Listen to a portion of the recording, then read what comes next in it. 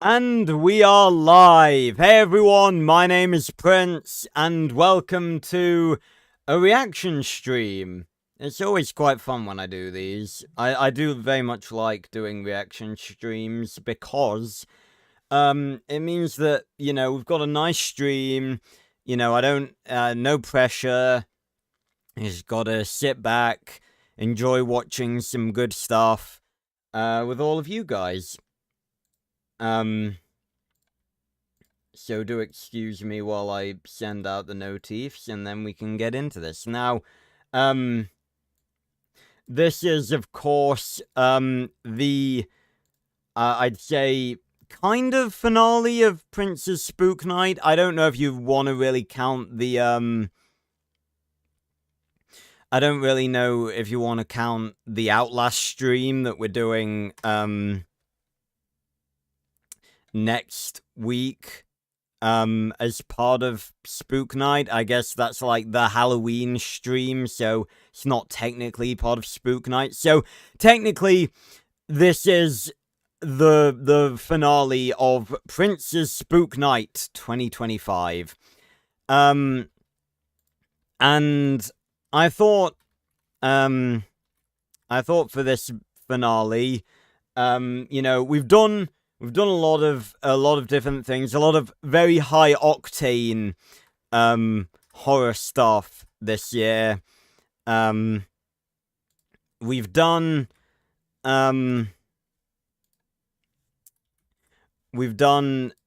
started Spook Night off with dinosaurs, and now we are ending it with dinosaurs. It's quite fitting, I'd say. But we started it off with Unknown Tapes, dinosaur horror game. That was fun. We then did Minecraft The Broken Script,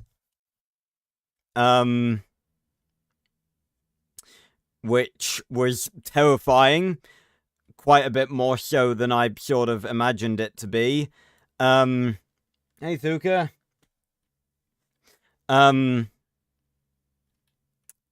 Then, last week, we did FNAF 1, where I finally beat it. Which was very hype. But very intense as well. Not really scary. I've sort of built up a resistance to FNAF. But it was rather unsettling all the same. And difficult, obviously.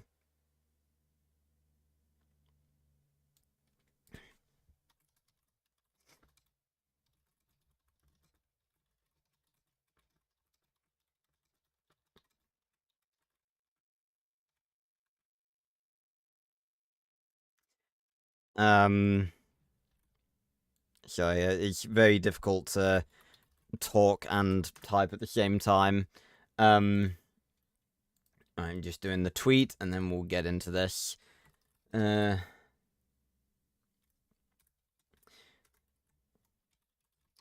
tweet's the most annoying thing, because I have to do bloody hashtags.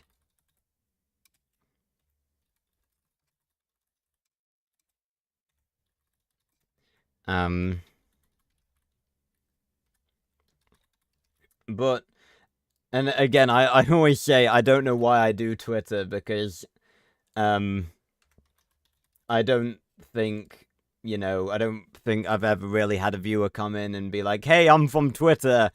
But, can't hurt.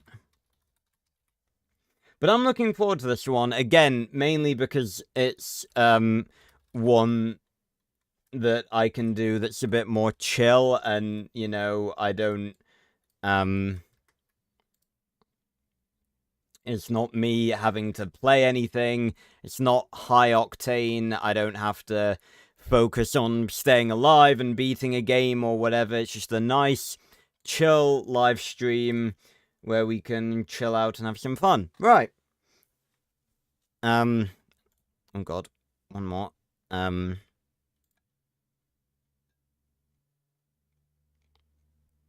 do an at everyone, why not?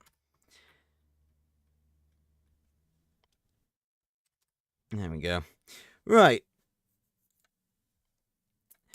Now we can get into this. So, ladies and gentlemen, I'm going to take a drink first.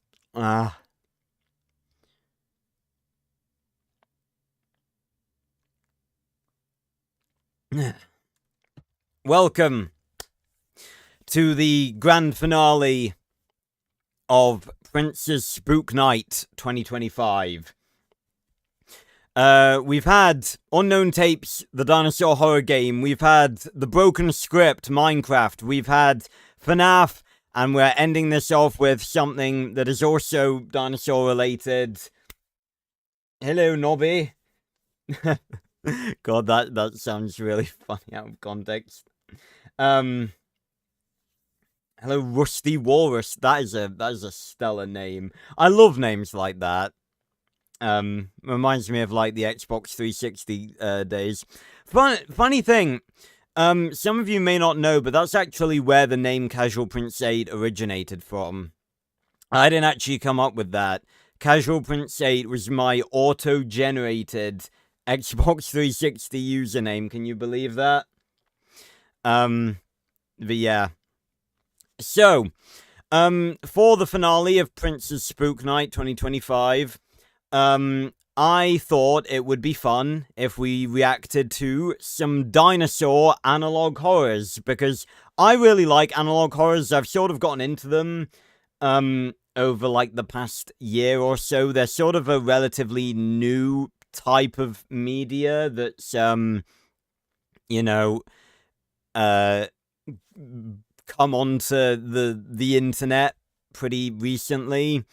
And I really like them. I love the idea of them. They're very creepy. They're very cool. A lot of them have really in-depth and awesome lore to them. So, you know, you guys know I love really in-depth storylines. And when you throw dinosaurs in the mix, it makes it 10 times better. So, I am aware that there's a lot of Jurassic Park analog horror, but we're not actually, well, we may do if we've got time later, but it's not going to be the main focus of this stream. Yeah, sure, Walrus, ask away. I'm gonna place a bet. Is it asking when the move cards video is gonna be out? I get asked it all the time. Oh no, what's my opinion on Primitive War?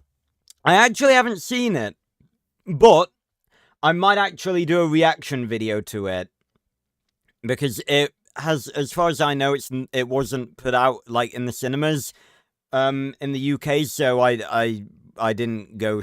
I haven't been able to go see it, but yeah, I might do a reaction video to it if I can, you know, get a hold of it. Because it seems as though people like it, and people have been saying good things about it, and that's good. It's good to finally have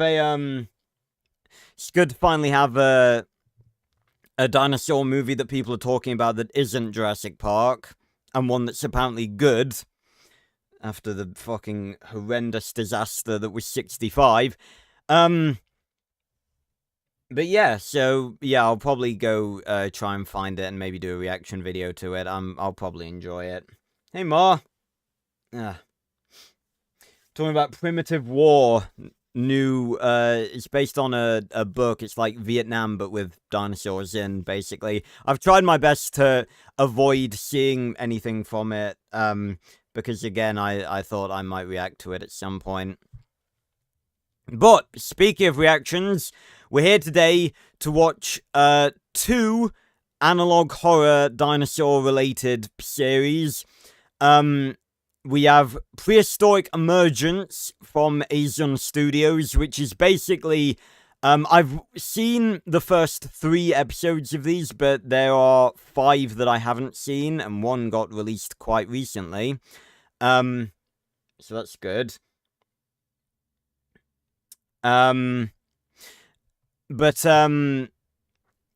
so yeah, we have Prehistoric Emergence, which basically, if you're unaware, Prehistoric Emergence is a series where there are these holes in the earth opening up underwater and in caves and mountains and stuff, and prehistoric creatures from the past are emerging from these holes. Where do the holes lead to? I don't know. Maybe we're gonna find out. And causing chaos all over the world, killing people, you know, etc., etc., doing what they would do if they emerged from, you know, into our modern day world. So that's Prehistoric Emergence. That's sort of a very big scale analog horror. Then we have one that I was alerted to thanks to the analog horror subreddit, the Cicada Codex, which is a little bit smaller scale, which, as far as I can tell, seems to be a bunch of shady science people working for a shady science organization for some fucking reason think it's a good idea to try making a dinosaur, and as you can see, it doesn't go well, and they most likely break out. And I'm quite excited for this one because I was alerted to this by the fact that it had these two guys in it, a pair of Dilos, and I'm always really, really appreciative when series like that utilize underrated dinosaurs, and it seems as though this is going to be a series where they are going to do that. I gotta catch up with chat. Oh, Hollow Birds. Yeah, I am aware of Hollow Birds. There wouldn't really be any point to me watching it, Nobby, because I have actually seen all of it that is currently released. But that is a pretty good one. It's not really my taste, to be honest. I think it doesn't really focus on like the dinosaur aspect enough, and I know that's sort of because of what the story is. I'm not saying it's bad, it's just not really my thing, personally. Oh, yeah, and the Twitter horror story, yeah, I've seen that one, too. Walrus, yeah, they're not birds one, yeah, something like that. Xjoy would love being in Prehistoric Emergence. Yeah, we're gonna say, you'd be destroying things left, right, and center. Well, yeah, Ma, that's why I put, I watch in the title. But yeah, again, like I said, this is, after everything that we've done in Spook Night thus far, you know, the intense, mic tracking action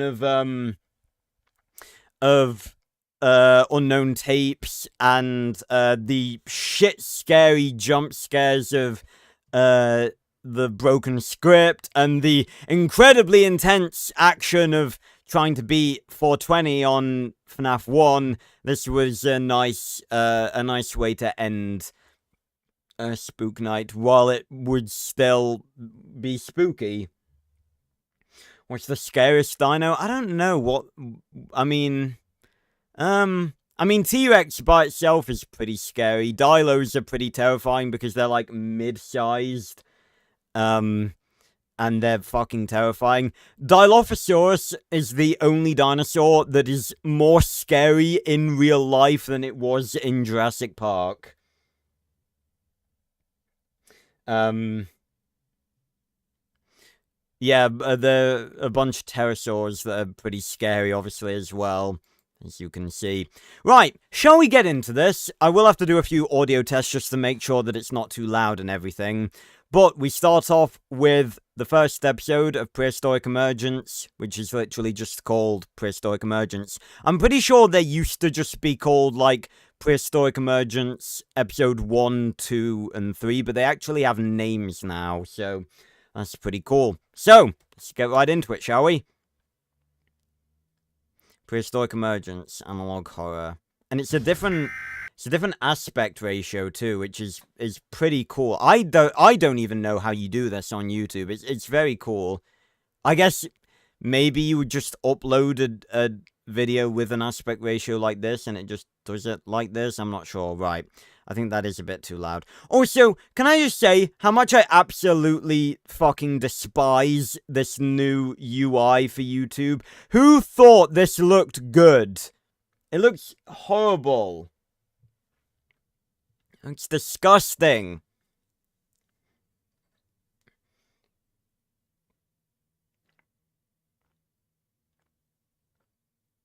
Yeah, no, I haven't, Ma. Right, I will have to do some audio tests. I think that is going to be a little bit loud. I just want to check.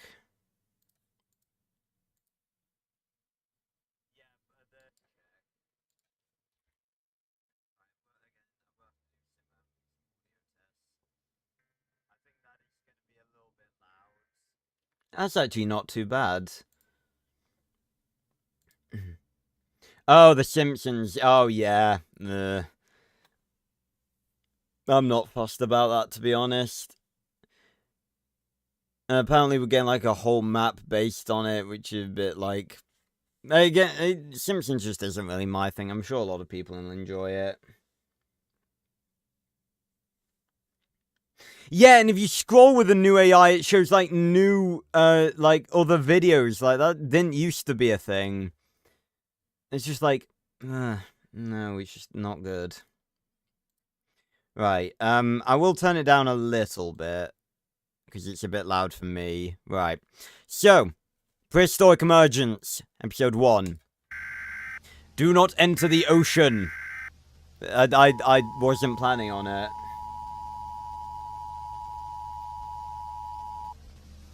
All coastal regions and beaches across the nation are to be immediately evacuated and closed until further notice. Oh dear.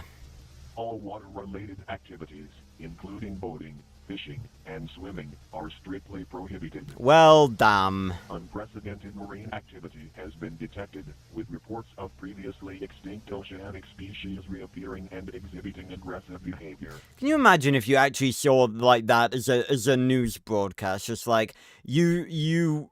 Imagine if you were a fisherman. Imagine if, like, you were out on the ocean and you had, like, your tablet with you and you actually saw that. That wouldn't be scary. Just like it. Hey, Fitz. I'm not sure what you mean by, Spec Evo, Walrus. Right. Do not approach the water under any circumstances and listen carefully to the following information. Just want to check the audio again real quick. I mean by Spec Evo. Right. Do not approach the water under any circumstances and listen carefully to the following. Yeah, that's good. Right. Numerous, thought to be extinct species have re-emerged in our oceans. Well, that's not good. The reason for the re-emergence of these previously extinct marine species is currently unknown. It's also not good. Although, it is theorized that the formation of a massive blue hole in the ocean has provided these ancient creatures with an entry point into our waters. It's really cool as well, because obviously I've only watched the first 3 episodes, so the mystery of what these holes are is still a mystery to me. I don't know if we found out yet. Obviously, that seems like a thing that will be revealed a lot later. Oh, speculative evolution. Yeah, I'd say it's a pretty cool concept, so... This blue hole is believed to lead to a hidden region where these extinct animals have continued to exist. So, I really think the only thing these things can be is some sort of time portal. Because if...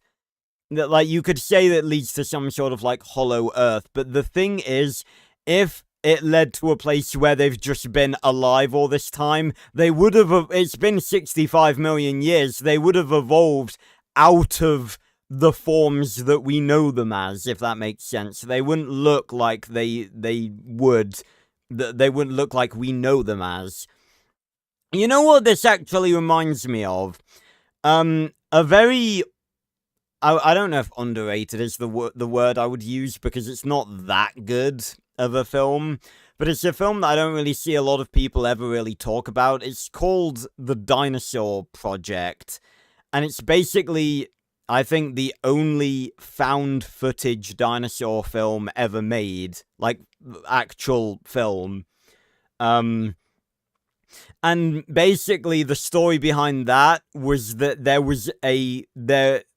it was literally just a cave that was a tunnel that led back in time. There was no portal. You just walked through the cave from, you know, the modern day world side, and then when you came out the other side, you were just in dinosaur times. I really like that as a concept.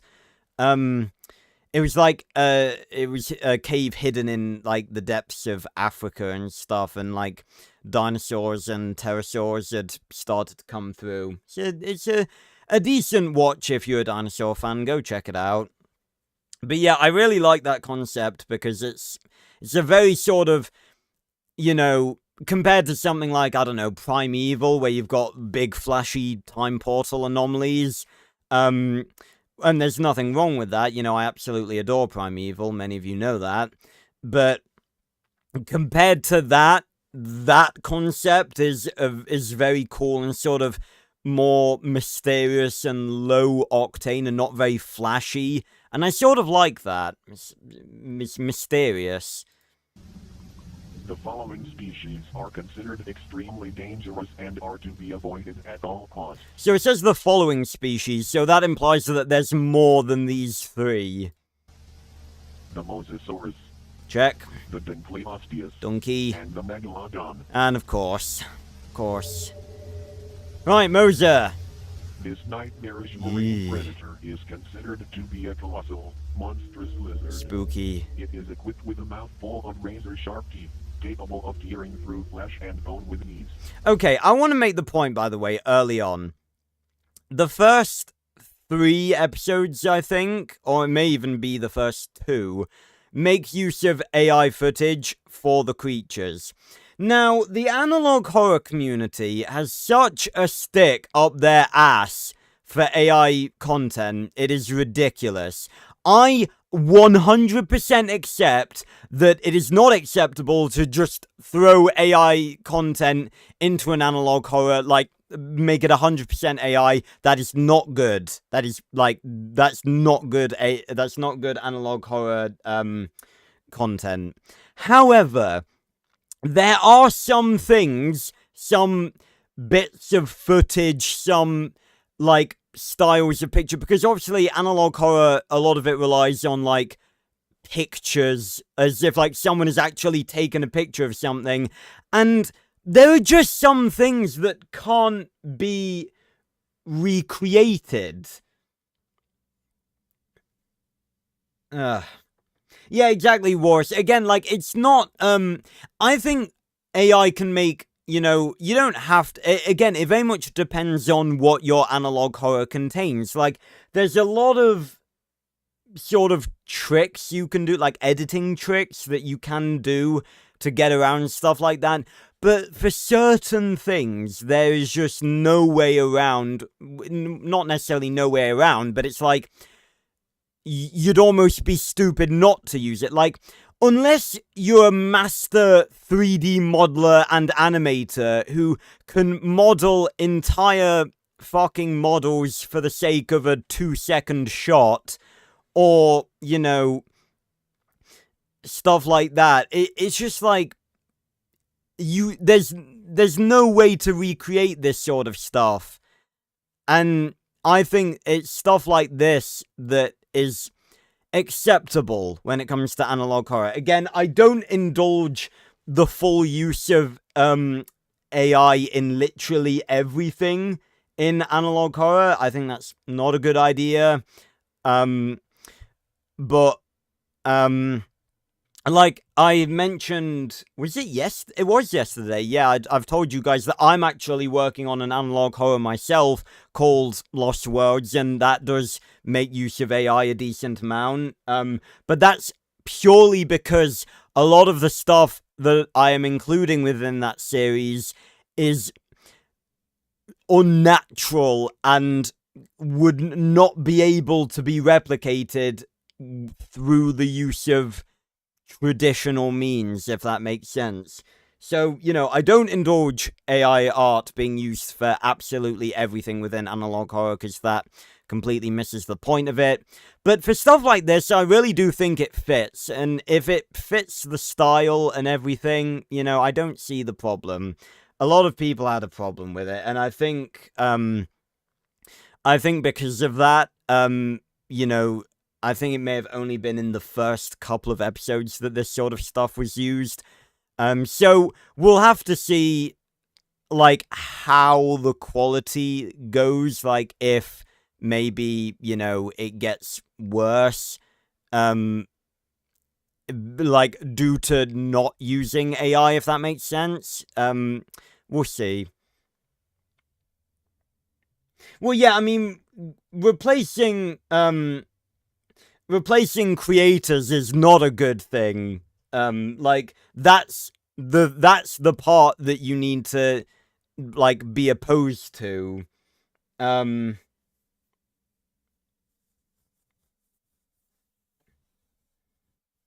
But yeah, exactly, Mar, like, that's the thing, like, I like, for big companies like Activision, it's not acceptable because they are multi-billion-dollar companies that absolutely can afford to pay artists, and they're just greedy and scummy bastards looking to cut corners.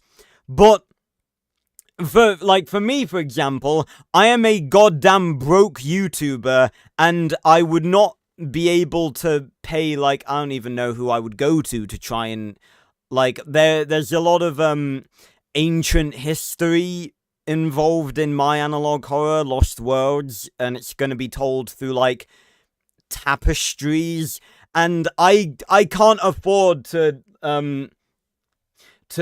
go and, you know, pay artists, like, what, £150 per piece for something that's going to be on screen for like 3 seconds in a video that I don't even know if it's going to do that well. So it's that sort of stuff. It's not black and white. There is grey areas where I think AI art is okay. That's what people need to understand. The blanket AI art hate is just unintelligent. It just goes to show that you don't understand anything and are incapable of thinking, like, critically. But, like, there are limits to it that people need to recognize. That's the thing. Again, I always emphasize and encourage you guys to think like that, you know. Don't blanket hate something like that, but again, there are certain aspects of it that do deserve the hate. Again, it's not even AI that's the problem, it's the and I thought of the word I was thinking of yesterday. It's jurisdiction. There is the thing that is bad about AI is not the AI itself, it's the lack of jurisdiction surrounding it. That people like ChatGPT, Copilot, they're free and monetizable.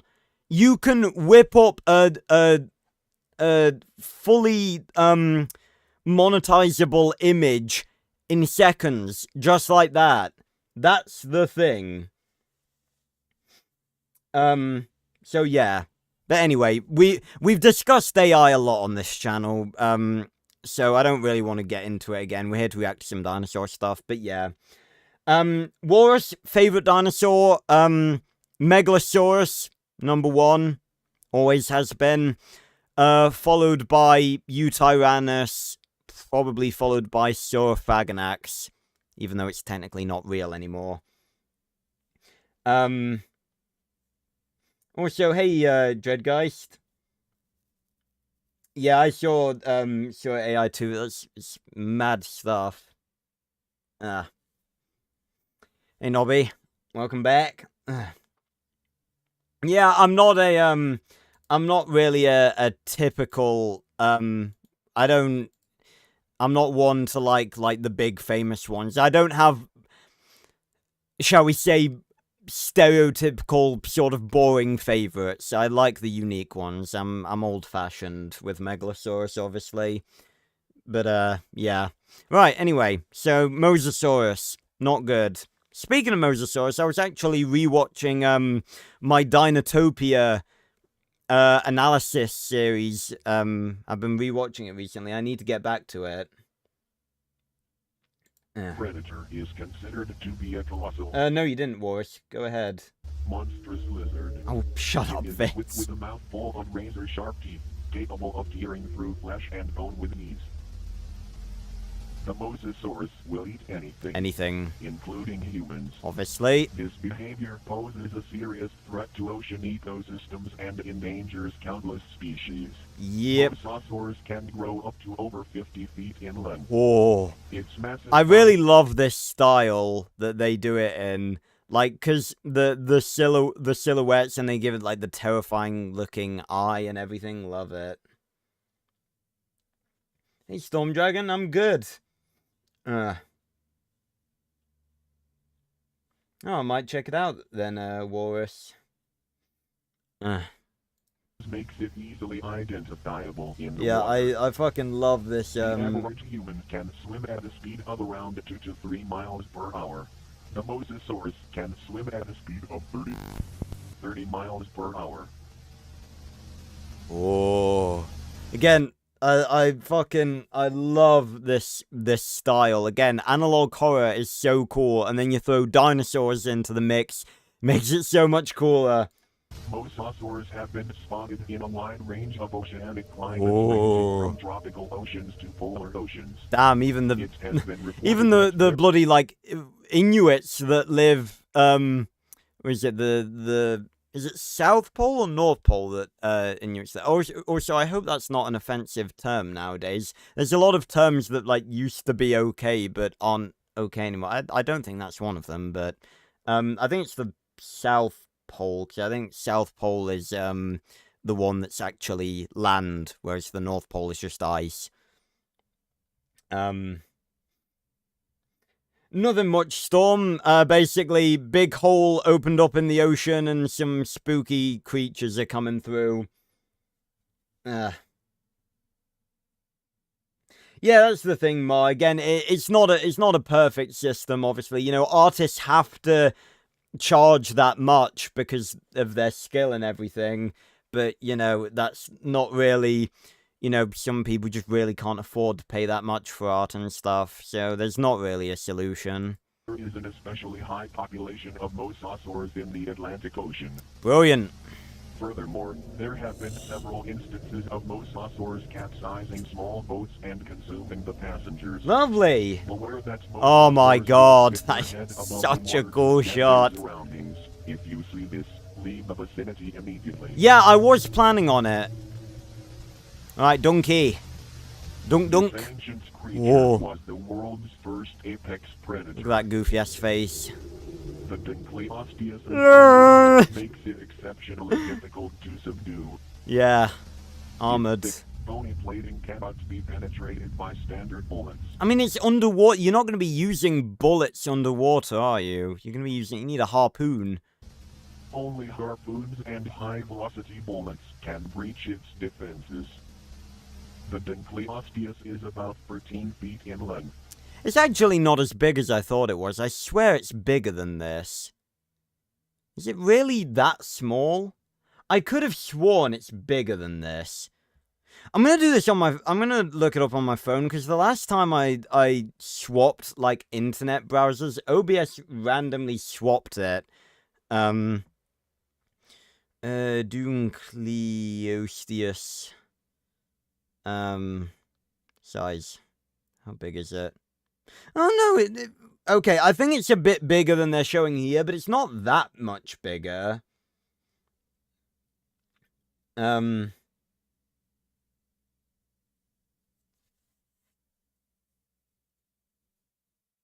Yeah, you're not wrong, Ma. Yeah, you're also not wrong, Nobby. Yeah, a lot of these do look like they belong to Subnautica. Yeah, clearly they downsized it. It's a bit bigger than what they're showing here, but it's not that much bigger. Alright. Despite its size, it has an incredibly high bite force. For reference, Still decently big, crocodile obviously. has a bite force of 3,700 psi. Yeesh. The Dinkleosteus has a bite force greater than 6,000 psi. Ooh. Its size and maneuverability allows it to attack swiftly and without warning. Ooh. The Dinkleosteus is currently being investigated for additional weaknesses. I believe, I don't think this is AI art. I think this is too high detail. I think this might actually be from Nigel Marvin's series, what's it called? It's like swimming with, I think it's called Sea Monsters. It's the only one of his series that I've not seen. Mainly because I don't think it was ever released on DVD in the UK, which sucks. I'll probably be able to find it online. Yeah, I thought it might be, because I know that there's, like, if it was going to be from anything, it would probably be from that. And, you know, there's a cage there, so it's going to be from that. Furthermore, it has been discovered that the Dinkleosteus is very aggressive. Oh! Aggressive.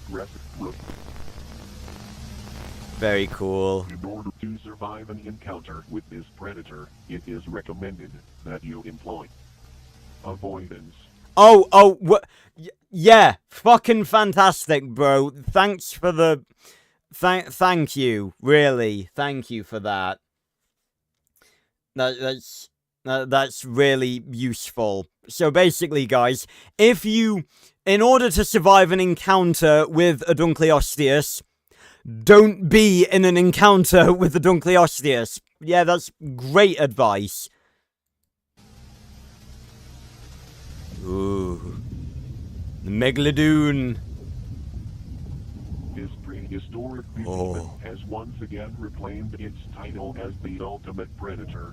Ultimate shark. Its insatiable hunger is leading to catastrophic declines in marine populations. Look at that boy. Megalodons eat up to 2,500 pounds of food a day. Jesus. How much is that in, like, tons?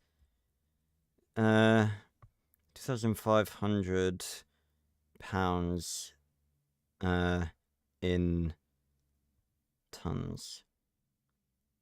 A ton. 1.25 tons of food. Was that a day? That's mad. Megalodon sushi. This led to a massive drop in ocean wildlife and will certainly destabilize many ecosystems. That is a very bad decrease. How many kilograms is that? Pound and kilograms. 1,133 kilograms of meat. Yeesh. If it was so ultimate, how is it extinct? Well, for those of you who don't know, the reason the Megalodon actually went extinct, and this is true, is basically because it was too big. There wasn't enough food for it to eat. Like, just because it was so big and it required so much food, and there just wasn't big enough stuff for it to eat, and it just went extinct. Yeah, that's true fact, that. For those of you who don't know, again, some of you may not know, but I am a very big dinosaur nerd. Although I'm not really that knowledgeable. Again, my knowledge of dinosaurs is a decent bit more than the average person, in terms of general knowledge, and my main source of knowledge is just knowing a fuck ton of different species, really. This oceanic titan can grow over 60 feet long, Oh. making it the largest predator in outer oceans. Yikes. Bigger than Moses. Its jaw is so massive it can fit 2 adult humans with ease. Okay, Its that's teeth can great. grow up to 7 inches long. Yeah, I would say Megalodons are not dealt with. Extroy would love this. Erosion beyond repair, permanently putting our food security and economy at risk. Trust that authorities are urgently handling the situation. Yeah, looks like it.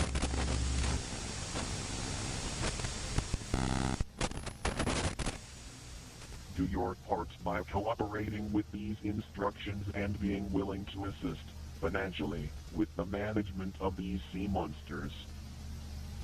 For now, the ocean is no longer in our control. Come on, it never was. Anyone who says the ocean was in our control is fucking kidding themselves. Oh, nice, dragon. Yeah, again, all of these were real, Marv. These were all real creatures. But yeah, also important fact, because I will not let any of my loyal subscribers fall under this misinterpretation. These are not dinosaurs. Dinosaurs are land specifically. There were some that could go in water, you know, spinos, etc. But these are marine reptiles. And I'm pretty sure, well, the megalodon is just a shark. So, are sharks? What are sharks? Sharks aren't reptiles. Are sharks mammals or are they fish? Because fish are, like, the separate group. Sharks are fish, yeah, I thought they were. So, yeah, the megalodon is just a big fish. But, Donkey and Moser, they're both, pretty sure they're both marine reptiles. Although something makes me want to say that Donkey's a mammal, or like, I could be talking out my ass. You know, whales are actually mammals. Oh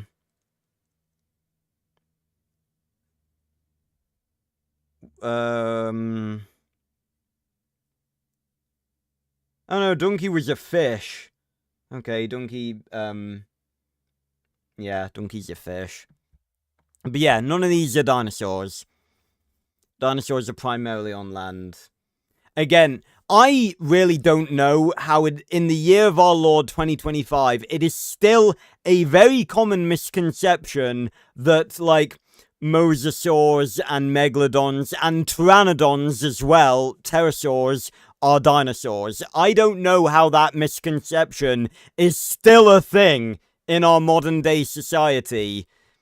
I really would have hoped that, that would have been beaten out of, you know, our general intelligence by now.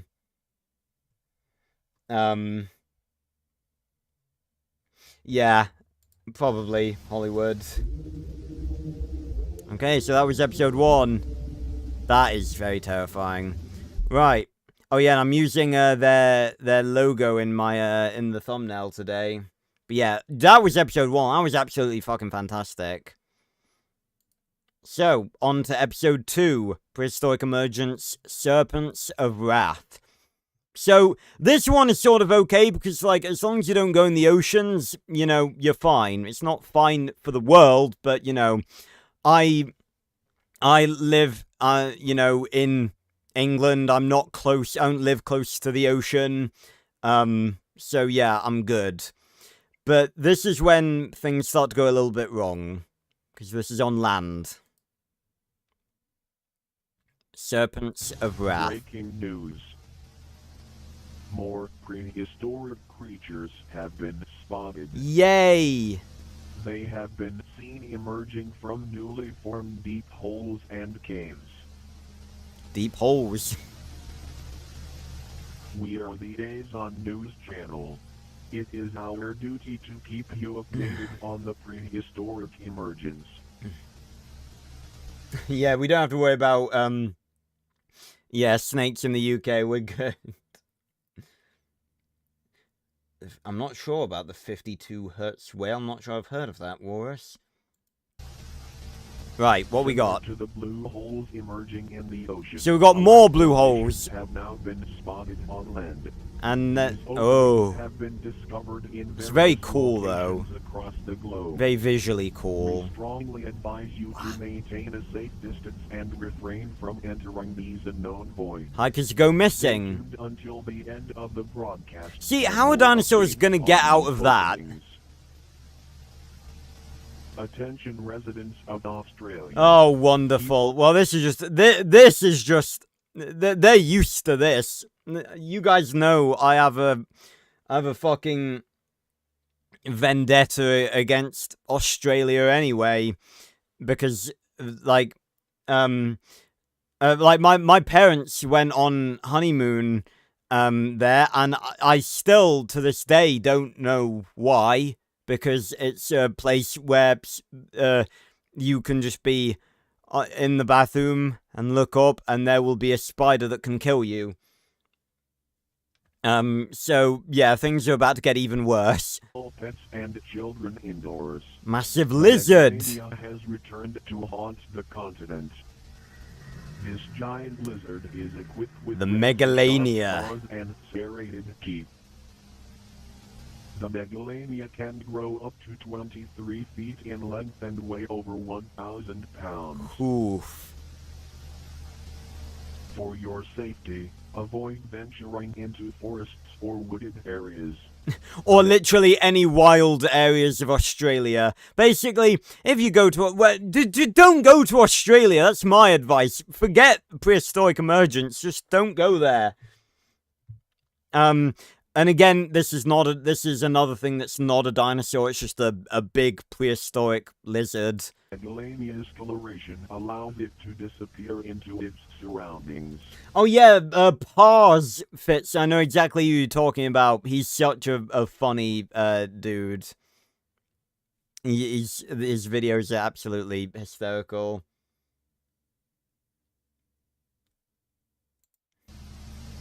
Well, yeah, of course, Walrus, because many of my fans are Max Steel fans, obviously, because Max Steel is like the primary franchise I cover on my channel.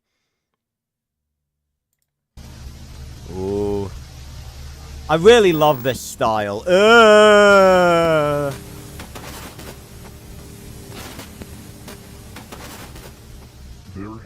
Oh my god. This is I love this. Like, again, I will be sad, like, if the future episodes don't contain stuff like this, because this does look really cool. Attention, the woolly mammoth. Yay! Its glorious return. Yay! It is abundant in tundra and steppe The one prehistoric creature we're alright with returning. The woolly mammoth grows to be 13 feet tall and weighs around 6 tons. They are not considered to be dangerous unless provoked.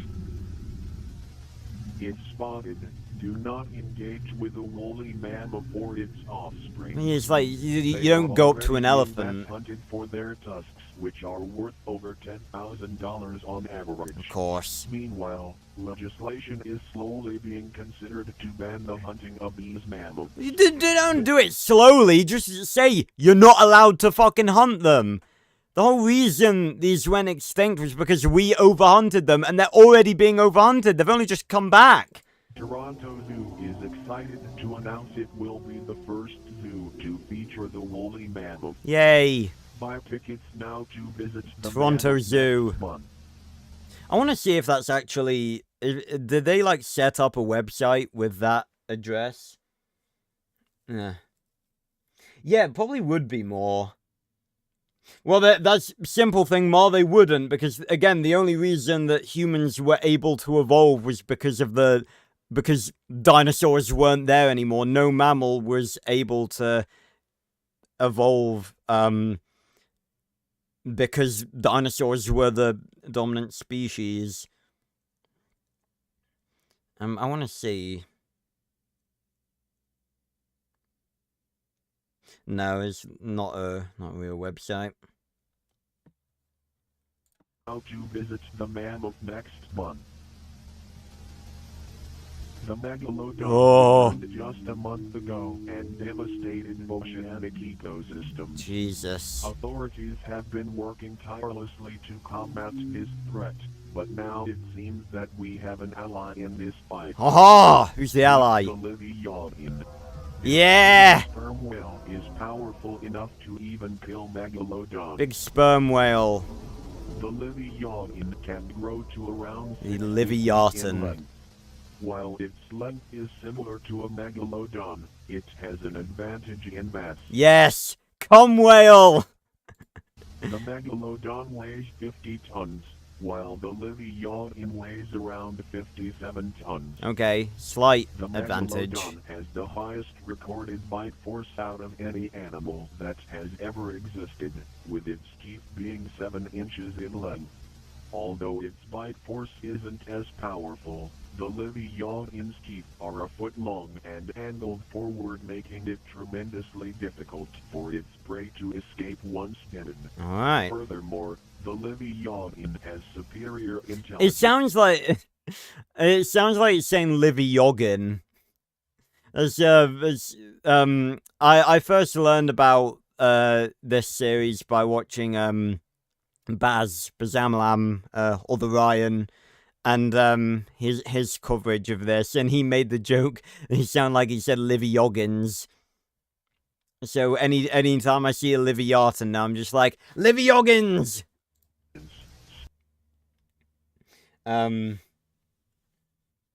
Yeah, global warming didn't help, but yeah, we really overhunted them.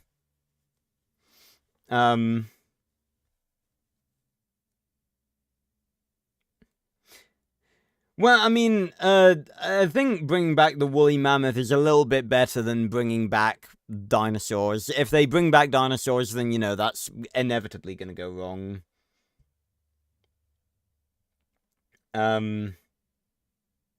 Speed and durability. Livy yogurt. It is estimated that it would win against the Megalodon about 65% of the time. Okay, that's not bad. Ooh. Oh, yeah, that just said, Leviathan preys upon large whales. Megalodons gain an advantage in situations where they can sneak up on Leviathans. See, Livioggins! Our hope is that both creatures will keep each other in check. The situation is being monitored, as Leviathans could quickly become a threat to ecosystems. Oh, wonderful. If overpopulated.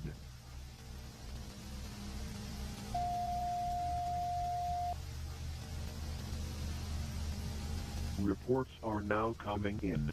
Colombia and India have entered a state of emergency. Wonderful. Authorities are enforcing a strict lockdown, as dangerous prehistoric snake species have emerged. Yay. The lockdown serves to protect the citizens and prevent these creatures from spreading to other regions. Both snakes measure around 45 feet in length and are aggressive towards humans. The Titanoboa has infiltrated Colombia. It is advised to avoid bodies of water in this region. Had to be the Titanoboa, didn't it? Is an aquatic Had to be. snake. On the other hand, the Vasuki indicus is a terrestrial snake. The Vasuki indicus. His swamp giant Oh. of big fish and crocodiles. Jesus. It will dominate the swamp's ecosystem without challenge. Reminder. The Colombian These used to be real. off the waterways to prevent this creature from spreading elsewhere. Swamps are being closely monitored for its presence. Not much is known of the Vasuki indicus. It has Is it Vasupi or Vasuki? I'm not sure. been seen I was gonna say, you can't really bring back an eldritch entity because that implies that they were, like, there in the first place. Although it is sort of implied by, like, Lovecraft stuff that, like, Cthulhu and stuff is still lurking down there. Yeah, that's why we just need Spore 2, Walrus. to attack larger mammals and humans. Citizens are pleading for the army to intervene, as this snake is terrorizing the country. What are the army gonna This do? snake is named after a divine Vasuki serpent. indicus. This serpent is Is often Vasuki indicus a depicted manifestation around the of neck Shiva's his wrath? Shiva. So there's a bit of a... I think it's going to go a bit further into it as we go through the series. Again, I've only watched the first 3 episodes. But there's a bit of an underlying theme of, like, being punished by, like, the gods. And these things, these emergences being, you know, punishments from the gods of, punishing us for our sins. It gets a little bit more as we go through the series, though. Well, yeah, I mean, it's the closest we've got, Walrus. Hey, Roast. An international organization is being formed to handle Global the Prehistoric Affairs Emergence. Commission. In the meantime, many governments are resorting to bombing the openings to prevent more animals from reappearing. Good idea. A worker on one of these sites recorded a strange sound coming from one of these formations. Wonderful. Let's have a listen.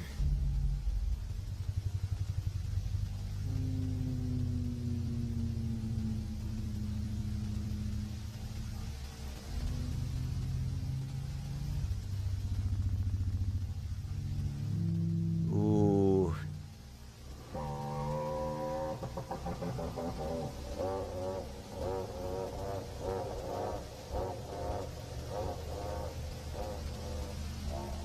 I know what that is.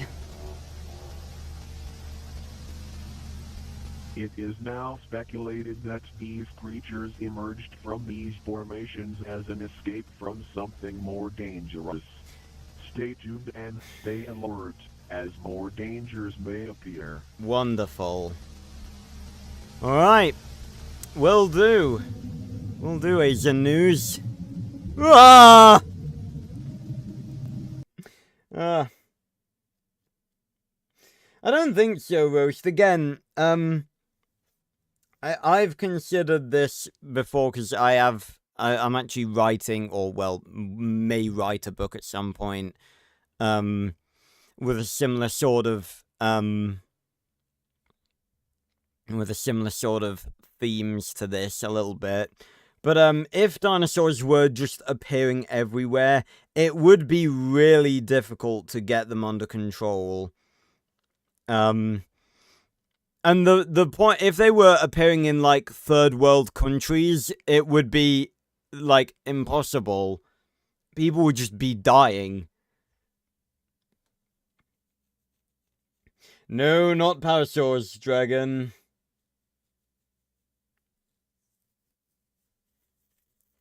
Platoon of tanks. Well, yeah, but you can't just drag tanks all over the world, and if they just keep coming everywhere, and they're just decimating, cities and stuff. yeah, just throw walrus at them. Alright, so that was episode 2, Serpents of Wrath. Now we have Prehistoric Emergence, episode 3, Tyrant Lizard King. What could that be referring to? Nukes. Yep, you go for the nuclear option. Right, Prehistoric Emergence refers to an event in which numerous animals once believed to be extinct for millions of years have suddenly reappeared through unexplained openings such as caves, deep holes, and blue holes. Also, Fitz, you said something about the ocean being blue. The ocean is not blue. It only looks that way. Water is clear.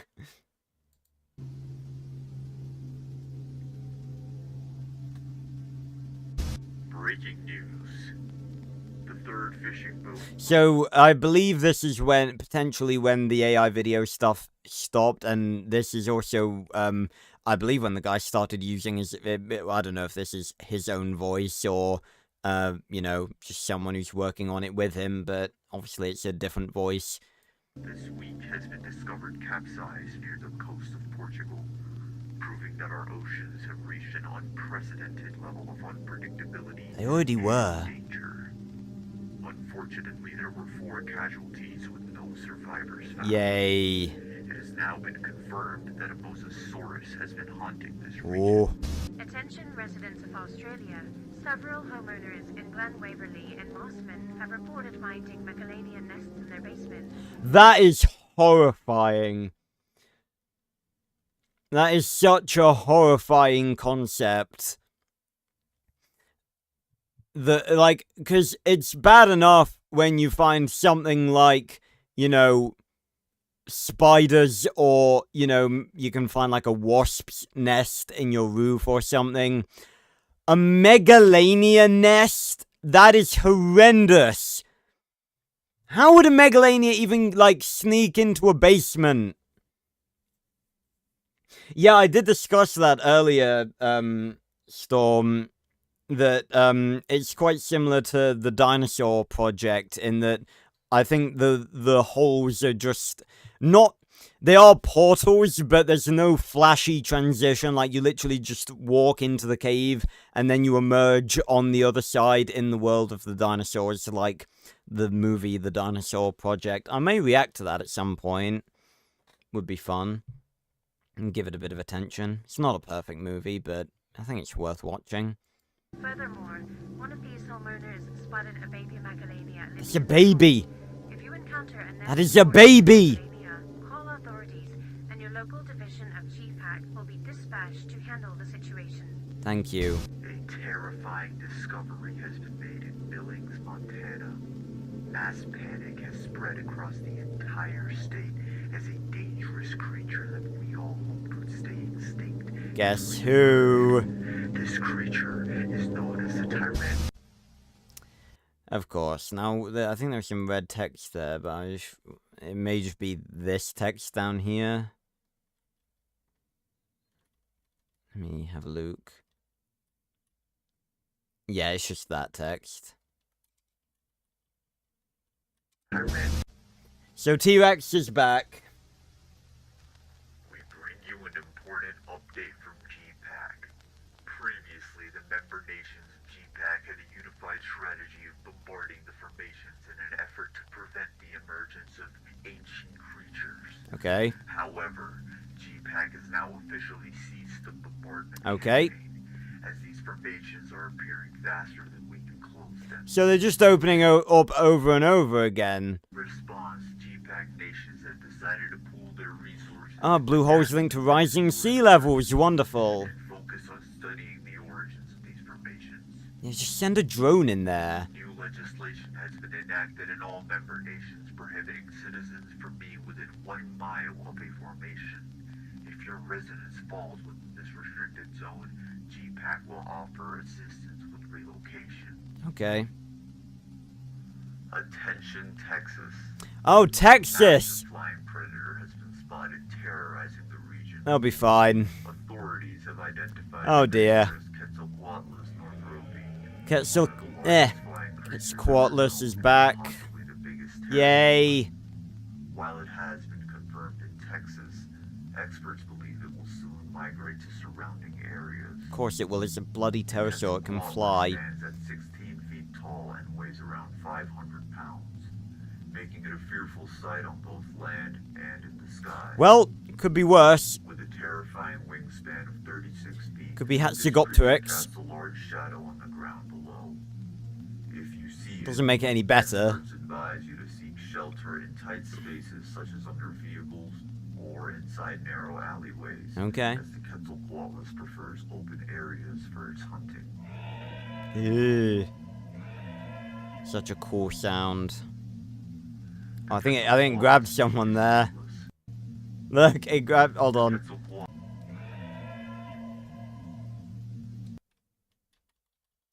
Ah! Oh, hold on. Is this the wrath of Quetzalcoatl punishing us? So there's where the themes of punishment seem to come in. The Quetzalcoatlus beak is toothless, which means its prey is swallowed whole, leaving the unfortunate animal to slowly digest in its stomach. Oh, lovely! Well, if you had a knife, surely, you know, like, surely the inside of a Quetzalcoatlus isn't, like, armored. So surely you'd be able to cut your way out if you're swallowed whole. I don't know. Always carry a knife. Actually, don't. That's really... In this world, if you live in Texas... Well, they have guns in Texas anyway. They'll be fine. Medium-sized animals, including sheep, small deer, and pets. Wonderful. Although it is unlikely to target larger animals or adult humans, it uses its sharp beak to peck at perceived threats, which could potentially be fatal to humans. Again, I think they've started using, like, more actual footage from documentaries and stuff, and it's like, sure, that's really the only alternative, but it's like, I would prefer they use the AI stuff, but just because it looks better and it fits the style better. Yep, cats are dead. Tragedy struck Frisco when a mother witnessed her son be Oh. smashed by a quetzalcoatlus on his way out from school. The child has since been presumed dead. This heartbreaking event has put many parents in a state of fear and disarray. Multiple school districts have since been shut down as emergency safety protocols are being implemented. Furthermore, the quetzalcoatlus has also been attacking livestock, leaving Texan farmers in crisis. Can I just say, by the way, this series is basically exactly what Jurassic World Dominion should have been. Everything that is going on in this series right here, minus the holes, obviously, because they wouldn't need to be a thing, is what Dominion should have been. Instead, we had a film about locusts, and hardly anyone fucking cared about the fact that dinosaurs were just in the world. In Lubbock, a farmer attempted to scare the creature away by using his L-cats, they couldn't survive. Imagine losing to a big goose. Yeah, we should just leave. Just move planets. farm dog. Tragically, the dog became prey instead. Okay, the dog's dead. Rip. These tragedies have sparked an outcry among residents. Stay tuned for an update on how local communities are mobilizing in response to this prehistoric threat. No. Ruby, the beloved woolly mammoth who has been a star attraction at the Toronto Zoo for over a month, has tragically fallen ill with tuberculosis. Oh dear. Tuberculosis. Oh fucking hell. Of all the things. Now this is again a lot of you see, this is the sort of thing, because obviously people who like dinosaurs and who are fans of dinosaurs will watch this, and it's like, it's sort of immersion breaking. I really do think it's sort of immersion breaking seeing footage from documentaries, because you recognize where it's from, and you know, it sort of breaks the immersion, because you know it's like, it's almost, you know more that it's not actual footage from this universe, you know, it's just footage from documentaries that they've taken. So again, I really do think they should have stuck with the AI stuff. It was probably due to hate, if I had to make a guess, but again, I really think they should have just kept with it. But Oompi's dead. Rip Oompy. Yeah, Prehistoric Park, this is Martha. Despite the best efforts of veterinarians, Ruby has sadly passed away. Rip Oompy. On a brighter note, the zoo's caretakers have been looking after Ruby Jr. Aww. While he is still adjusting to the loss of his father, Ruby Jr. is eager to meet visitors soon. Stay tuned for updates on his exhibit. Toronto Zoo. Attention residents of Australia. Several nightmarish creatures now terrorize the continent. Fucking Australia, man. Known as the Megalania has proven itself to be a lethal threat. Just nuke Australia. Just do it. Just do it. It was from a series called Prehistoric Park, Ma. And what? Generate direct is not the best course of action. Again, we just need Ben to Alien X all of these fuckers away. And what do you mean that it was a real... That mammoths aren't alive anymore? Like, how could it be real? Since its emergence, So Megalane is still here. decline in kangaroo populations has been observed due to the Megalania's predation. Okay. Kangaroos are crucial to maintaining Australia's environment, as their grazing prevents the overgrowth of vegetation, and their droppings aid in seed dispersal. Without them, the health of the entire ecosystem is at serious risk.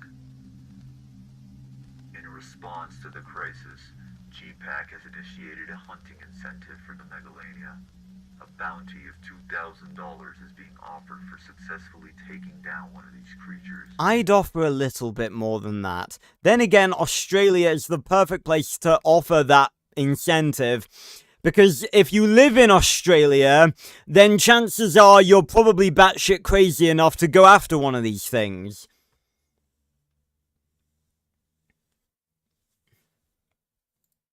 However, we at Asian News strongly advise against this, as a newly emerged predator has made the hunting grounds far. Oh, wonderful. Meet Australia's newest nightmare, the Thylacoleo. Known as the marsupial lion, this predator measures around 5 feet in length and weighs over 200 pounds. Marsupial lion. It is capable. Nigel Marvin considered going to find one of these for Prehistoric Park. No, they didn't go extinct when... What, you think that mammoths went extinct within, like, what, the last 100 or so years? They were extinct, like, what, 10, 20,000 years ago? It was cavemen that hunted mammoths to extinction. There haven't been, like, mammoths in, like... There weren't mammoths back in, like, the 1800s. The most recent thing to go extinct of that sort of caliber was the dodos. They were, like, what, 1600s? I think. They were really recent, you know, comparatively. Of bringing down animals much larger in size than itself. With a bite force equal to a modern-day lion, the Thylacoleo will easily disrupt ecosystems. Unlike most predators, it does not rely on its canines. Instead, its front incisors are its primary weapons. Its bladed premolars are perfectly designed to shear through flesh and bone. Retractable claws are used to disembowel. How lovely. I'm sure you'd be fine if dodos came back. Oh god, there's one in the trees. This marsupial is an ambush predator that utilizes stealth against Big its hairy unaware elephant, prey. stealthy as hell. Ooh. Now it did flash up there, hold on. Further, its unaware prey. Lions of Judgment. Again, the judgment, the punishment, the things about gods. Starting to become a thing now. Surviving an encounter with a Thylacoleo is highly unlikely. However, to improve your chances, do not run, avoid sudden movements, and make loud noises to deter the predator. Okay. The emergence of the Thylacoleo has made Megalania hunting even more dangerous. With its arrival, Pray for Australia. I do that on the daily anyway. greater risk. Consider making a donation to GPAC to help expand their resources and capabilities in managing the ongoing crisis. Why do they need donations? Every government on Earth should be paying these people to, you know... I mean, why is money even a factor here? Just... ugh.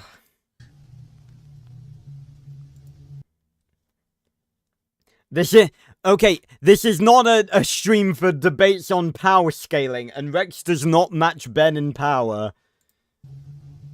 In further news, the majestic Brachiosaurus has re-emerged, attracting visitors from around the world to witness this legendary creature. Well, that's gonna throw the ecosystems out of fucking... into havoc on it. And again, this is just footage from Walking with Dinosaurs, you know, everyone can, you know, recognize this. For your safety, avoid close proximity to the Titan, as its sheer size could result in accidental trampling. A safe distance of at least 1,500 feet is recommended. This dinosaur stands at approximately 40 feet tall and Oof. weighs 30 tons, equivalent to the mass of 4 African elephants. Not even the biggest one either. This reptile's neck alone stretches 30 feet in length.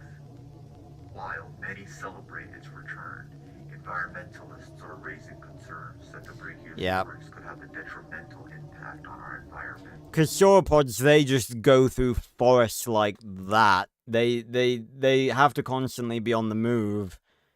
Just because they eat so much.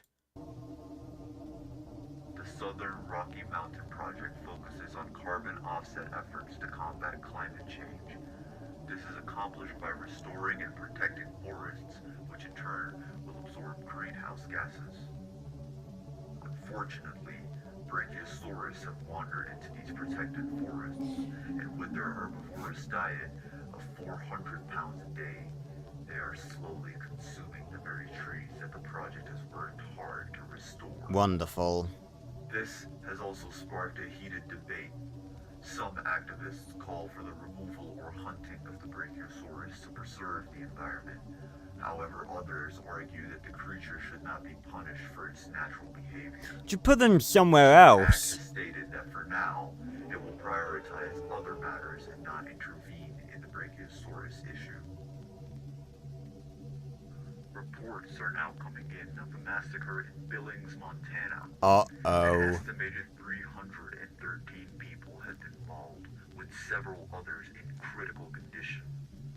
Please bear with us as we work together.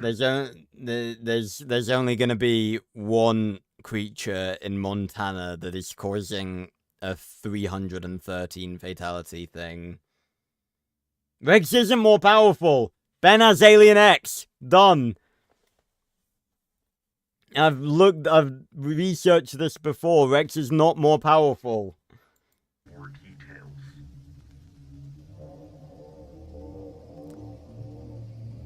And there's the sound. This atrocity was led by none other than the tyrant. Yay! T-Rex are back. Today, 19 Tyrannosaurus rexes were seen tearing through downtown Billings and its suburbs. Strangely, all of these downtown Billings, 19 Tyrannosaurus rexes were seen tearing through 19 T-Rexes!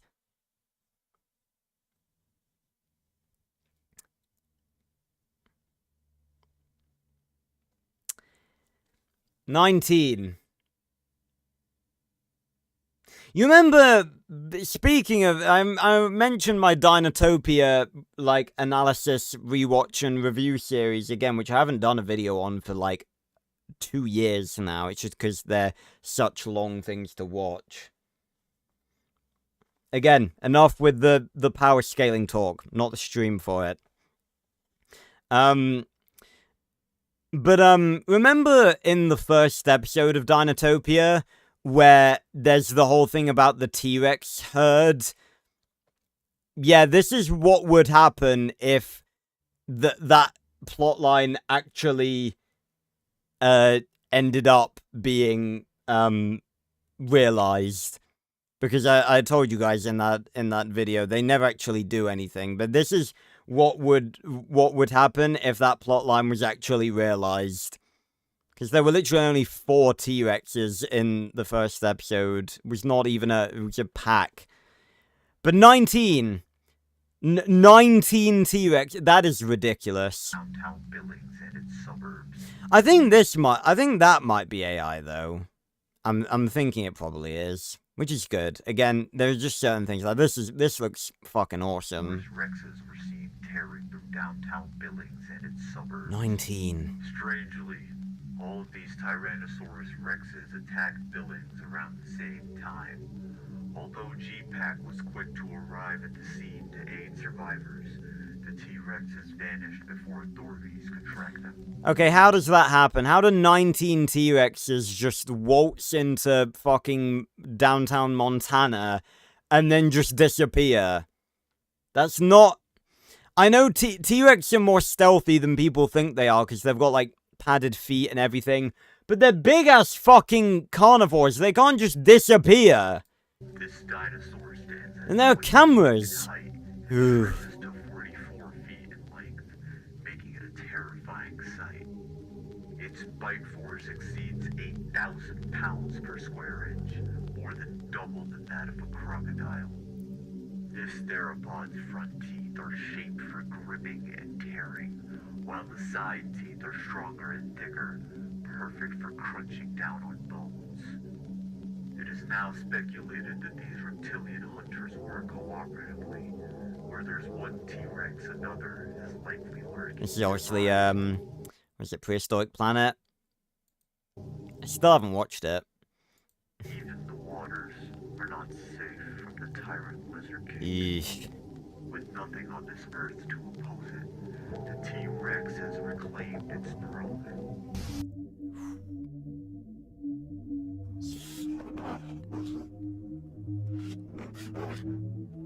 Okay, so now we got... Not sure what this is now. Fear is spreading across the U.S. as the Tyrannosaurus Rex and the Quetzalcoatlus are migrating towards neighboring states. Wonder what Trump would try and do. Yeah, these dinosaurs, they're working for the Mexicans. I promise you, the dinosaurs, absolutely Mexico. It's Mexico. They're behind it. This has spurred many to purchase firearms in a desperate attempt to defend themselves against these prehistoric threats. You can't hunt a T-Rex. Firearm sales have surged, leading to shortages and rising prices, making it difficult for mothers to obtain. The tragic death of 12-year-old Isaac Ramson at the hands of Quetzalcoatlus, combined with the Billings massacre, has radicalized some who now seek to rid the planet of these ancient creatures. We strongly advise against this thinking. Civilian firearms should only be used in self-defense, as these creatures are extremely difficult to kill.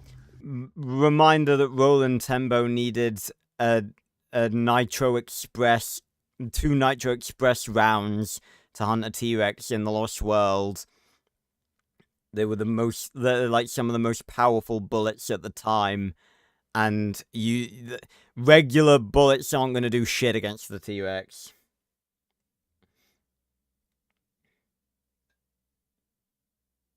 Well, we don't really, well, no, Prehistoric Planet, that was, like, only, what, 2-3 years ago. And again, the feathers thing, we just don't know. There are people that think they do have feathers. There's evidence to suggest they may not. So it's not necessarily wrong. It's not confirmed that they had feathers. Just some people think they do. We don't really know either way. The best chance of survival is to fire at them to scare them away. I mean, in fairness, I think the only real thing you would have with, like, a rifle is maybe shooting them in the eye. Because, you know, obviously the eye is soft, so that would probably go into their brain. Maybe? I don't know. I mean, their brain's quite small, and I don't know, like, the location of the brain from the eye. It may be difficult to shoot them at that angle. Because they face forward. Is very dangerous. Reports indicate that T-Rexes have survived headshots, sparking suspicions of supernatural origins. Oh, come on. However, scientists at Ace News suggest that the resilience is due to the T-Rex's proportionately small brain, rendering headshots less effective and making this dinosaur nearly unkillable. Yeah, because the proportion of brain to head size is very small for T-Rex. A particular T-Rex, distinct in its appearance, has captured public attention. It has been nicknamed the Daba. The Daba. And its existence remains a mystery. This dude is from a documentary that helped me write my dissertation. And helped me get a first in it. I watched it a very long time ago. I wrote my dissertation in university about the anatomy of T-Rex. It's pretty cool, and I got a first in it. Because it's one of the only things that I know very well about, that I could actually discuss and know what I'm talking about. The prehistoric creatures now haunt the ocean, the land, and the sky. It's cool because that's actually like the thumbnails of each of the episodes. You had the donkey, we had the Vasuki Indicus, and then the Quetz. Nowhere is safe. Okay, I don't like this one because this is very clearly like I'm pretty sure most people have seen... This is just like a statue somewhere. Like, this is very evidently not real.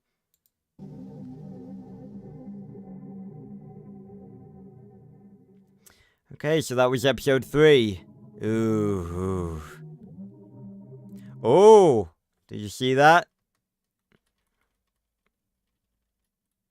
Oh dear. That's not good. That's really not good.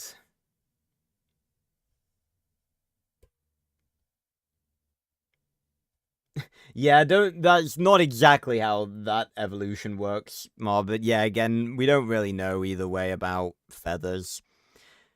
Again, there are some that we know did have feathers, like, it's one of the reasons that I like Tyrannus so much, because it's like one of the only ones confirmed to have feathers, and it's a cool feathered tyrannosaur.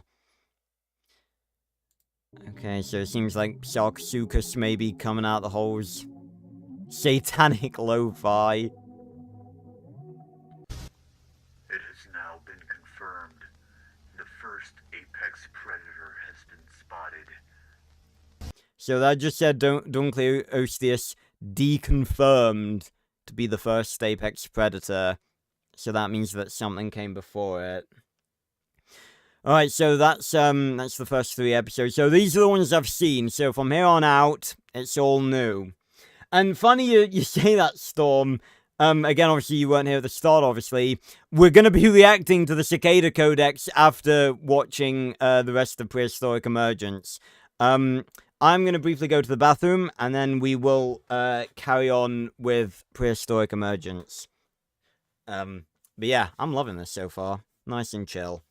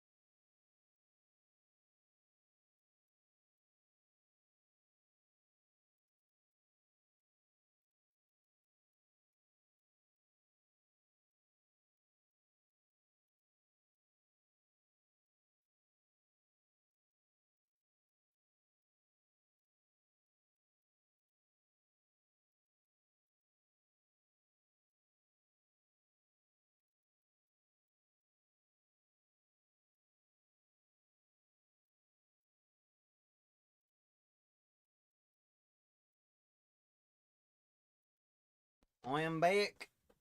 Ugh. Ah. Ooh.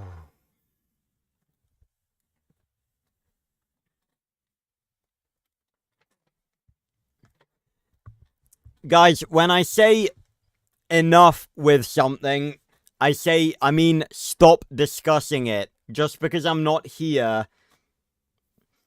Come on. Enough. Not the stream for it.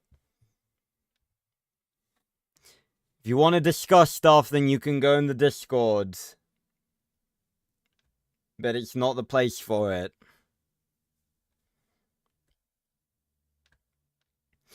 Right. As we were.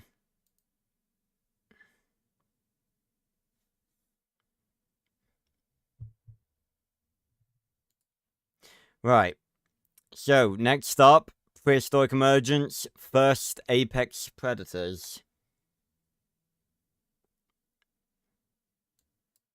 7-Eleven. Okay. Prehistoric Emergence, first event, which numerous animals... Okay, so this is probably going to pop up each time now. Right, I'm excited. So this is new now. Ooh. Oh, is this underwater? Oh, it is, yeah. Are we going to see something come out? Oh. It's a big squid, right? Yeah. Oh god, there's multiple of them. Yeah. They're like massive... Are they like trilobites? God, they are gigantic! Guess that is really cool seeing them. Okay, maybe that's AI then, because I don't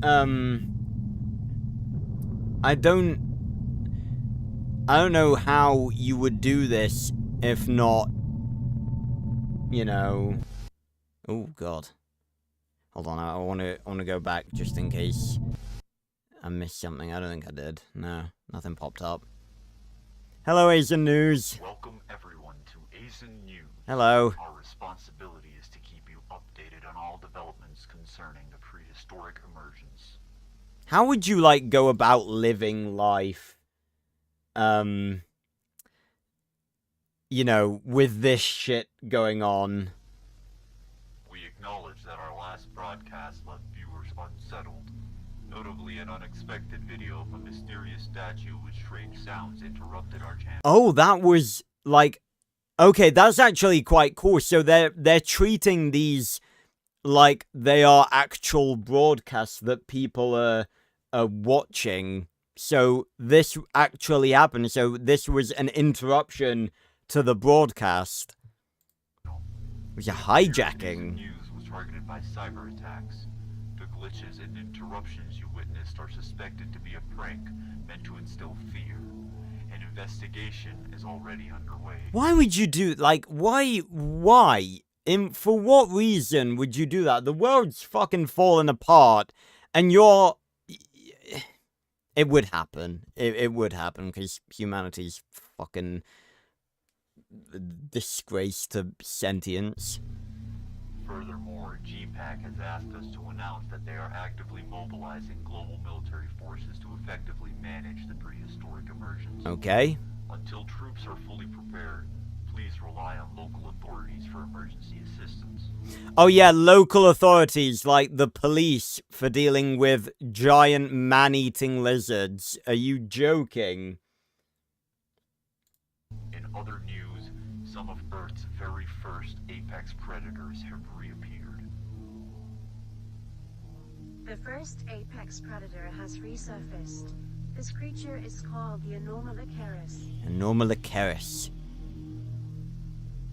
This arthropod is estimated to be around 2 feet in length. Although it may not look imposing, it once ruled the Cambrian seas.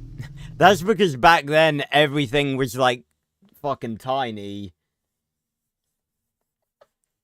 So that little guy was the world's first apex predator millions and millions and millions of years ago. I'm trying to remember what the eras, because I'm usually pretty good at this, obviously. I'm not really that caught up on, like, in between Cretaceous and now, but going backwards, it was Cretaceous, then Jurassic, Triassic, Permian, Carboniferous. And I feel like there may have been another one in between Carboniferous and Cambrian.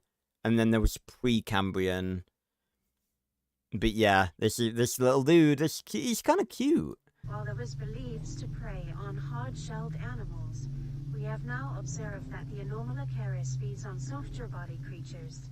Unlike most of the prehistoric creatures that have emerged, Anomalocaris has surprisingly positive effects on today's environment. Ah. Consider shipworms. These invasive pests cause billions of dollars in damage each year.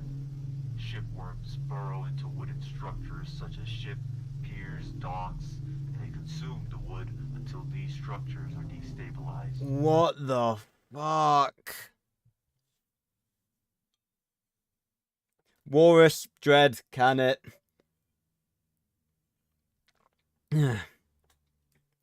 Keep chat relevant, please. Their larvae hatch in the ocean and swim freely until That is horrifying. then they burrow into the wood, growing and digesting more as they develop, Ugh. weakening the structure. Oh! Don't like that. Fortunately, the return of the Anomalocaris is keeping these shipworms in check. Hell yeah, Anomalocaris! This emergence is unexpectedly beneficial. Many welcome the Anomalocaris' presence in our oceans. Okay, so they're a good thing then. That's good. The Kraken of the Ordovician period has reemerged. Oh dear. Known as the Camerosaurus. The Camrothorus. Yeah, Ordovician, that may have been in between Carboniferous and Cambrian. Cephalopod's shell is around 20 feet in length. It's a big boy. Its shell serves to protect the creature and maintain its buoyancy. While it isn't inherently aggressive, the Camerosaurus will attack humans if threatened. Oh, okay, what did that say? So they will attack humans if threatened. Well, it's pretty much the same as anything, really. We cook it and eat it. I love that they use that as jump scares. The shell bearer rising, the first sign of the true Leviathan's emergence. Oh god. It inhabits the equatorial oceans and is particularly abundant in shallow tropical seas. Oh, wonderful. So the deep oceans are fucked. The shallow oceans are fucked. Just don't go in the water. Stay away from it. Buy a nice cabin in the... I've not heard anything about the UK yet. So I'm pretty sure that we're good at the minute. The Camerosaurus can use its beak to breach exoskeletons or shells. Breach exoskeleton. Fuck me. Like the Anomalocaris, this creature's predation patterns have been helpful to us. It could be Nobby. Because obviously there's starting to go into like religious subtext now. So it very well could be. Take for instance the green crab. The green Basic crab. crustaceans impair our economy and our ecosystems. Green crabs Aw. decimate populations of clams, oysters, and mussels. Are they invasive as well? Have they come from the holes? The green crab. What about the blue crab? What about all the other types of coloured crab? Green crab.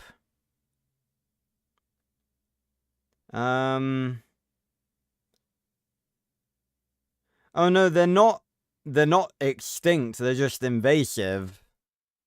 Okay, so now, why is why is Asian News covering, like, stuff that isn't even, or is it gonna go on to say that, that they're eaten by these things? And causing fisheries millions annually. The Camerosaurus, Yeah. however, prey on these invaders, helping to control their numbers. Okay, so we're getting some positive stuff. Because they don't seem to be hostile against humans unless provoked, so that's fine.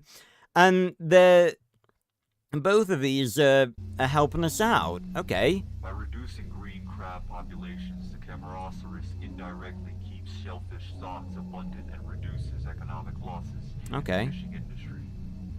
Well, considering we've probably still got the megalodons and the mosas and the donkeys all duking it out in the ocean along with the cum whales, you know, we take our victories where we get them. The Camarasaurus and the Anomalocaris prove that some prehistoric creatures may work in our favor and should be protected at all costs. Yeah, that's a spooky sight, though. While these animals were the apex predators of their time, they are far from dominating these oceans. Are they still here? Yo, okay, they're both still here. Yep, the Liviogans and the Megalodons are still duking it out, it would seem. A bazooka or a gun that shoots knives. I think a bazooka would be pretty good.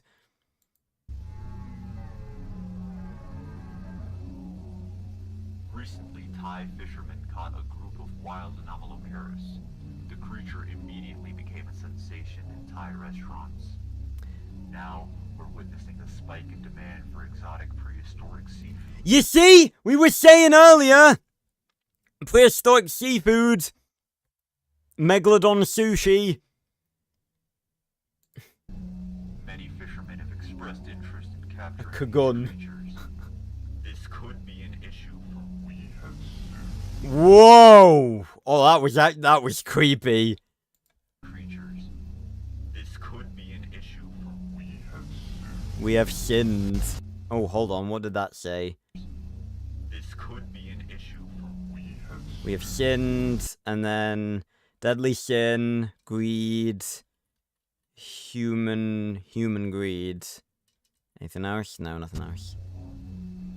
This could be an issue for we may undo the positive effects these animals had on the ocean by It's bloody useless, isn't it? We're hunting like the one creature that has come into our world that is actually being useful. Unbelievable. Why don't we go hunt the megalodons? I'm sure megalodon sushi would go for millions. Gordon Ramsay would have a field day. fishing them. Activists are starting boycott campaigns on restaurants that are planning on serving Anomalocaris tempura and Camaroceras calamari. Says calamari. GPAC has ignored this issue entirely, most likely due to their focus on military organization, meaning we will have to rely on the good nature of humans to save these creatures. Yeah, because that's always worked so well in the past. Yep. Let's rely on the good nature of humans. Notoriously successful endeavor. Yeah. But in fairness, given all the problems that we've encountered in this series thus far, I think this is a rather minor one. Because it's like, oh, some prehistoric creatures that are helping with invasive species that we were already dealing with are getting cooked up. Okay. So it's undoing benefits that we didn't have originally anyway. Whereas in Texas, we've got literal herds of T-Rex attacking people. You know, I think there are more important things to be focusing on. Pray for the safety of the Anomalocaris and the Camaroceras. We pray for the cute boys. Cute boys and the big boys. Oh, what in God's name was that? What the bollocks? What is that? What is that? It has a face. Ugh. Oh, hold on. Did something pop up there, or was that just... No, it was just a distortion. That is horrific. Okay, he's in studios. That was a fun episode. It's cool exploring that there's not just all, like, horrendous stuff. Intro animation. Oh, it was an intro animation. So someone actually animated it. Oh, that's pretty good. Okay. Right. Next up. Now, this is one that I am looking forward to. This is the longest one by far. 22 minutes. Beast of the Earth. And I think this is going to be about the Dabar. So I'm looking forward to this. Alright, Prehistoric Emergence. Beast of the Earth.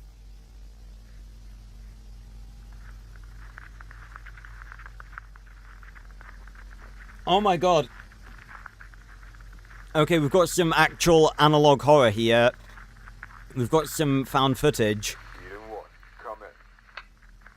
Eden 1, responding. Do you have eyes on Eden 3? Negative. Following Eden 3's trail. Proceed with caution. Oh, The God. target's threat level is being re-evaluated. If spotted, do not engage it alone. Affirmative. This makes it a lot scarier. Because this is, like, real. Sabertooth? Maybe.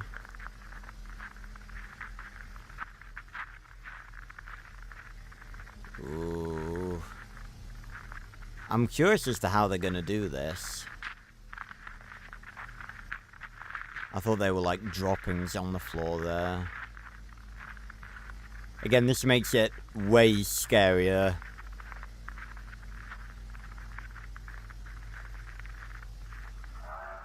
Oh god, it's the Rex.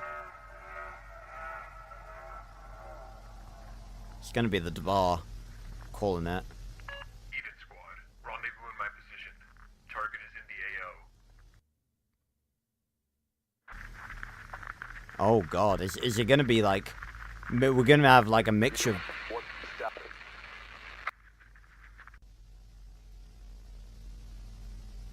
Oh, we've got some actual footage here. This is cool. This is the thing you usually get from... Oh god. You just have a pistol. If you're going up against a T-Rex, a pistol isn't going to do anything. My guy, run! Oh god, it's behind him! Oh dear. Oh, bro.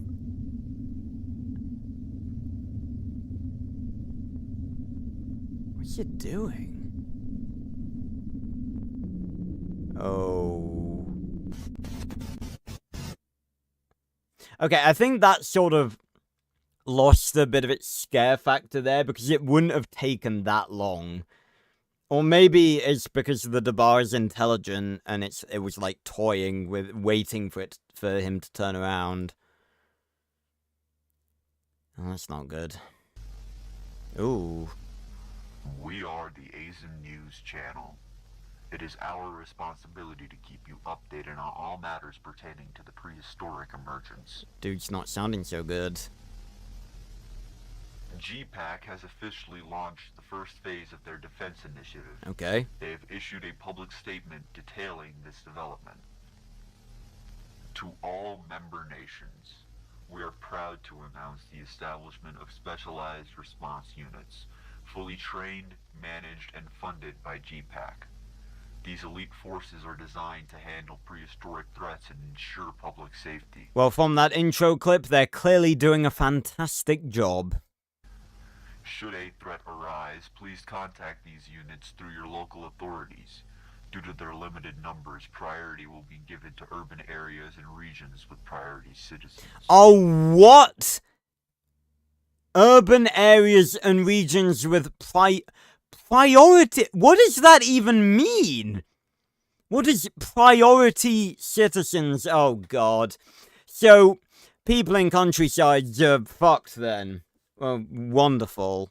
Rest assured, additional forces are undergoing rigorous training to expand our response capabilities. Your safety remains our top priority. God. Stay Everything's vigilant and fucked. trust in GPAC. Yep. While GPAC's promises bring hope, Their initiatives come with substantial costs. Stay tuned as we uncover news regarding GPAC's newly formed Special Forces. Yeah, I'm curious to know how long it's been as well. It's actually a good point, Nobby. Oh. A T-Rex has been spotted stalking residents in Laurel, Montana. Fortunately, no civilian casualties have been reported. Watching. This particular T-Rex has captivated public attention the due to Dabar. its mysterious nature. It is widely being referred to as... Oh! Fucking... That actually scared me. That got me. Oh my god. When I heard the voice changing, I was like, oh god, it's gonna go weird, but... Oh my god. Okay. It is widely being referred to as... The Dabar. Beast of the Earth. Is that what Dabar, means? Okay. Oof. Oh my In god. response to growing public distress, GPAC deployed a specialized strike force to neutralize the creature. And they didn't. Tragically, 2 members lost their lives during the operation. GPAC has since confirmed that the dinosaur was in fact successfully neutralized to ensure public safety. We may never understand the mystery behind the Dubba. Wait, what? So it's dead? They killed it? They said the Dabar's appearance appears to evolve over time. That's very comforting. The dinosaur was in fact successfully neutralized. Oh god, what if it's not? What if they only think they got it and it's gonna come back? Never understand the mystery behind the Dubba.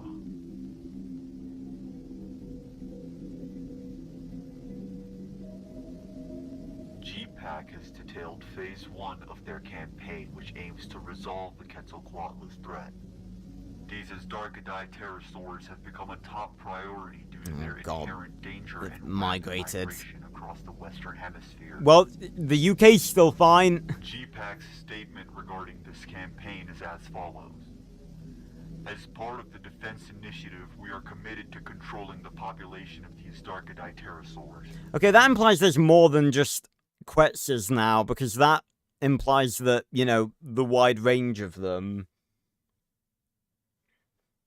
Oh, okay, fair enough. Our specialized forces have successfully neutralized 19,735 19,000? minimal losses. However, to sustain this campaign, we are imposing a 10% emergency tariff across all member nations. Again, Your continued support is vital in keeping our world secure. this is what I was saying. If they've again, it depends on how long it's been since they first opened. But if 19,000 of them have been killed, how many have come through? It's like they just don't stop. They just keep coming. We at ASIN News question whether brute force is the right solution to this crisis. I mean, what else are you gonna In do? just the first week Oh. of the initiative, 987 soldiers have lost their lives. The mass spending on firepower has already triggered inflation, with experts warning us that this war is unlikely to end anytime. This kind of looks like the UK to me, but I've heard nothing about. Unless they dare us say, you know, this has been happening in England, you know, I'm fine. GPAC's claim of neutralizing nearly 20,000 Quetzalcoatlus, their population continues to surge. This campaign could easily stretch on. They're reproducing faster than they can be exterminated. 500,000. Fucking hell. Years. We're fucked. The war against the Asdarkadai has already cost more than $1.32 billion. Oh my... Billion? Experts Jesus. project expenses could surpass $1 trillion before the conflict ends. And it's not getting any better. They killed 19,000 of them, but there's more than 500,000. More, GPAC has introduced tariff exemptions for wealthy individuals and corporations that make significant financial contributions. Okay, that I can kind of see, because, like, why tax the rich, the people that are already contributing good money to GPAC? I can see that. Oh god, it's that fucking statue again. Cities like Washington, D.C., Buffalo and Pittsburgh are now free of Quetzalcoatlus. Okay. However, eyewitness reports suggest sightings of flying creatures in these regions. To gain Mysterious Adzarchid pterosaur. Oh god, there's something else. If it's Hatzegopteryx, we're fucked. I'm just gonna say that. further insight, we now turn to Corbin Brenner, reporting live from Buffalo, New York. Alright, Corgan. Hey, Corgan! I'm standing here in sunny Buffalo, New York, and as of yet, no news on the elusive. He's gonna die. Corgan is gonna. What was his name? These regions. To gain further insight, we now turn to Corbin Brenner, reporting Corgan live. To gain further insight, we now turn to Corbin Brenner, Corbin? reporting live. To gain further insight, we now turn to Corbin Brenner, reporting Corgan live Brenner. from Buffalo, New York. Alright, Brenner. That's right. I'm standing here in sunny. He looks Buffalo, so happy. New York, and as of yet, no news on the elusive. So gonna die. Pterosaurus. I've spoken to many locals and still have no reports to substantiate that they've migrated this far north. I'll update you as I get more information. Back to you. Yep. Leave the camera. Go, go, go.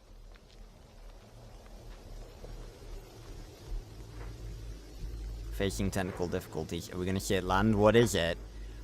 Oh. Ooh. Whoa. Whoa. This is so cool.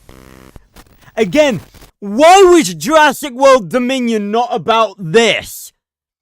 This is such a cool concept, and this is literally what it was set up to be. And they were just like, fucking Colin Trevorrow, was it? Who, he was the one that, did Dominion, wasn't it? I always want to check, just so, you know, I don't point the finger at someone, that doesn't deserve it, obviously.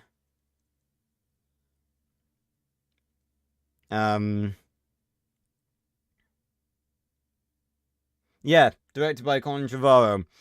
Yeah, so we had all of this potential, and Colin Trevorrow was just like, no, Locust, we're gonna make a film about Locust. What the actual fuck? My guy wastes, and now in the Jurassic franchise, I've still not seen Rebirth, by the way. Now in the Jurassic franchise, the whole dinosaurs on the mainland thing is over. So we finally got to the stage of the franchise where we could do what Michael Crichton wrote about in the first novel, and he fucked it up, and now it's over. Well done, Colin. Now, what was that? Was that Hatzegopteryx? Or is it something else? Okay, we're standing by. Attention. The U.S. East Coast is now under a state of emergency. All residents are ordered to remain indoors. A massive Astarchidae invasion is underway. Oh, invasion? GPAC response teams have been deployed across multiple states. However, the sheer number of these creatures are overwhelming the forces. Early reports indicate this species is even more resilient than the Quetzalcoatlus. Its greater mass allows it to withstand heavier gunfire, making it more difficult to bring down. Yeah, deadlier. Maybe Hatzegopteryx? Experts have confirmed that these pterosaurs first emerged in Romania, likely nesting in remote regions and avoiding human detection. However, their sudden mass migration... How do they avoid detection? Look at the damn thing! How does that avoid detection? How? The U.S. East Coast remains an enigma, with no known natural explanation for such a movement. Okay, so again, this is the thing, like, we had in the third episode, like, those 19 T-Rex, and T-Rex don't hunt in herds that big, all attacking at the same time, and now we have this mass migration all happening at the same time. There's something weird going on here. It has got to be, like, yeah, it's like divine integration, intervention, not integration. The fact that their arrival coincides with the ongoing war is a coincidence that cannot be overlooked. Okay. So what are they? Do we know what they are? again, I'm placing my bets on Hatzegopteryx because that's sort of the only pterosaur that's sort of worse than Quetzalcoatlus. I'm pretty sure, if I'm not mistaken, Hatzegopteryx is the biggest pterosaur ever. If I'm not mistaken. The Toronto Zoo is now under investigation and has been closed indefinitely due to Oh no, what's happened at the Toronto Zoo? growing safety concerns. Safety concerns? What The happened? zookeeper, whose identity will remain anonymous, intentionally released Oompi Jr. from his enclosure. The Oh worker god. has since been terminated, although they have stated that they were saving him. Okay, so now it's getting into, like... Now it's getting into, you know, different people's perspectives and stuff. I do like how realistic this is, because realistically, stuff like this would happen. So, some fucking activist basically came in and released Oompi. He's probably gonna end up dying. Meanwhile, an illness has spread among the zoo staff. Oh. Reports indicate that a significant number of the zookeepers have fallen ill, with several hospitalized. The nature And that's another thing. These are creatures from the past bringing God knows what fucking ancient diseases the dinosaurs had. So now we have to worry about that. of the illness remains unidentified. One of the now hospitalized zookeepers claims that Oompi never contracted tuberculosis. Instead, they allege that the Toronto Zoo's shareholders fabricated the diagnosis to cover up the true cause of Oompi's death and avoid a shutdown. Oh god, so Oompi didn't have tuberculosis. Which was, that's what, in Red Dead Redemption 2, isn't it? Oh great, so Oompi had some sort of random prehistoric disease, and now it's spreading to humans. It's as if we don't have enough to worry about. Now we've got a prehistoric disease to worry about. This has sparked speculation that Oompi's death and the illness among zookeepers could be correlated. Yeah, maybe. As the Toronto Zoo faces legal scrutiny, concerns grow for the zookeepers battling this unknown illness, I've seen and in for Oompi Jr., who remains missing. Oh, wonderful. What, so they just let him go? Surely they'll not put a tracker in him or something? Surely there's a lot of people who would find a fucking baby woolly mammoth. Oh god. Attention residents of France. France? Okay, somewhere new. What we got going on in France? A terrifying insect has been spotted in the country. An insect? Oh, wonderful! As if it can get any worse. This creature is known as the Meganeura. Oh no, not the bloody Meganeura. I know these fuckers from Ark, and they are a pain in the ass, and in large numbers they are lethal. Okay, so, wonderful. We got insects in France now. At this time, authorities strongly advise keeping all windows and doors securely shut, both in homes and in vehicles. Well done. This griffin fly is the largest insect alive, with a wingspan of over 2 feet. Not considered dangerous, While though. it frightens many, it doesn't pose a threat to humans Okay. unless provoked. Well, neither do house spiders, but they still scare the shit out of you. The Meganeura has been seen to prey on toads, spiders, and dragonflies, Okay. all of which naturally control the insect populations. Oh god. Just for once, can we have a creature? Well, we did have some the previous episode, in fairness. I was gonna say, it's like every creature disrupts the fucking ecosystem in some way. Just goes to show how fragile our world's ecosystem actually is. As a result, France is experiencing a massive surge in pest populations, Oh, wonderful. devastating the country's crops. Once a thriving $200 billion industry supporting nearly 500,000 jobs, France's agricultural sector is now in turmoil. Oh, wonderful. Furthermore, Oh, God. tourism has declined significantly since the pest crisis, pushing France towards an economic disaster. Yay. Despite the ongoing Cicada War, GPAC has reaffirmed its commitment to handling other prehistoric threats. Look, like that said, like record load 12 billion in tourism. Who is gonna want to travel? I'm staying in the UK. Again, I've seen no indication that anything has gone wrong in the UK thus far. I'm staying here. I'm building a bunker. You're all invited. We're just gonna wait it out, Fallout style. In response to the active Meganora crisis, they have issued the following statement. Okay. The emergence of Meganora poses a significant threat to France. To address this crisis, GPAC has deployed a specialized force armed with an experimental pesticide designed to eliminate insects the size of Meganora and smaller. Pesticide? Residents may contact local authorities for assistance. Casual Bunker 1. Rest assured, this crisis will soon be contained. Okay, I'm seeing a lot of GPAC saying it's gonna be contained, and then none of the shit that they are doing is working. So we'll see. Public concern is mounting over GPAC's use of an experimental, possibly untested pesticide in populated areas. Adding to the unease, GPAC has not disclosed the pesticide's ingredients or potential side effects, leaving many questioning this approach. Yeah, I mean, it's like, what risks are you willing to take at this stage of everything?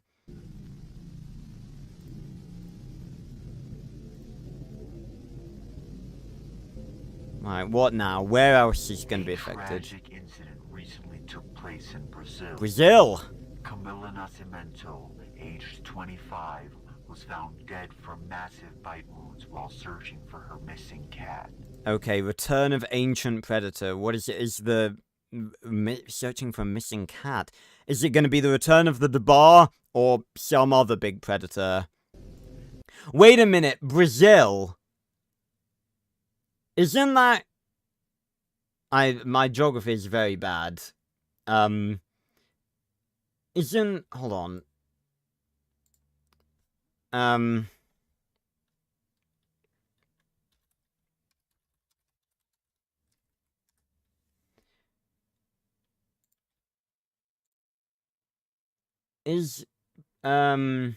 Again, my geography is just really not good.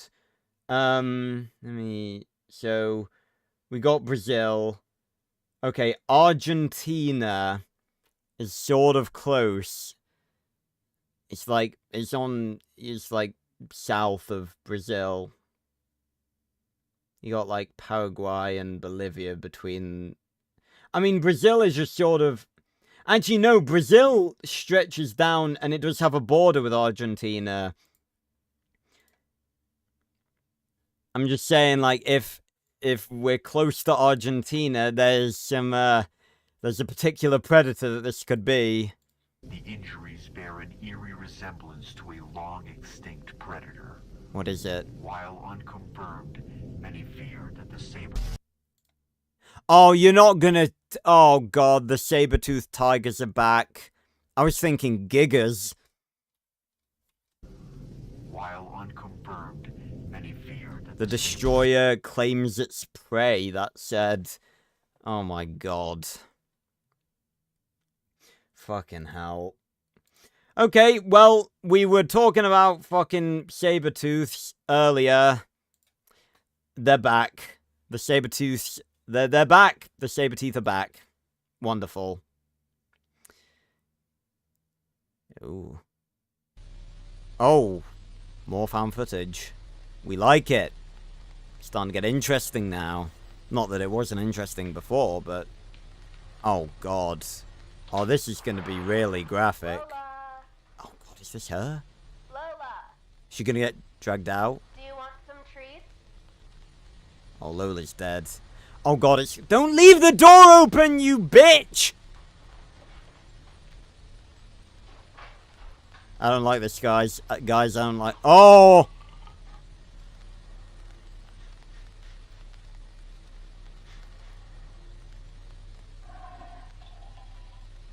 Oh my god. That is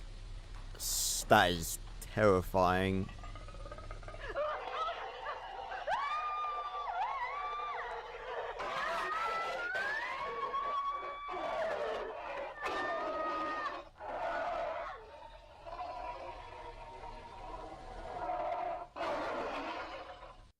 I will say the acting isn't necessarily the best. Like again, I think they wait too long. Like the minute she turned around and started screaming, the saber would have pounced. Like immediately. With the Debar, it may have been a bit different because there was some weird shit going on with him. But like the minute she turned around and screamed, it would have pounced. Immediately, not a moment's hesitation. Okay, so the Sabertooths are back now. Fantastic. The Smilodon populator has re-emerged, weighing up to 400 pounds and capable of reaching speeds of 30 miles per hour. Yay! This apex predator is unlike anything modern society has faced. Its strength and ambush tactics may make it the most dangerous prehistoric creature to return yet. What, more than the pterosaurs and the T-Rex? I don't think so, somehow. I mean, then again, they're smaller and... Across Brazil, oh my god. Deep holes are forming in populated areas. Where these formations appear, so do the saber-toothed cats. Wouldn't be the first time that a saber-toothed cat would be, near a train station killing people. If you know, you know. With these predators now prowling city streets and rural towns alike, Brazil itself has become their hunting ground. Once again, come to the UK. Attack forces are patrolling major cities, staying true to their mission of protecting civilians. However, their focus remains on urban centers, leaving smaller towns and rural areas dangerously exposed to Smilodon attacks. Wonderful. Those outside the protected zones are left to discover their own means of protection against the creature. With the federal government and GPAC prioritizing urban regions, many and vulnerable towns have turned to a questionable source of protection. What question? The cartels. Amid a global firearms shortage, these criminal organizations have taken advantage of the crisis. I love this series, man. This is so cool, because, like, this stuff really would happen.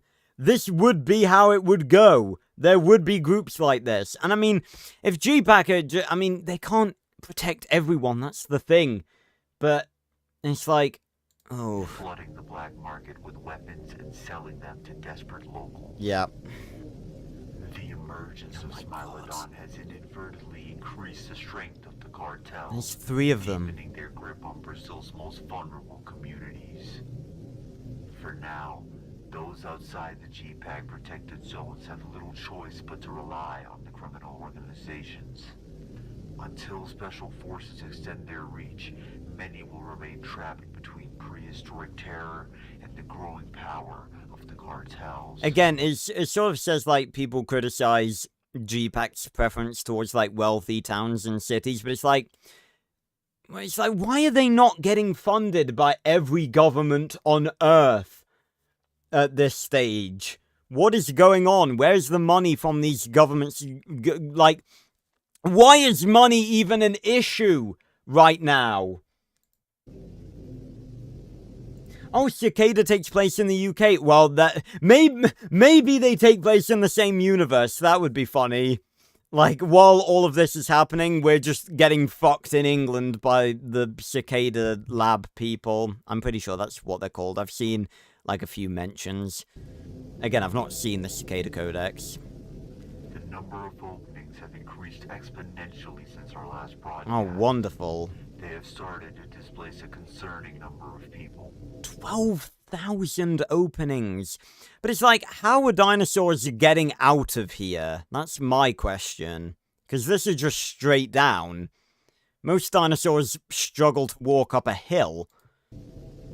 GPAC previously promised to relocate housed within 1 mile of the formation. Oh no. However, they have since now discontinued the service for budgetary reasons. Wonderful. And left those affected responsible for their own relocation. Oh, great. The underwater openings are confirmed to be linked to the water level rising. Coastal regions will soon experience 6 an inches. increased amount of floodings. While the 6 inches is around that much.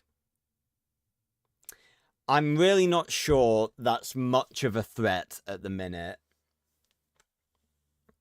It's just 6 inches of water. Not that much of a problem. prehistoric emergence threatens our way of life, we must hold on to hope. History has shown that humanity can adapt. Humanity will adapt. Viewers, stay vigilant, stay prepared, and above all, stay safe. They're not...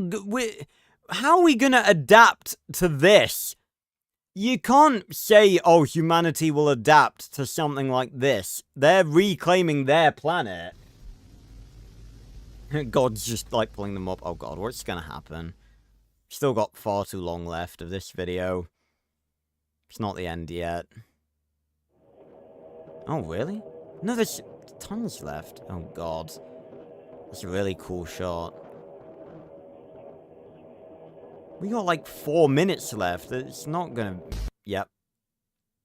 Is the Debar gonna be back? Day 0. Hmm? This is Dr. Adrian Holloway. Hello, Holloway. Entry 003. I asked why we were researching prehistoric creatures. They just told me not to ask. I guess that knowledge is above my pay grade. Earlier today, GPAC relocated my team to a U.S. military facility, one I will refer to as Paradise Ranch. We've been informed that live specimens including Quetzalcoatlus, Smilodon, and others are currently being held here. However, our team has been assigned to an entirely different subject. The creature on the news, the one the public is calling the Daba, is currently being transported to this very... It wasn't dead, they lied. Oh my God, what a... Okay, so... Wow! The government organization supposed to be keeping everyone safe has turned out to be the villain. Who could have seen that coming? Okay, so they lied, they didn't kill the Debar, and now they're bringing it here. Why? What possible... The world as we know it is ending. What possible reason could they have for bringing the Debar here? Fucking kill it. Dump its body in the fucking ocean. It's not... Something's weird about this. I knew that it was not as simple as them just killing it. Facility. I can't believe it. Our containment protocols are ready, but there is ongoing debate over its dietary requirements. This dinosaur we're researching, it's a scientific marvel, a true wonder of the world.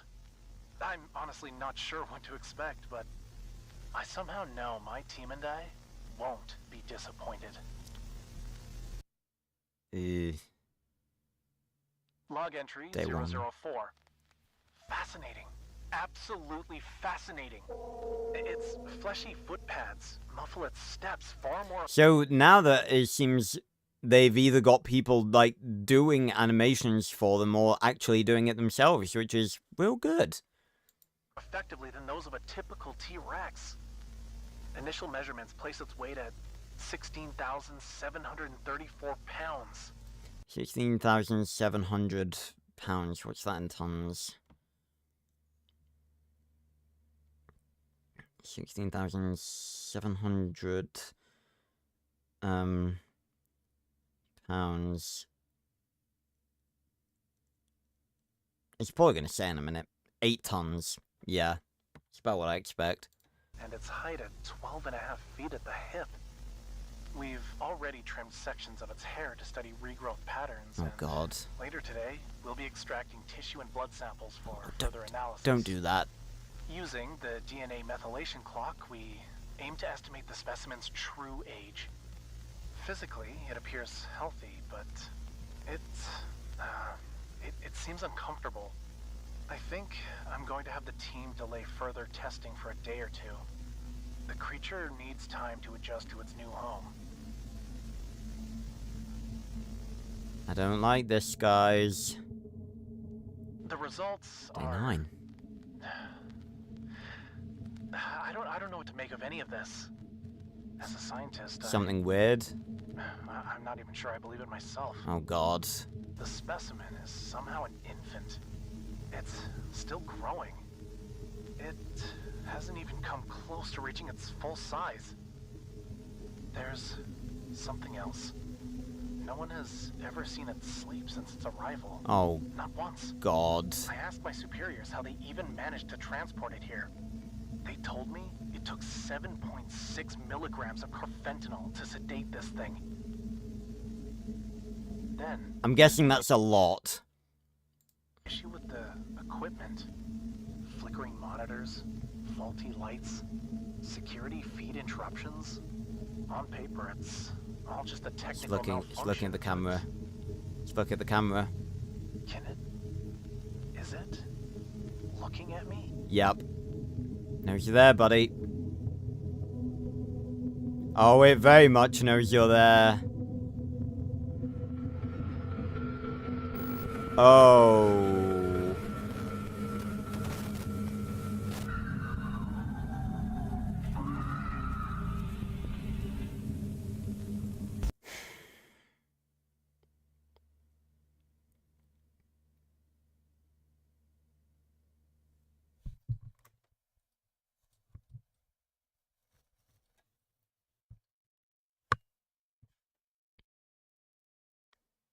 It can speak English. It can speak. We've got a T-Rex that is somehow fully grown, yet not fully grown and still an infant. And it can distort technology, and now it can speak.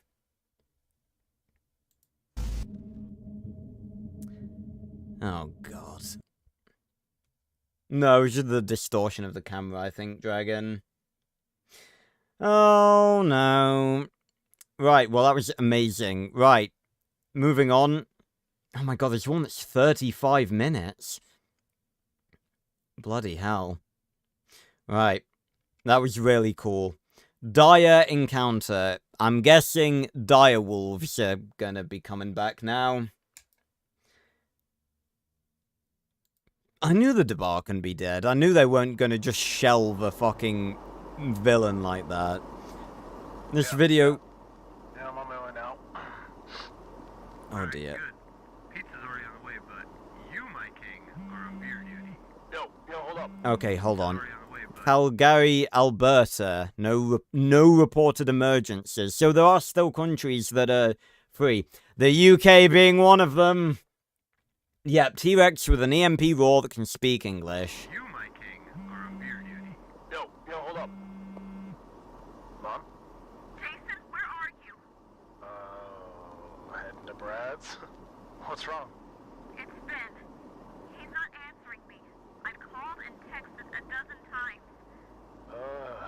Maybe his phone's dead. He would have called from someone else's. It's been 4 hours, Jason. Alright. Where is he supposed to be? Glen Park. Glen Park? Mom.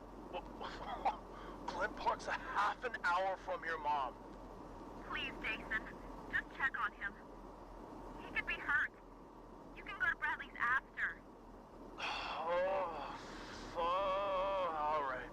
I'll try calling him first, and if he doesn't pick up, I'm heading over. Thank you, baby. Please be careful. Yep, they're dead.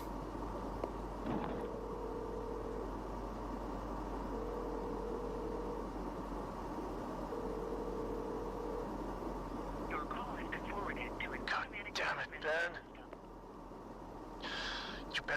are dying. He's dead. He's dead, bucko. I'm sorry to say. Oh, goodness. I can tell things are about to take a very bad turn. Ben! Yo! Ben!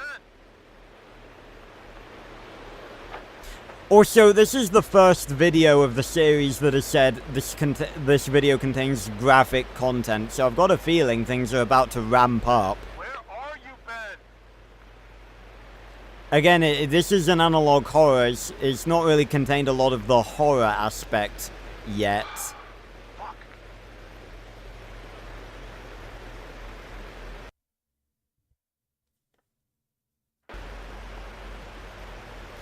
I don't know, because it's like, if you're in a country that doesn't have emergencies, or any that are announced, like, I don't know, man. I just wouldn't leave. I mean, I don't leave my house that much anyway, but it's like, I'd be even less likely. I certainly wouldn't just be out in a park, just in an evening. He's fighting the hybrid. Oh god, this is a recipe for disaster. I tell you what though, if the Prehistoric Emergence had happened in the UK, while I was at uni, I probably would have been eaten, because I very much, went out, you know, to nature areas, even at night. I was a lunatic. Are you joking me, really? The Jurassic Park 3 ringtone? I'm thinking because there's a dire wolf in the thumbnail, so I'm guessing it's not gonna be a Spino. And I mean, they're not gonna, you know, rip off Jurassic Park like that. Do. Did they see him? See his body, or...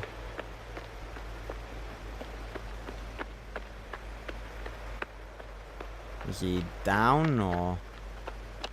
Oh god, what are we about to see? I feel like it is about to ramp up in terms of, like, production quality.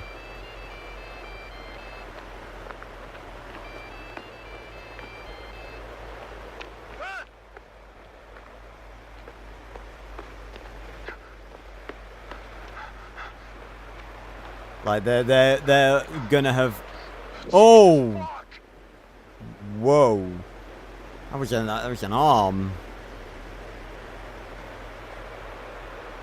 Oh.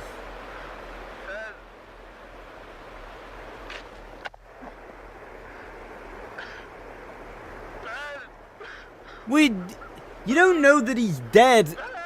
You gotta get up and...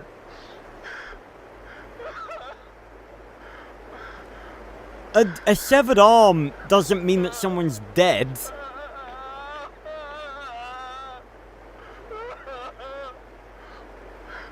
Pull yourself together, man.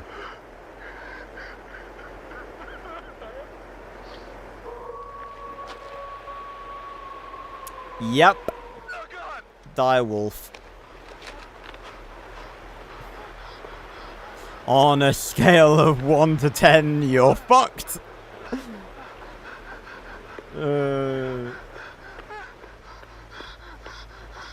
Yeah, I don't think a severed arm sort of means dead.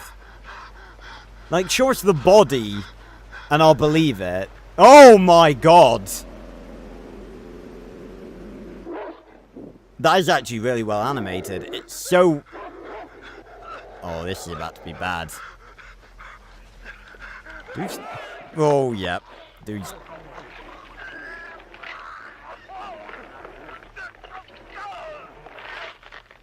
Okay, I think the screams went on a bit too long. But, yeah, that was a bit better. A bit better acted.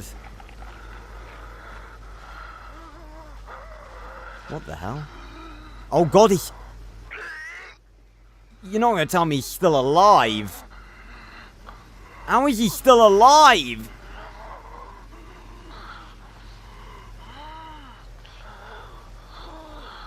Oh dear.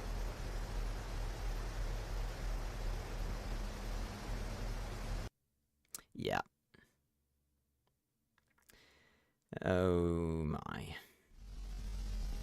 Okay. So, Alberta's fucked then. How did he... So, how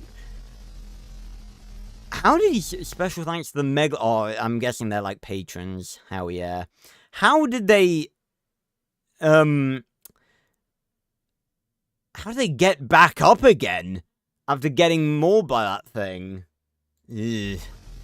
Okay, well that was cool. So now we're seeing like little mini stories. I'm guessing we're about to see another one with the friendly giant. Big friendly giant. It's a sauropod, so let's see what be going on.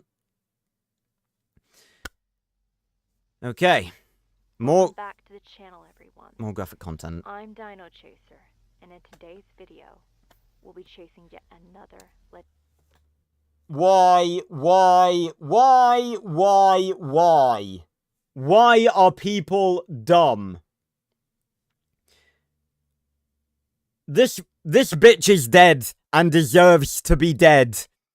In a world that is being driven into madness and destruction and death, you do not start a YouTube channel and start chasing the fuckers. You just don't. It's not the dumb thing. You just don't. You just don't. creature. If you haven't been keeping up with the news, let me enlighten you.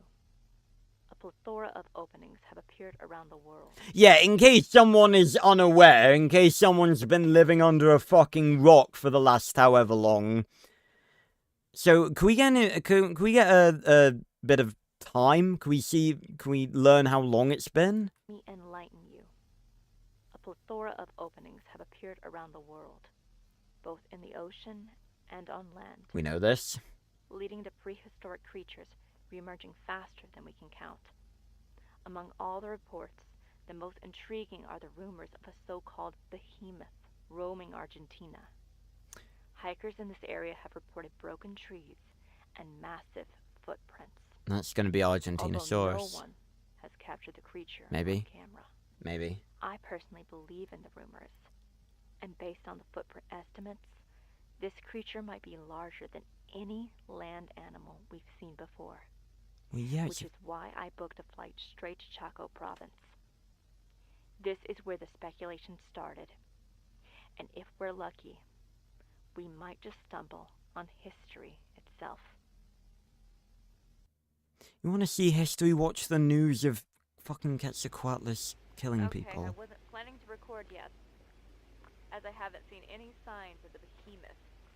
But I'm going to take this time to talk about the future of this channel. Oh my god. In my next video, I plan to explore the rumors taking place in the ocean. Apparently, a GPAC Marine officer claims to have spotted something he can only describe as an ironing board on a shark. My scuba gear is shipping soon, so you guys can... Wait, what? What? What? Wait, what? Claims to have spotted something he can only describe as an ironing board on a shark. My scuba gear is shipping soon, so you guys... What? An ironing board on a shark? What? Okay, yeah, this chick's dead. She's an idiot. Like, are you joking me? The first broadcast was, listen, there are megalodons in the fucking ocean. Don't go in the ocean. And this chick's just like, oh yeah, ironing board shark. I'm gonna go scuba diving. What the fuck are you talking about? That video in a month. Oh my god. As for this search, it's been close to 5 hours of me looking for this creature. I'm starting to get worried. Iron I shark. think it's almost time for lunch break soon. But I'm not giving up on this expedition just yet. There's much more of the Grand Chaco Forest to explore, so wish me luck. And this is in Argentina. Why would you go by yourself? I've been out here for quite some time now, and I finally stumbled upon a lead. There's an awful smell beyond those trees up ahead. It could very well be a carcass left behind by the behemoth. The behemoth. Why would there be? Why would there be a carcass left behind by the behemoth when the behemoth is meant to be a herbivore? That's not adding up. Sauropods don't just go around killing things unless there is something in the area that is powerful enough to try hunting said behemoth, and if so, why would you be in the same area as that? This chick is fucking moronic. If I'm not careful, I could be its next meal. I'm gonna say, it could just be a giant turd. I thought that's what they were gonna say. Wait, they literally featured a footprint of that is clearly a herbivore. Really? Oh god. It's not, can't be that bad, surely.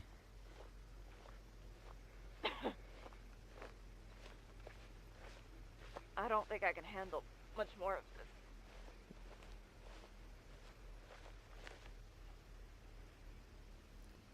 Yep. As a famous mathematician once said, that is one big pile of shit. See, we called it.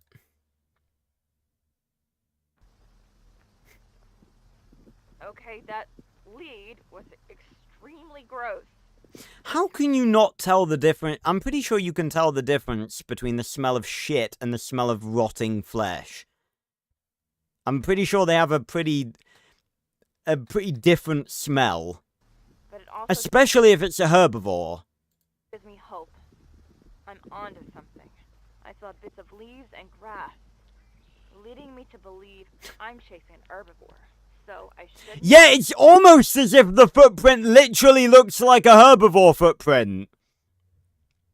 You call yourself Dino Chaser, you don't even know the first thing about fucking dinosaurs, woman. No, it won't. Well, the series won't become more moronic, but like, the funny thing is, things like this would happen. Be in any danger, given the size. So, what? So before did she think she was actively hunting a carnivore? Why would you do that? She's actively discovered that it's a herbivore after going on the expedition, meaning she thought she was hunting a carnivore. Why? Do you have a death wish? I mean, in this world, you're probably going to die either way, so...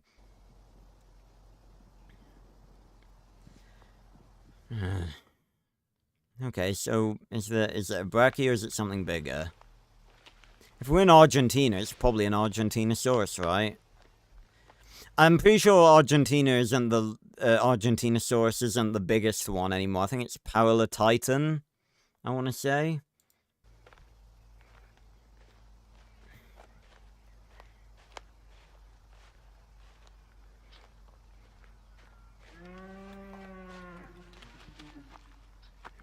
I'm so close. She is so gonna die. She's so dead.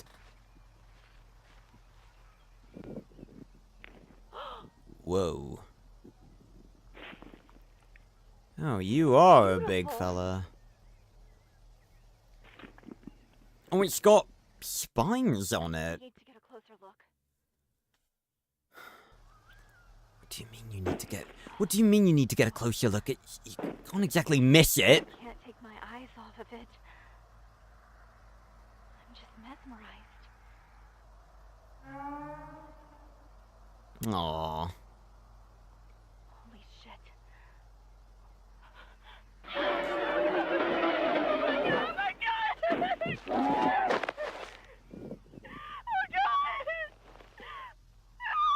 Oh my god, it's picking her up.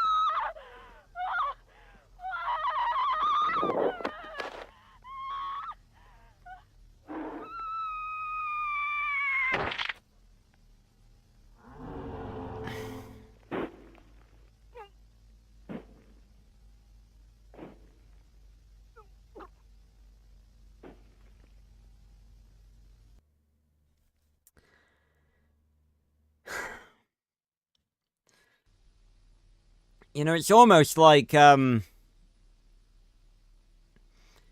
oof. It is almost like herbivores are dangerous. People think herbivores aren't dangerous. They are. They very much are.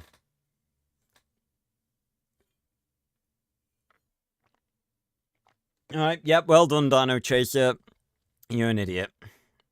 Right, so, up until a few weeks ago, this was the latest one, but we have the longest one in the series, Vessel of Terror. And I'm looking forward to this. And then we'll move on to the Cicada Codex. This is evidently going to be a longer stream. But yeah, now we're really getting into the horror part of analog horror. People. Today, I'm super excited to share my latest prehistoric delicacy. Oh god.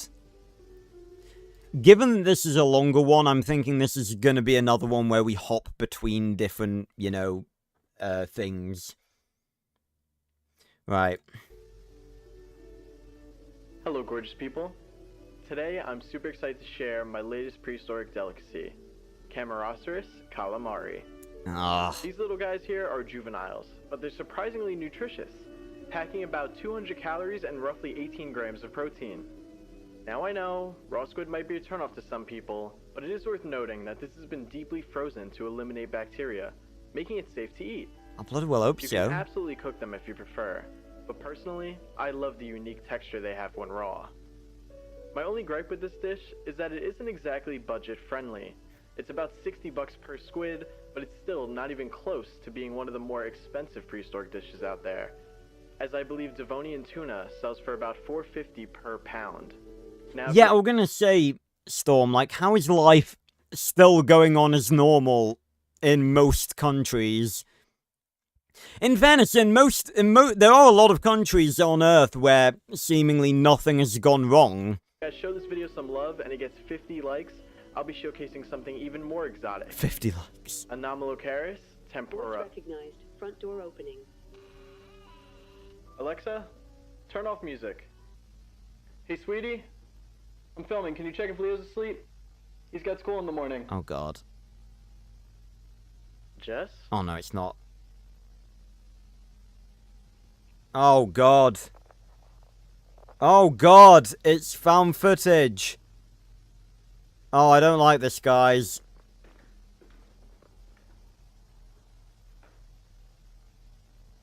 Oh. Jess? Fuck. I don't like it. I don't like it. I do not like it.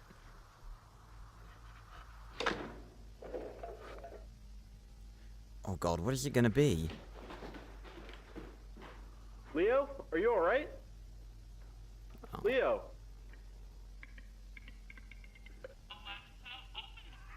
What the? I know that sound. Jess? What's going on? Oh no.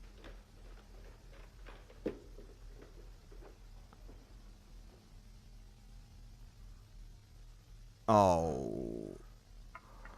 Oh.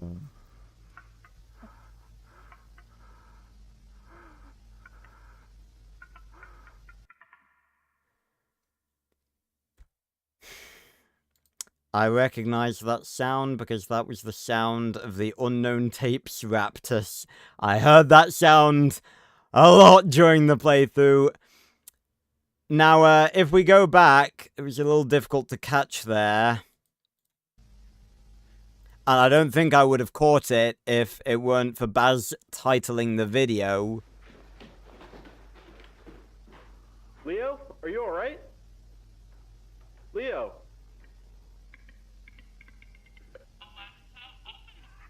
What the? Front door opening.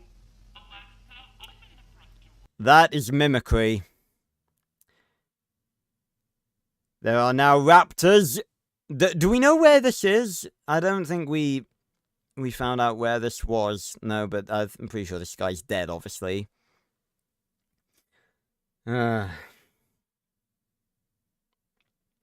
Wonderful.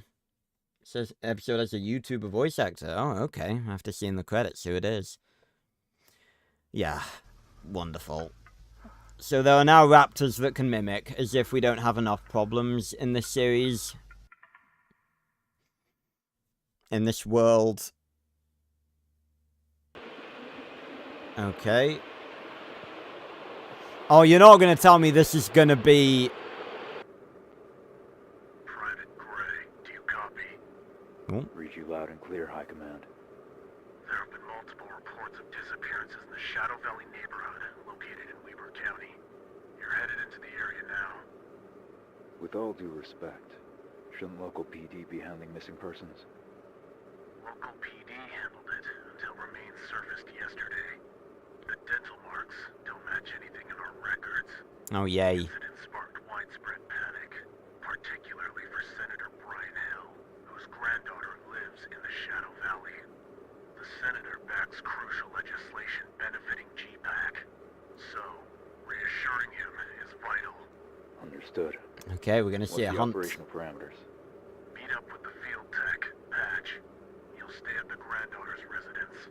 She and her family have already been evacuated. Keep a low profile. Yeah, hold on. Meet up with the vital. Yeah, taller than a human. Well, there's a lot of shorter stuff than humans as well.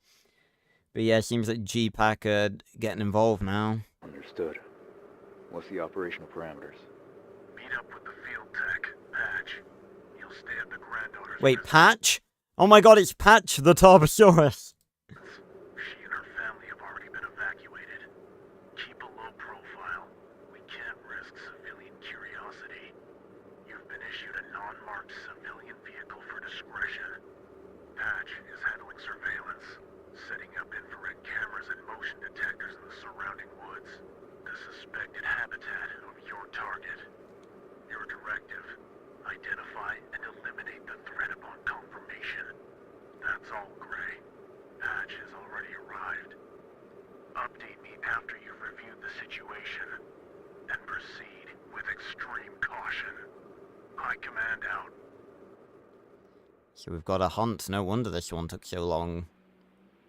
Yeah, where is Zoompy Jr.?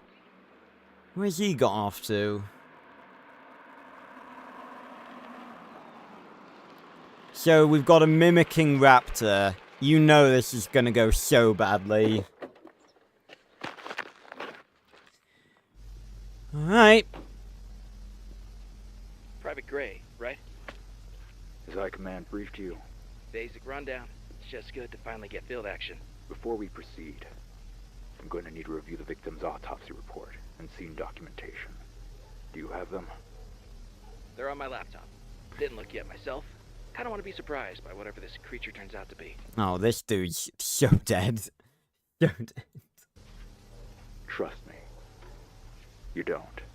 Yeah, this dude knows what this is like an eager young, you know, oh, I want to be out in the field. But no, he's gonna die.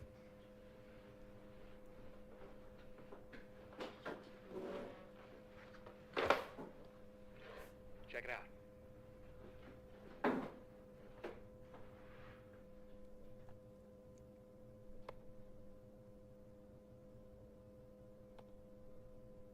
So, Gray, how many ops have you run before? Enough to keep us both breathing. It's a boring answer. Should I be worried about having a private on this mission? We're well geared, and I'm trained to handle prehistoric threats. Regardless of the training, I've seen a lot of soldiers struggle with the Azdarkadai and theropods. GPAC prioritizes numbers over preparation. Their program mostly covers usage of firearms. Most aren't educated on the creature's behavior or their anatomy. I train beyond that.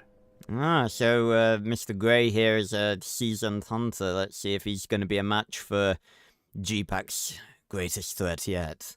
Apart from the bar. On my own terms. Hey, Raven. Sounds personal. You got some sort of blood feud with the creatures? Oh, yeah. Focus on the mission, Patch. Oh, maybe he's, maybe, I don't know, I mean, I don't really... That's the thing about Emergence. We've not really had many characters yet. So, I don't know if, maybe it was the dude I don't think it'd be the dude that started. There's no way he made it out. Not with this fucking thing. But,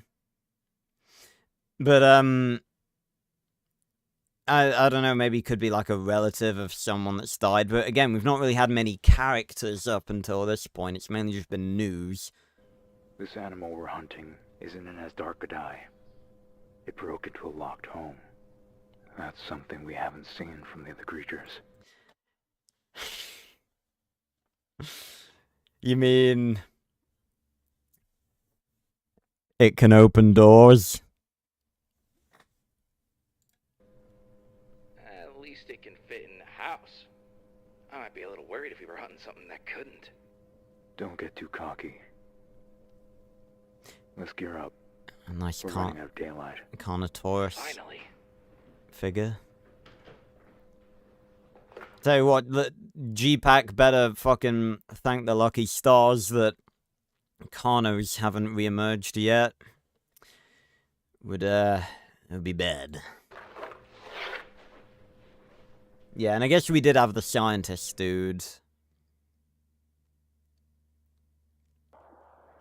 Oh, wonderful, the sun's going down. You know that's gonna be bad.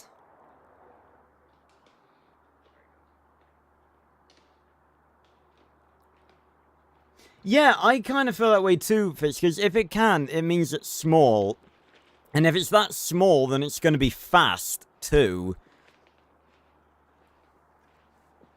You don't want something small. Because then you can't hear it coming. I mean, you can't hear a T-Rex coming, regardless, but... So, Gray, were your other ops like this? Just walking around, planting gear? He's so dead. Pay attention, Patch. Patch is so dead. Mission first. I'm paying attention, Gray. I'm just trying to learn. I don't want to be the guy called in to just set up cameras, you know? See, this dude isn't taking it seriously. He's just like, oh, I want to be a We were on a Quetzalcoatlus extermination op. When we arrived, we found it perched on top of a high school, Palmer Ridge. The school was on lockdown.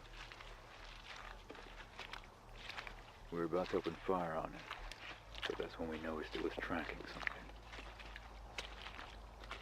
A student. Some punk kid was skipping class to play some game. That's why you don't skip That's why you don't skip class, kids. Stay in school, otherwise you'll get eaten by a Quetzalcoatlus. Aiden Lewis. Okay, the name doesn't ring a bell. It wasn't the one who was eaten originally in part 3. He was hiding when I noticed him. He leapt off the building and went after him. We were given orders to hold our fire. But one of the guys, he broke. Fired early. He took the thing down, but a stray bullet. The kid didn't last 2 minutes. Damn. Now, G-Pack's been facing legal hell. We're not here to protect the people. We're here to impress the senator. So, you're telling me that in this world where literal hordes of pterosaurs are blanketing the sky, G-Pack is facing legal hell for one kid? One kid?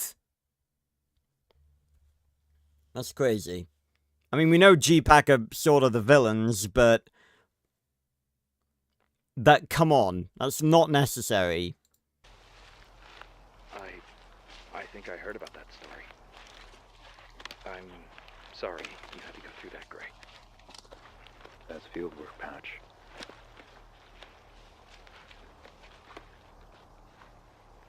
Again, he's not taking it seriously. It's the classic, you know, young, you know, trainee rearing to get out in the field and not taking it seriously until he's in the field, and then it's too late, and then he dies.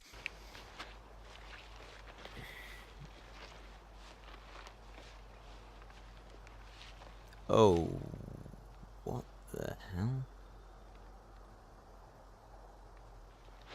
Stay alert. Okay. Well, that's not good. Again, why is he only armed with a pistol? If he's like this elite I mean, it did look like a revolver, but if he's like this elite G-Pack dude, he should have something bigger than that. Is something going to be in the background? Yep.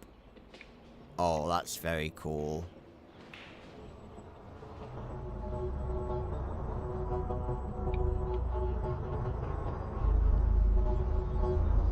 Is he gonna sniff? He's gonna sniff. Ooh. Yeah, maybe special rounds, I guess.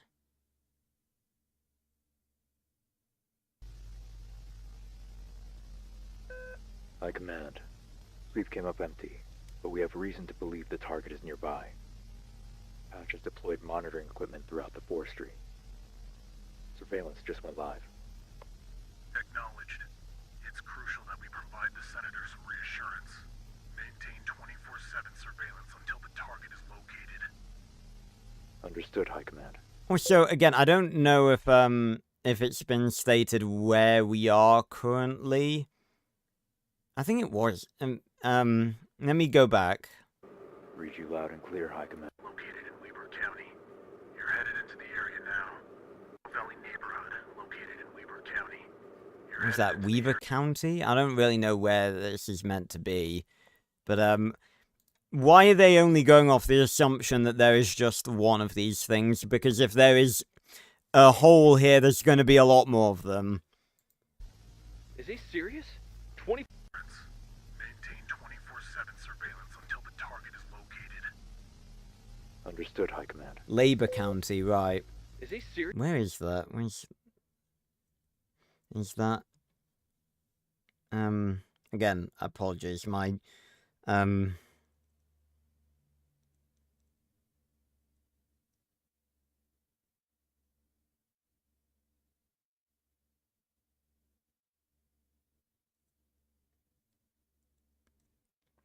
not. No, not coming up with anything really. 24/7 surveillance. This is the job, Patch. We'll split 2-hour shifts on the feed. Oh, God. I'll take first watch. Try to get some rest in the meantime. Right. Yeah.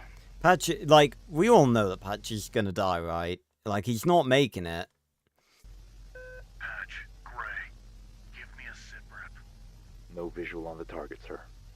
A day of surveillance and 0 leads is unacceptable. I'm losing confidence in your ability to see this operation through. Patrol the forestry and double your surveillance coverage. Understood, We have wide coverage of the area. What you're suggesting would cost us unnecessary resources. If the target is in the area, we'll find it. Efficiently. You have 6 hours. Don't disappoint me, Gray. I mean, if it's not there, they could have just left.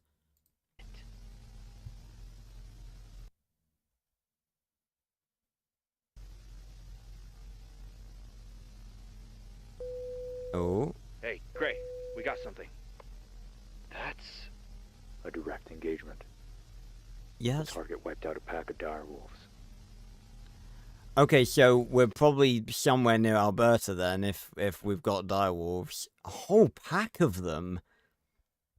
I mean, I know raptors are... I mean, raptors versus wolves.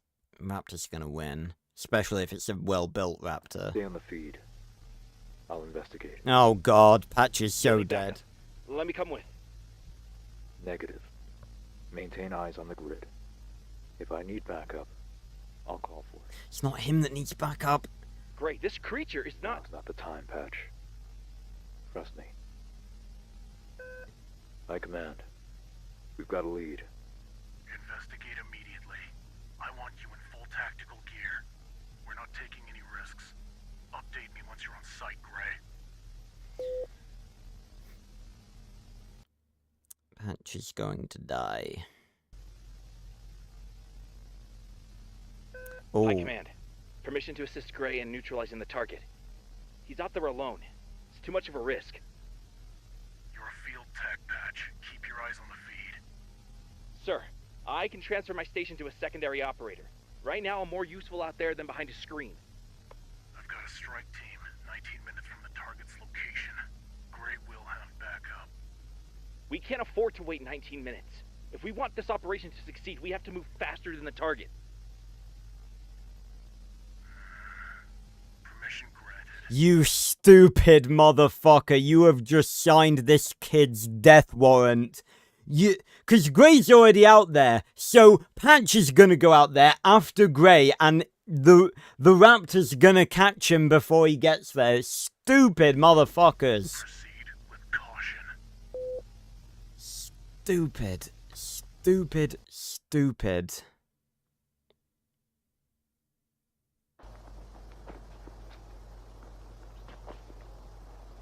Where is he at?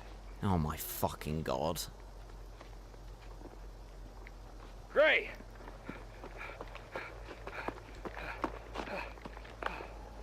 What the fuck are you doing here? High Command thought it would be a good idea for us to both search for the target. Are you armed? Yeah. Okay. Stay close. Alright, and Gray's got a bigger weapon.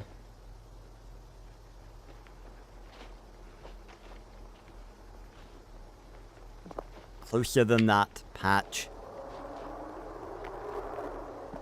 What was that? That wasn't a raptor. What was that? Imagine the barge comes out of nowhere.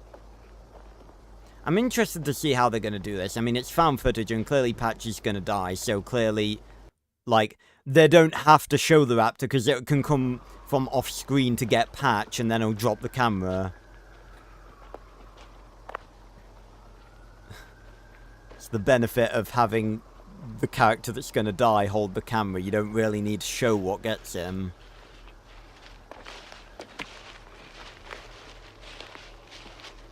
Carnotaurus, no, well, they're not going to randomly swap to another creature. Don't split up! Should be close. What do you mean what is that? Gray, give me an update. That was well We've hit a timed. minor setback, but we're continuing our search now. We sighted a prehistoric creature, sir. Yes, but it's a juvenile herbivore, a non-threat. Yeah. The target may still be in the area. The Senator wants results, so leaving empty-handed is not an option.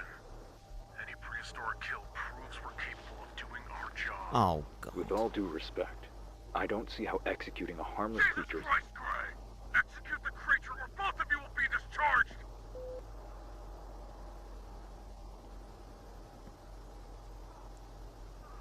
It's just a little herbivore. Are we going to...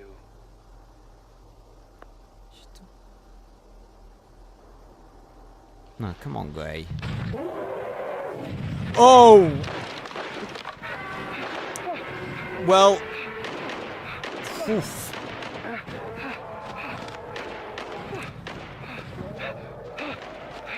Oh, and he's separated from Gray now. Don't just run off into the... No one apart from Gray in this situation is intelligent. And now he's lost. Stupid moron, stop running! Yeah, Mommy's very angry. More Jurassic Park quotes.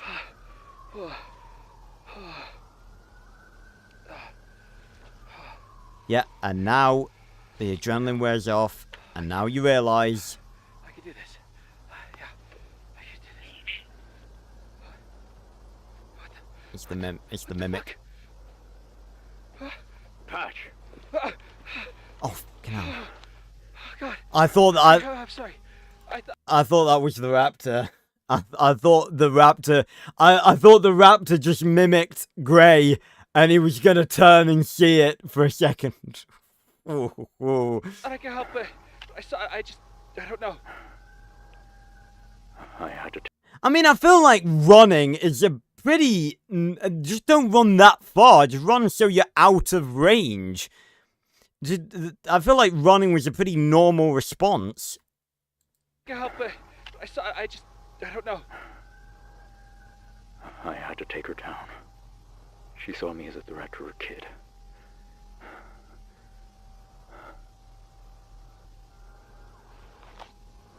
Let's go.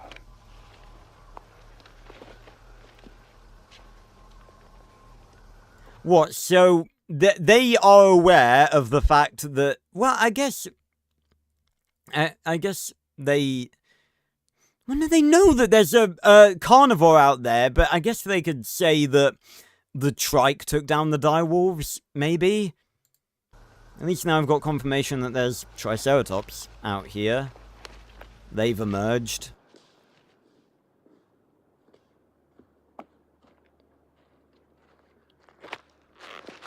That's a cool shot. Yeah, Gray's a good character. I like him. He's a good dude. We're only halfway through, though. Oh. Well done, Gray. This should keep the Senator very satisfied. And given your patrol of the region, we can conclude the target is no longer in the area. Pack it up. We're done here. So now G-Pack and not own...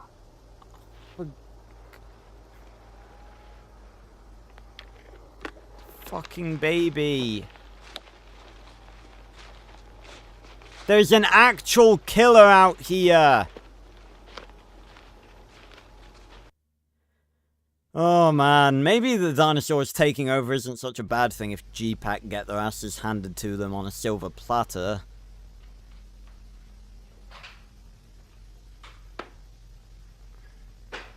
Nice laptop.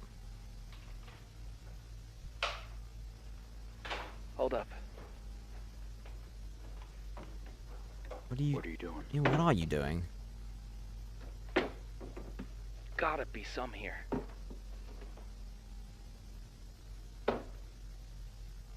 Ah. You are kidding. What do you say? It's not something worth celebrating. You're not actually gonna tell me they got drunk. You hear that latest rumor going around? Some conspiracy theorists are saying that G-Pack has that weird T-Rex, the Daba, locked up at Area 51. I think it's some bullshit, but it would be pretty cool. Interesting. So is that where they took it? Was that area... Was that... They gave it a code name. Did they actually take it to Area 51? That would be so funny. Yeah.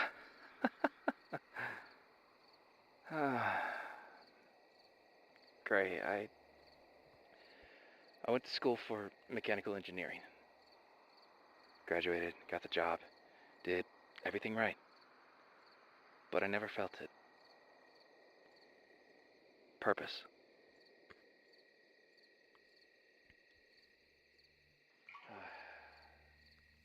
Then all this happened. The world just broke. People losing homes, losing loved ones. Everyone seemed a little more united, you know? Once I heard that G-Pack was recruiting, I thought maybe this was it. It's corny, but I really thought I could help save the world. Yes. I'm not so sure anymore. This last mission, I was so scared, I panicked. I understand, Patch. And we're ignoring the fact that G-Pack just ordered you to kill an innocent animal. So why'd you join? Just to meet a quota. I'd rather not. Come on, Gray. Come on, Craig. Yeah, give us some backstory. What do you have to lose, huh? Okay. I can hear it. I was there when it happened. The massacre. Oh, the Billings massacre. With the T-Rex. 19 of them. Oof. Holy shite.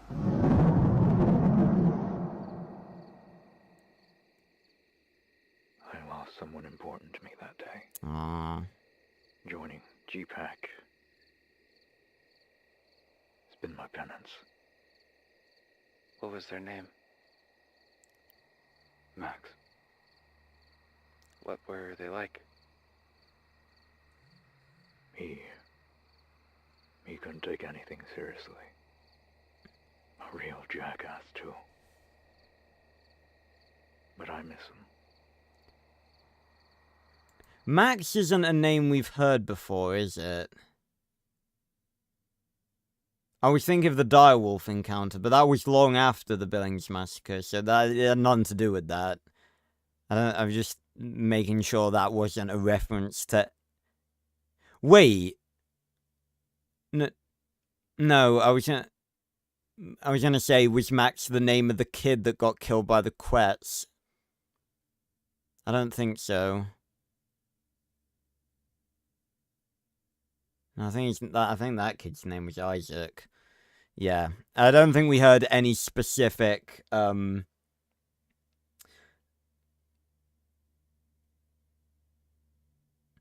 I think, well, yeah, I assume it was probably just to showcase that that was a memory that he had, Storm. Obviously in the same sort of style as we're being shown here. But yeah, I don't think we were given any actual names of victims in the Billings massacre. I'm sorry you had to go through that. It's alright. Oh, so they're drinking from the same bottle. Nice meeting you, Patch. It's not very hygienic. Yeah. Likewise. Patch is so dead.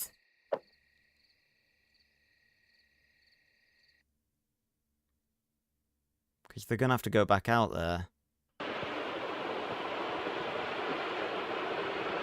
Driving fast.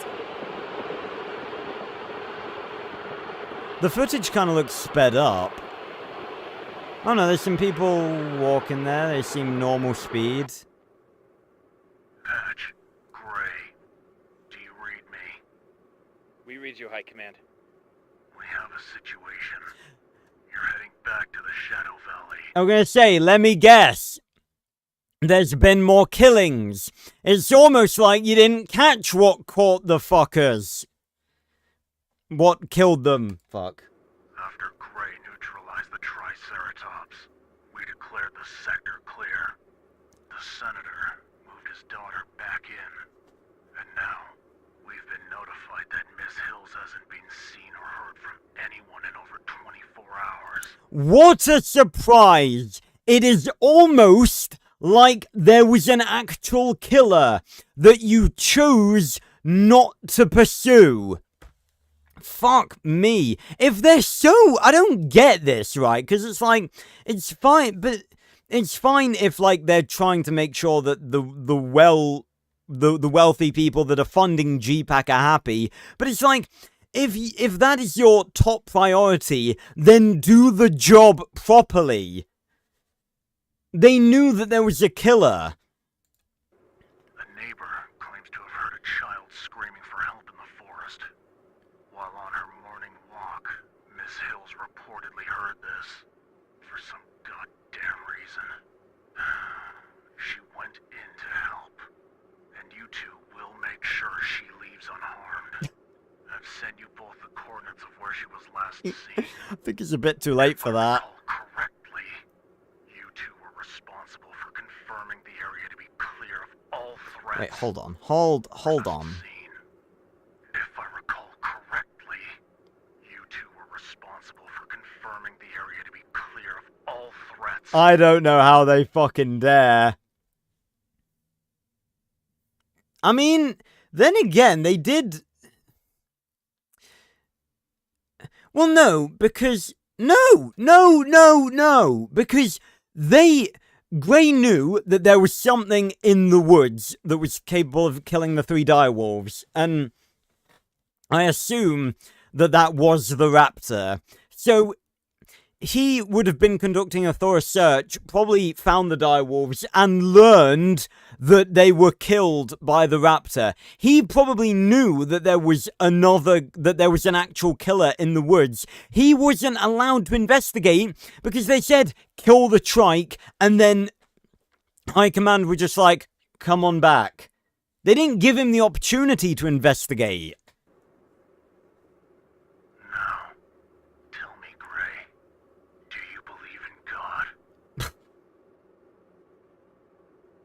What kind of a question is that? I do. Well, pray to your God that this operation goes your way. GPAC's the sort of organization that I can just see, like, making people disappear. I didn't really consider them becoming such a villain, but this episode is, yeah. Really, well,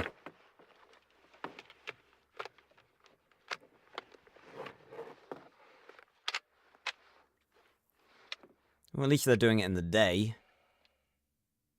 Gray.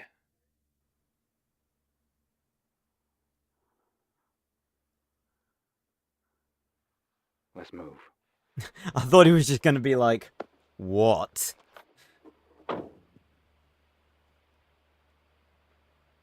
Yeah, I don't think Gray's purposely like Gray's a good dude in all of this. Okay, so we got full daylight.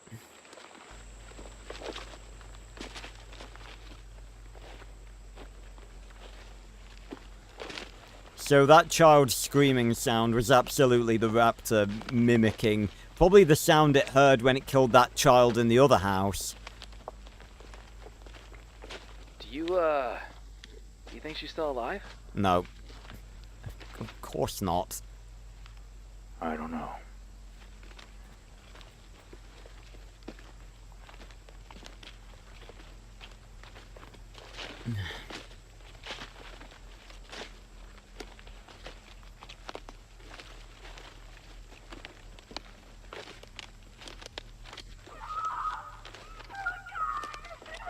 Yeah, that's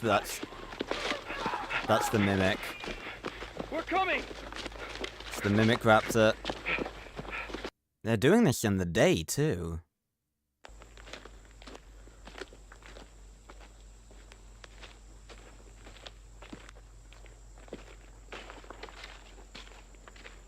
Tell me Gray's right behind him.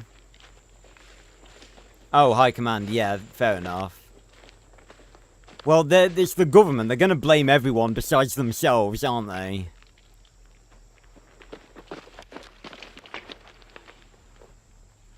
Oh! Fuck.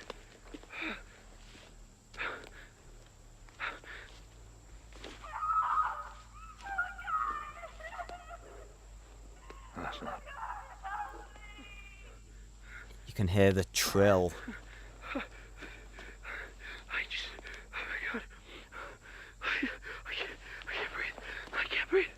Get a fucking grip of yourself, Patch. I need you here with me. I need you at your 100. Are you good?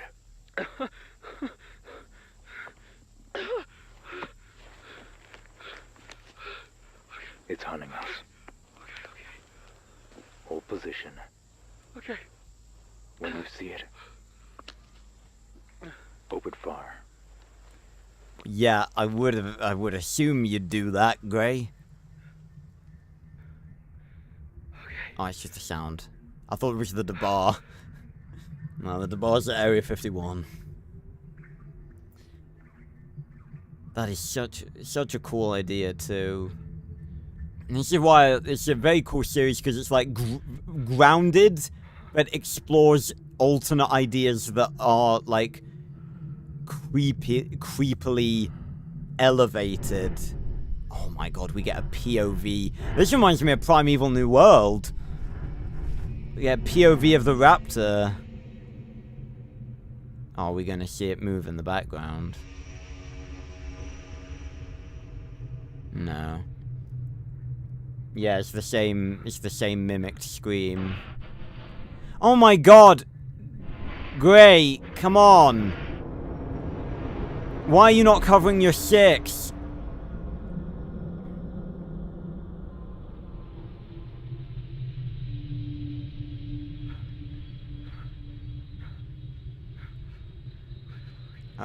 Whoa.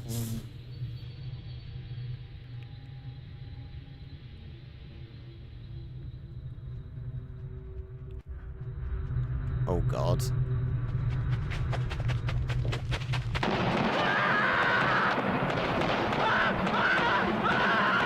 What was Grave? Was there more than one? Oh god, there may have been more than one. I was just like, what was Grave firing at? But there must have been more than one.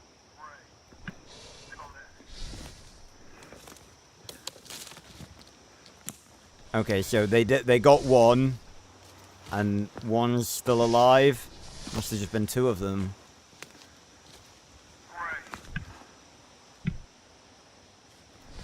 I love that. It's not perfect, but I like them trying to mimic how the raptor moves. Again, I don't think it's really possible to mimic how a raptor moves, how a dinosaur moves, like yourself, because we are mammals and we move in a certain way that is full of like stops and stutters in our movement.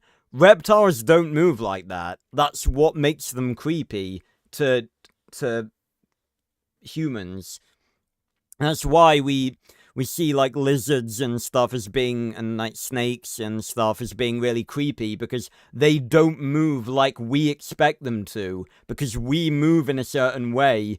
And like, you know, same as like lions and stuff. You see lions, like they move the same way. They'll sort of like consider what they're doing, and they'll pause, and then they'll keep going, and then, you know, they'll pause and stuff.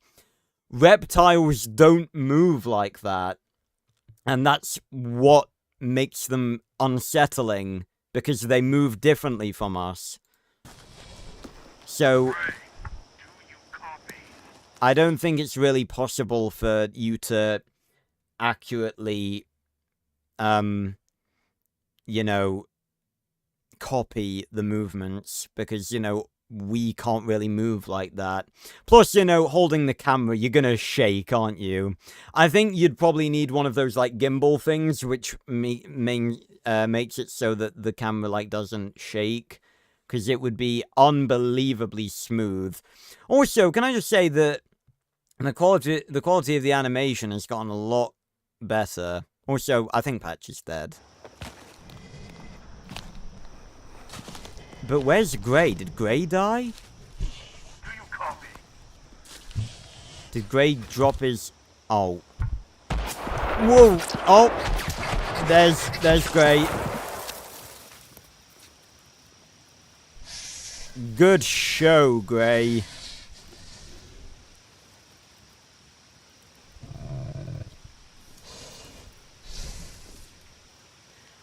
I thought the raptor was gonna mimic into the radio and talk to High Command. That would be creepy. High Command. Patch is MIA. I'm down to my last bullet. I need backup. Acknowledged. Continue your search for Miss Hills. Backup is nearby. Fuck. Nearby? What do you mean nearby? Don't waste your last bullet on that fucker. Okay, we're not done yet. Patch has got to be dead, right? Yeah, there's no way that he's alive. He probably just said Patch was MIA because he didn't want to say... Is he alright? High Command. Update Aaron Singh's status to KIA. Ah. Requesting a recovery team. Oh, we found... We don't have time. The priority is Yeah, fuck you, G-Pack.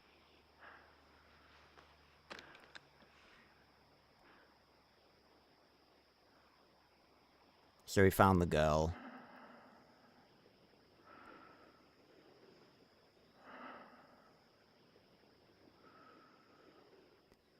Great, you stay here. Oh, for God's sake.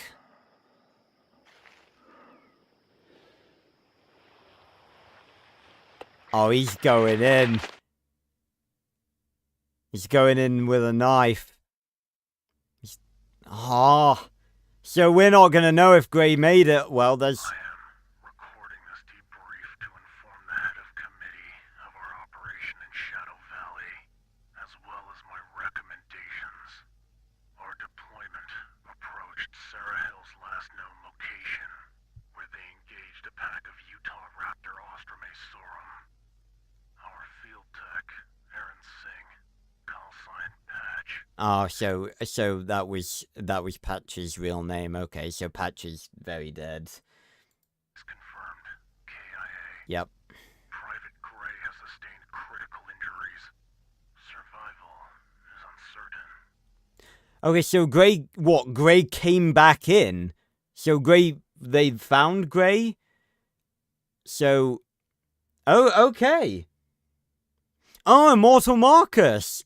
Yeah, I know of him. He reacts to some analog horror stuff, yeah. Okay.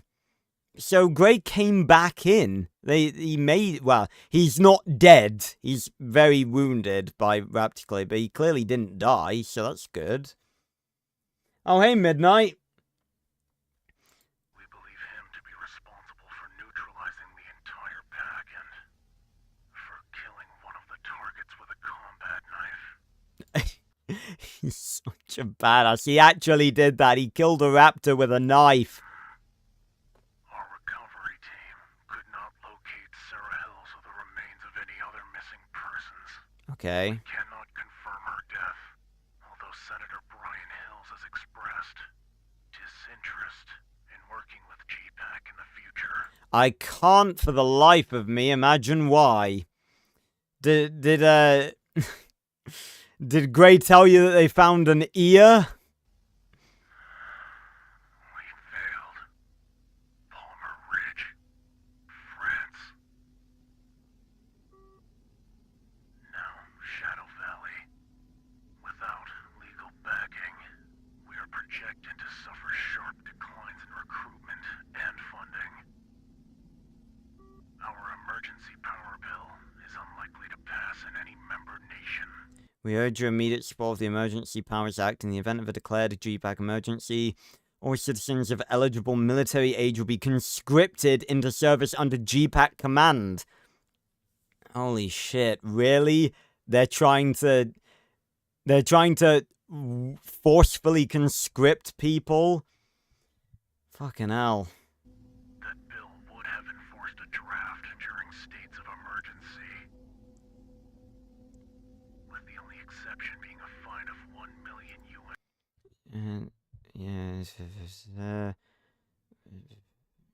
Okay.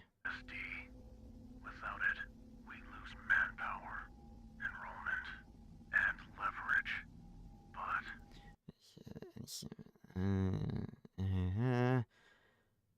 Okay. Okay. There are other options. My recommendation is to divert funding from training programs and medical discharge stipends to our operations at Paradise Ranch. Right. What's going on with the Debar? What are they doing? What have they found out about it? You're not going to tell me those are eggs. Please don't tell me those are eggs. Experimental, but promising.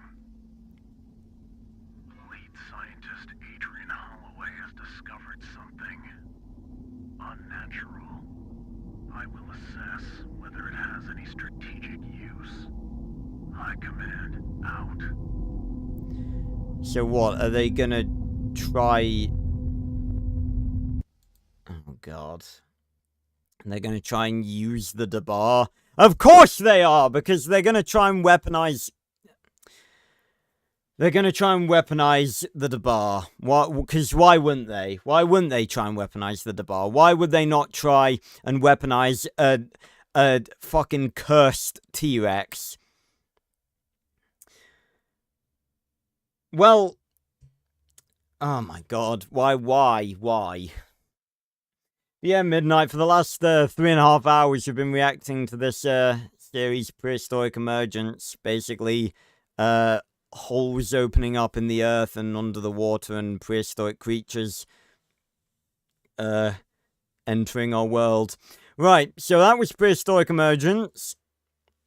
And now we're going to move on and we're going to watch the Cicada Codex. I will go to the bathroom again. Quick bathroom break. And then we'll move on. Now, I'm a bit more nervous about this because this seems it's going to be a lot more horror-focused. And this is the part that would concern me because throughout all of Prehistoric Emergence, I don't think I saw anything about... I'm not sure I saw anything about the UK, not even once. So I think we're alright. But the Cicada Codex, as I understand it, may actually be based in the UK. So that's just fucking wonderful, isn't it? So I will be right back, and then we will get on to watching the Cicada Codex. And it says season 1, so clearly they're planning multiple seasons. So yeah, should be good. I'll be right back.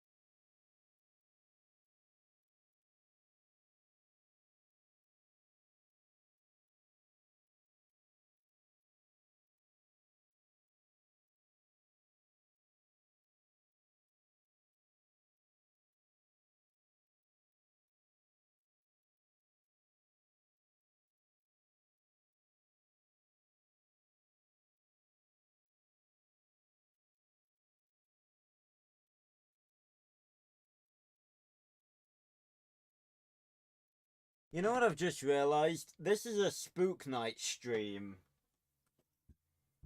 Which means that I should have been doing all of this so far with the lights off. So we're gonna do that now. Oh.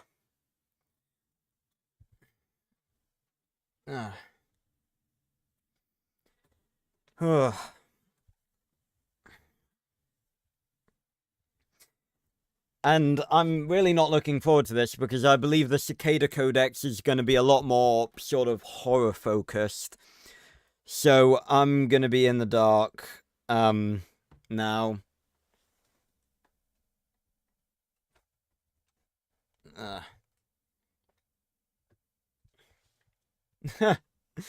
Sorry, Fitz.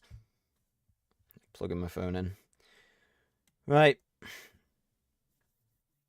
Alright, Storm, thanks for letting me know. Again, I assume, like, all the canon, you know, important stuff will be in this playlist, so we're going to be watching these. So, the Cicada Codex. So, we had Prehistoric Emergence, which was, like, actual dinosaurs coming through what I'm assuming to be time portals, into our world. And can I just say, review of Prehistoric Emergence, so far it's absolutely fucking fantastic. I do hope that we do get, like, I did enjoy the found footage ones, but I do hope that we get a few more news broadcasts, because I feel like these smaller isolated stories, they are cool. I want a mixture of the two, but it's like, I feel like we haven't had sort of a global consensus of, like, what's going on in a while in the timeline.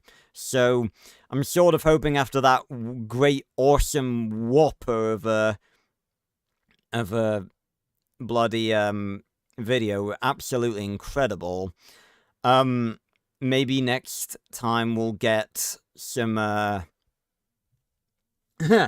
maybe next time we'll get some more of, like, the news broadcast style ones. But anyway, out of all of them, I think Beast of the Earth was probably my favorite. I really did like that one. But yeah, so now we move on to the Cicada Codex, which on the flip side has people making dinosaurs genetically. So we're going into Jurassic Park territory here. So we begin the Cicada Codex with Tape 1, Child Taker. So let's do it. And again, I will do a quick bit of audio adjustment.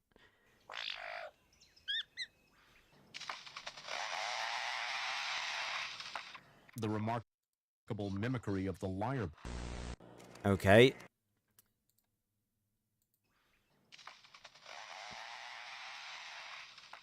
The remarkable mimicry of the lyre.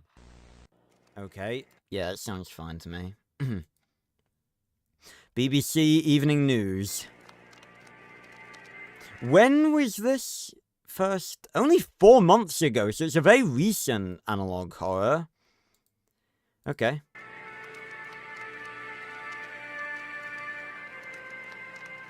This is like old-looking BBC News. Another disappearance has been reported in the town of Bonebridge.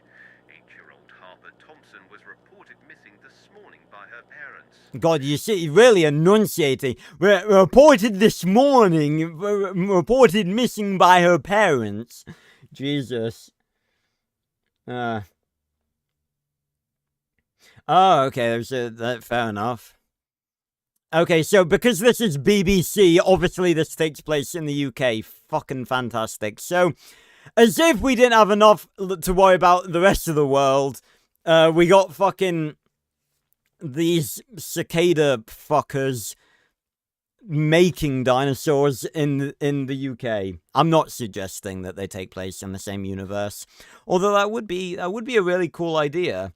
It would be a cool idea. Like, the closest thing I can really think of is when Manticore revealed that American folklore and alternate American folklore and the Monument Mythos took place in the same universe. It would be really cool if there were two separate YouTubers, like two separate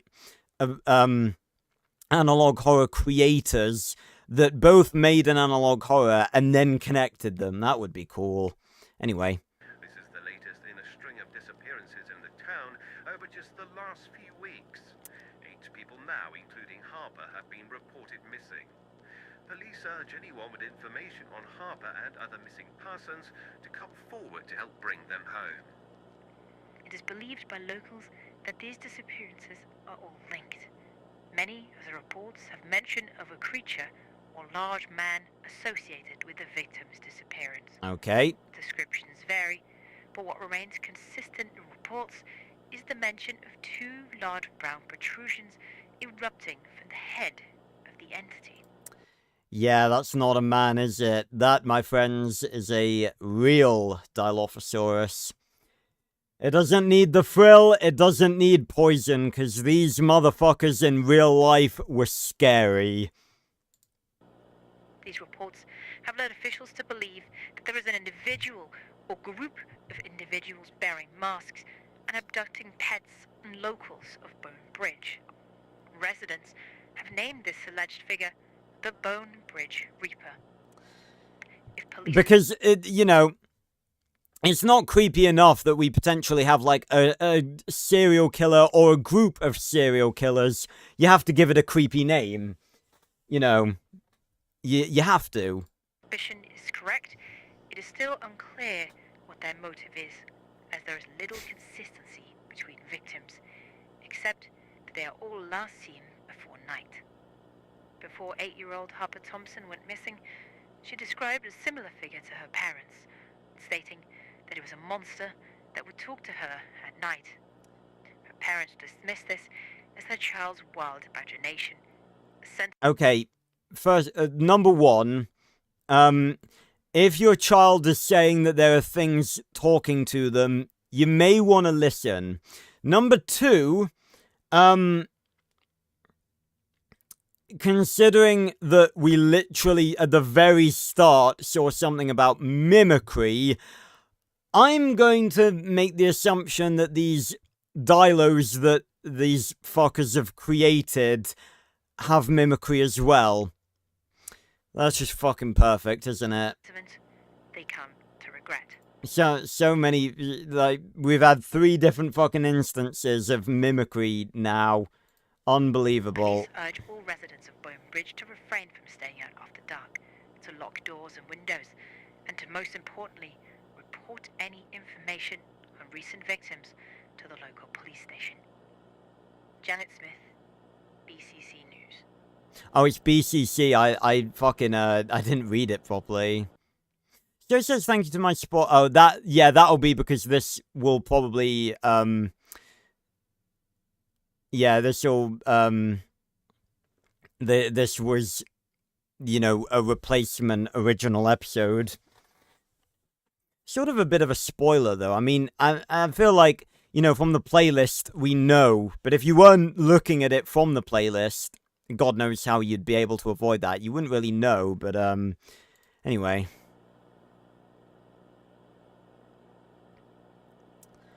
So, yeah, that was tape 1. Again, most of these are pretty short, so that's alright. Right, how to make a dinosaur.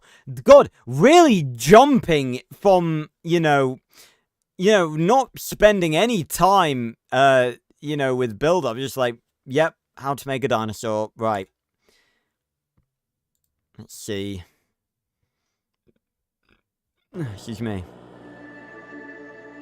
Property of the government of the United Kingdom. Cicada Genetics. So these are our villains. Oh, we've got a happy little video. Wonderful. Millions of years ago, Earth was ruled by the dinosaurs. Yay! They lived all over the globe and ranged from the size of a small chicken to the largest animals to ever walk the Earth. Millions of years later, thanks to our wonderful technology here at Cicada Genetics, the dinosaurs are reborn once again. Holy shite. Reminds me of fucking Marp 1 from, Unknown Tapes. The fuck?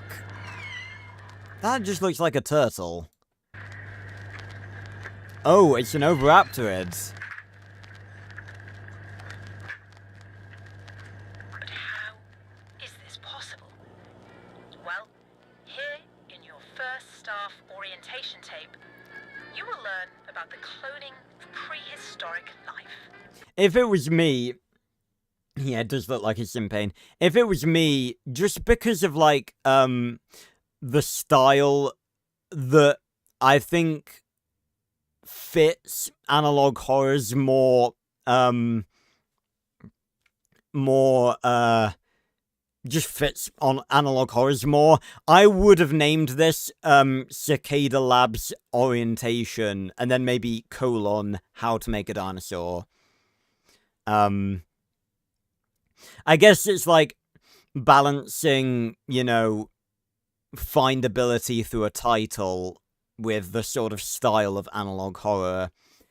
When I make my analog horror, I'm just going to title it whatever I think would fit with the title of the video. I'm not going to, like, try and give it a discoverable title because, again, if you make an analog horror, you know, again, hopefully you'll get blessed by the YouTube algorithm, but, you know, people will eventually find it. So you don't really want to orient the title around, like, you know, discoverability, because it can sort of hurt the styling a little bit, I think.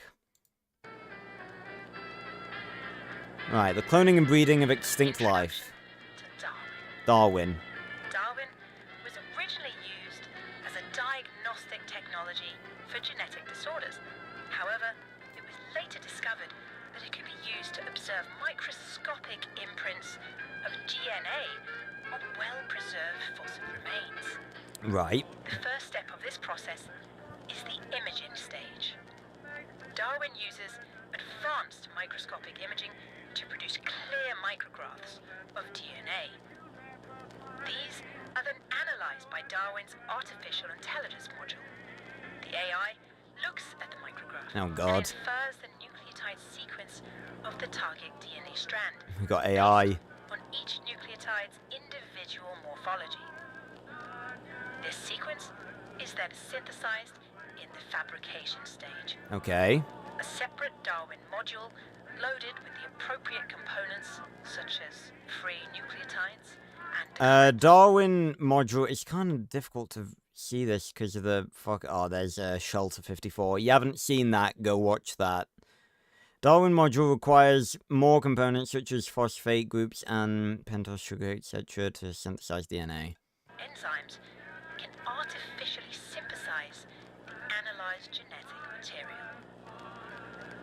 The result of this process, fragments of paleo DNA from animals lost to time. If only it was that simple. However, fragments of DNA alone can't create a living animal. That is where genetic combination occurs. We use the DNA of related species to fill in the gaps in the target's genome. So we are going full Jurassic Park here. I don't know how I feel about that, because I feel like, you know, I mean, you know, Jurassic Park didn't, you know, trademark the idea of doing this sort of stuff in a story, but I feel like because I'm just sort of sick of it, because it's like, we've seen Jurassic Park, you know, we know it off by heart. It's like the most popular dinosaur-related media ever made. I just sort of want something different. You know what I mean? Like, is it too much to ask for that? That's why I was so annoyed, in Unknown Tapes when I found out that they'd copied the Jurassic Park dilos. Like, there's no reason for it.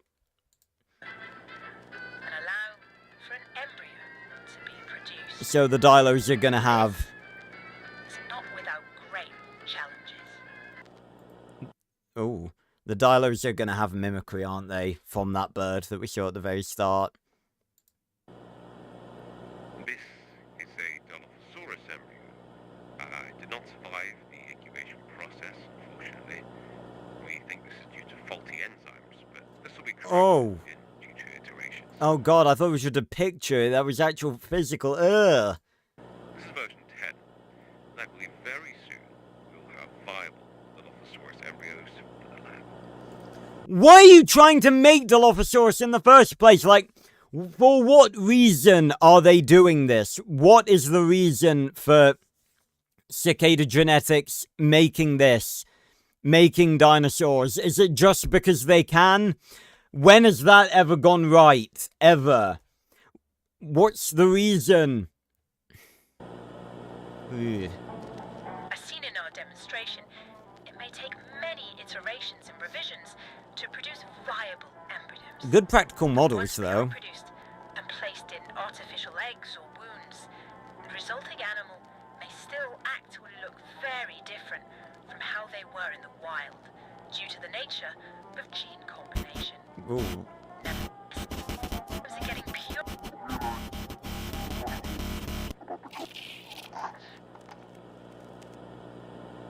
It's almost perfect. This is the purest we have for this genus. 91%. We changed some of the bird DNA we used, but this is the best look at the Dilophosaurus we have. We started to incubate one. -30-1, first of its batch. It shows no deformities like the others.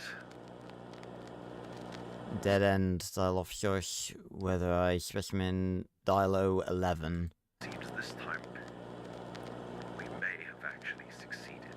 Why are they trying so hard to create Dilos?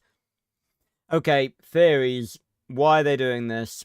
What do we think? I'm betting money on weaponization. Cicada has been...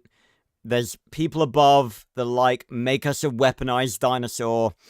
And Dilos are very weaponizable because they may be fast. They may be like... they're not raptors, but they're bigger and more muscular. They're more powerful than raptors. And...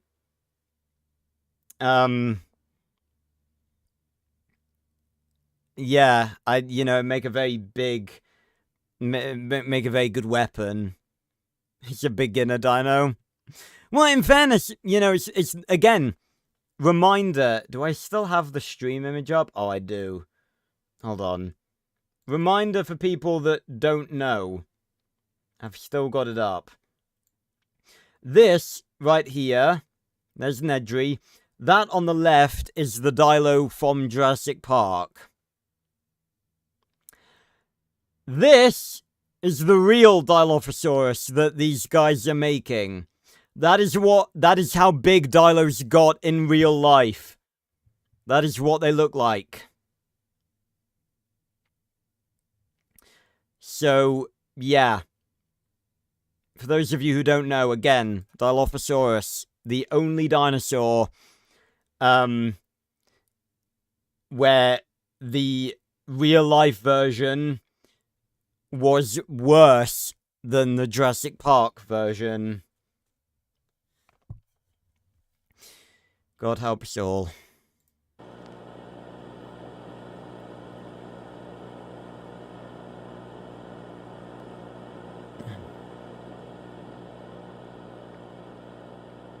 Okay. So that was tape 2.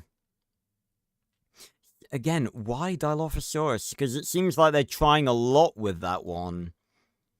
Okay, the Bone Bridge Reaper. This is the one with the very cool picture. Let's check it out. Oh god, if it's found footage, I'm gonna lose it.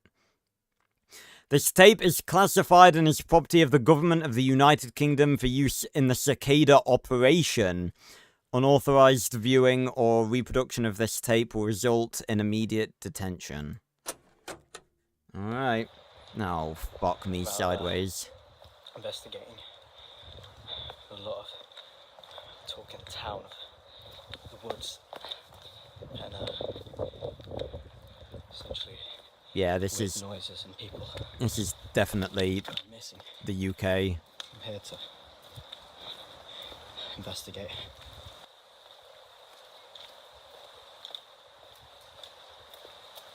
Yep, investigate alone.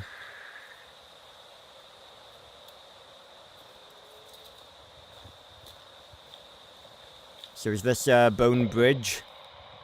I'm assuming that Bone Bridge isn't like a real place. Again, I'm from the UK, but I don't know. Yeah, this dude is getting his subscription to Life cancelled.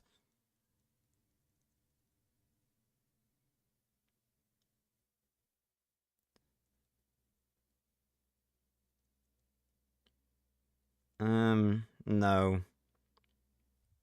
All I'm seeing is hearing implants.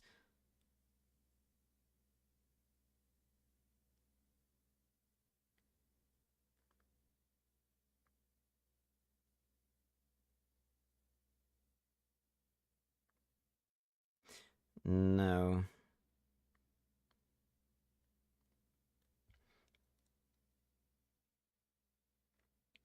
Okay, so this is a fictional place. Right. Oh yeah, this is definitely the UK. Again, all the parks and stuff in the UK look like this. It'd be cool if I could try and figure out... Again, I've not been everywhere in the UK. I've travelled, I've been on holiday places. We all do. The fucking likelihood of this being somewhere I recognise is like, very unlikely, obviously. Although, does look a little bit... No. Yeah, and of course, at night, because, that's the best time to go. I mean, if there were people disappearing in the woods, I wouldn't go near those woods, let alone at fucking night. Are you shitting me? I'm kind of excited to see this, though. Ooh. Yeah, let's go closer. Let's go closer to the creepy, animalistic noise. I mean, because I didn't know it was... I thought it was going to be like a case file, like one photo, but it might be animated. Yeah, who is this dude? Why does he care? Is it just, like, curiosity? Also, this is back in 1980, I've just realised. What the hell is that? What is that?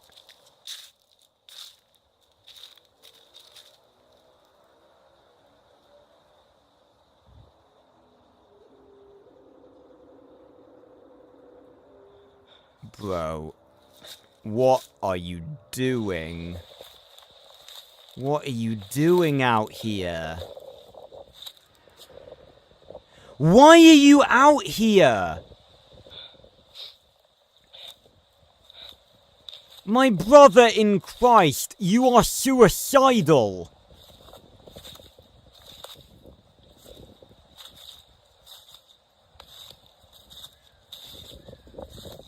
This dude is an actual lunatic.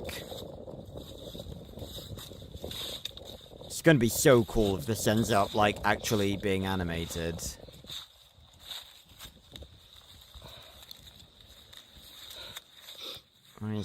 Oh. Okay.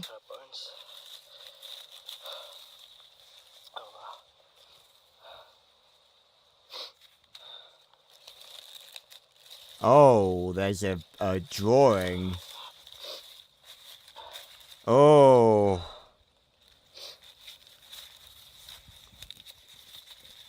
I think the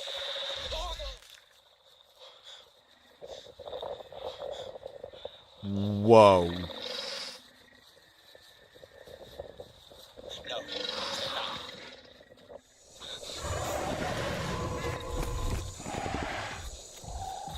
Okay.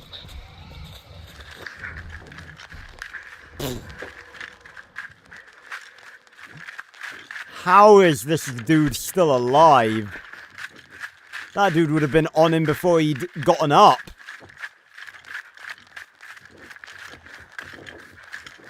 Yeah, apparently I did. Holy crap, it is animated. That is sick.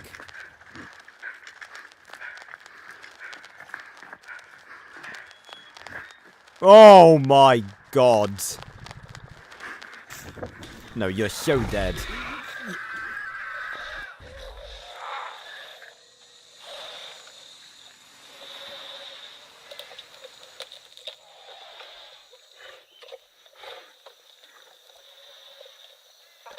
Okay.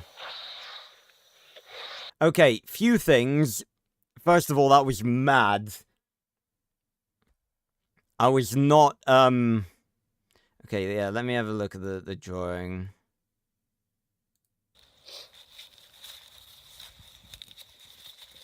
Oh, I didn't catch that. That's a really clever way. That is such a clever way. No, okay. Okay, first of all, I think that's very clearly meant to be blood. I think that could look a bit better. Like, you can get synthetic blood for, like, you know, movies, like, short films and stuff online. I think that could have been a bit better. Also, I don't really think... I think this was a bit of a weak first appearance. Like, it's just there, and it's looking at him. And also, the dude didn't sound anywhere near scared enough. If you were out in the forest, and you looked up and saw this fucking thing...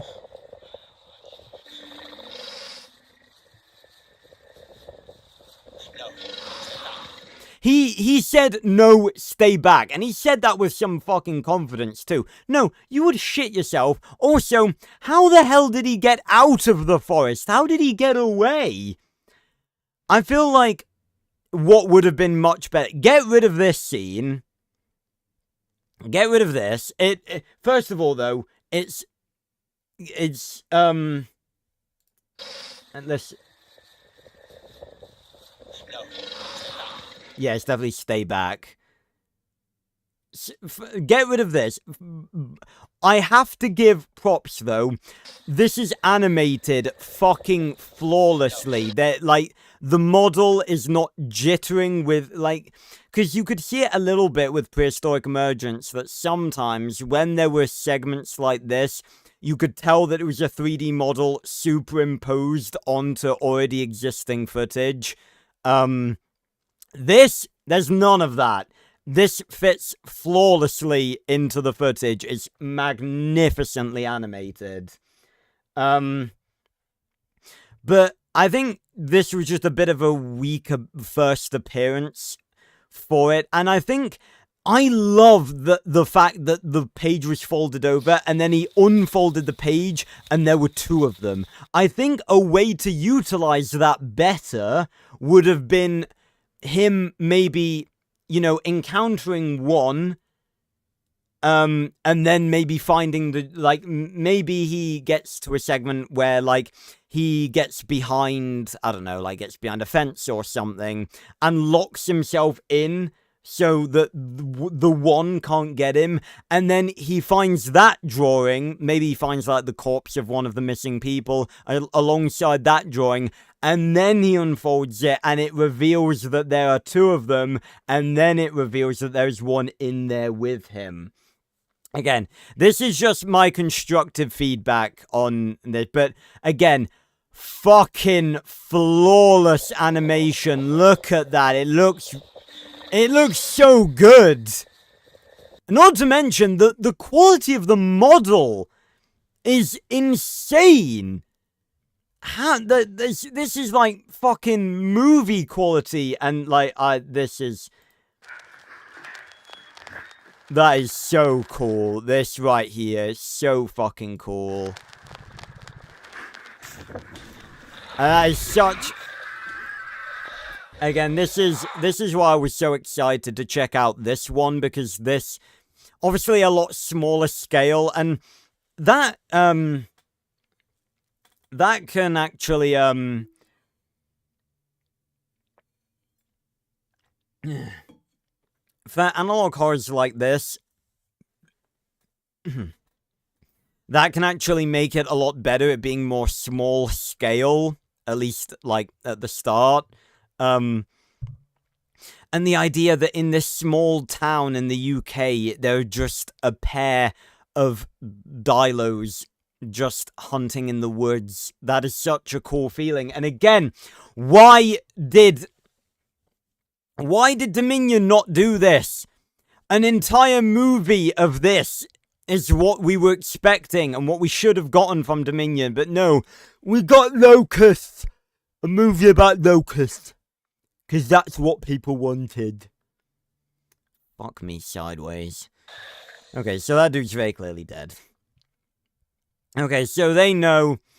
So there's something going on here. The government know that this shit is going on. Okay, so now we move on. Autopsy. Tape 4. This video is not targeted for children and contains... Okay.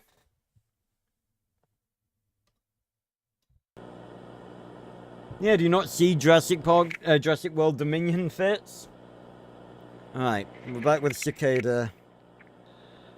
This is Dr. Stephen Cole, and this is my incident and autopsy report. The date is the 8th of February, 1980. You haven't seen any Jurassic Parks? Where the fuck have you been living for all your life, Fitz? You gotta go watch them. Subject's name is Christopher Basu. The subject is male and 23 years of age. That'll be the dude that died. The cause of death was an attack from escaped specimens DILO-30-1 and DILO-30-2. So they were the specimens from the complete like 90% genome that they were working on. The body was recovered from a cave in the woods between the town of Bonebridge and this facility. Recovery teams have been trying to recapture the escaped animals with little success, but we knew this attack occurred from the TIG chip in the victim's Optodyne handheld recorder, which we were able to trace. Okay, hold on, go back. So yeah, they were siblings. Between the town of Bonebridge and this facility. Recovery teams have been... Okay, that's a point, by the way. If you're setting up a top secret lab to make fucking dinosaurs, do not put it anywhere near a civilian town, let alone one where it is gonna be very easy for carnivorous dinosaurs to get a foothold. Hello, Aiden War Random. Welcome. We're just watching some dinosaur analog horror. Yeah, well, I was gonna say, you can make your own... I mean, yeah, just watch all of them, but, you know, make your own judgments on them. Trying to recapture the escaped animals with little success. How do dilos, fully grown ones at that, escape a facility like this? But we knew this attack occurred from the TIG chip in the victim's Optodyne handheld recorder, which we were able to trace. They're tick in the victim's Optodyne recorder, okay? The scene was mostly barren. I didn't really get that. Hold on, let me... We recaptured the escaped animals with little success. But we knew this attack occurred from the TIG chip in the victim's Optodyne handheld recorder. How does a chip tell you that the attack occurred? Or was like, were they, is this gonna turn into some big conspiracy where there's like fucking Maze from the Monument Mythos, where there's like a company that's making all of these technologies and stuff and they've got control of it all? Which we were able to trace.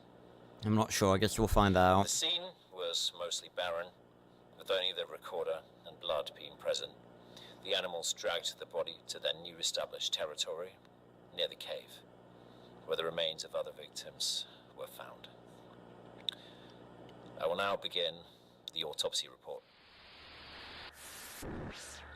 Ooh. Holy shite, they picked him clean. Fucking hell. Well, no, because the cicada genetics of making the dinosaurs, so I don't know what Optodine has to do with anything. Guess you'll find out. They picked him The cause of death clean. was a major breakage to the neck, with no other major pre-mortem injuries recorded, other than deep bite marks. I tell you what. Yeah, like, I mean, if, you know, granted, I think, I feel like this series feels a bit rushed. Like, we're rushing into stuff a little bit too quickly. I mean, if you want to get to the good stuff early, that's fair enough. But, I must say, the production quality on this series is astonishing. Like, this is madness. Like, fucking tape 2, we had, you know, little Dilo, fetus props, and now we've got, like, a whole skeleton. The animation of the last one was fucking flawless. It's incredible. From the collarbone to the breastbone. The punctures on the front of the body were deeper than those of the back, indicating the animal bit down on the victim's shoulder. From behind. From the back. Yeah. The tapering of the bite marks indicate that the body was bitten and then dragged. Okay. We know that the victim died quickly from the audio recording recovered from the handheld recorder. But this is an exception, as all of the victims died more slowly. The quick death tells us that the neck breakage was more likely the killing blow rather than the bite to the shoulder. Okay, yeah. All other bites recorded appear to be from feeding. It doesn't seem like the animals were finished feeding by the time the body was recovered. What?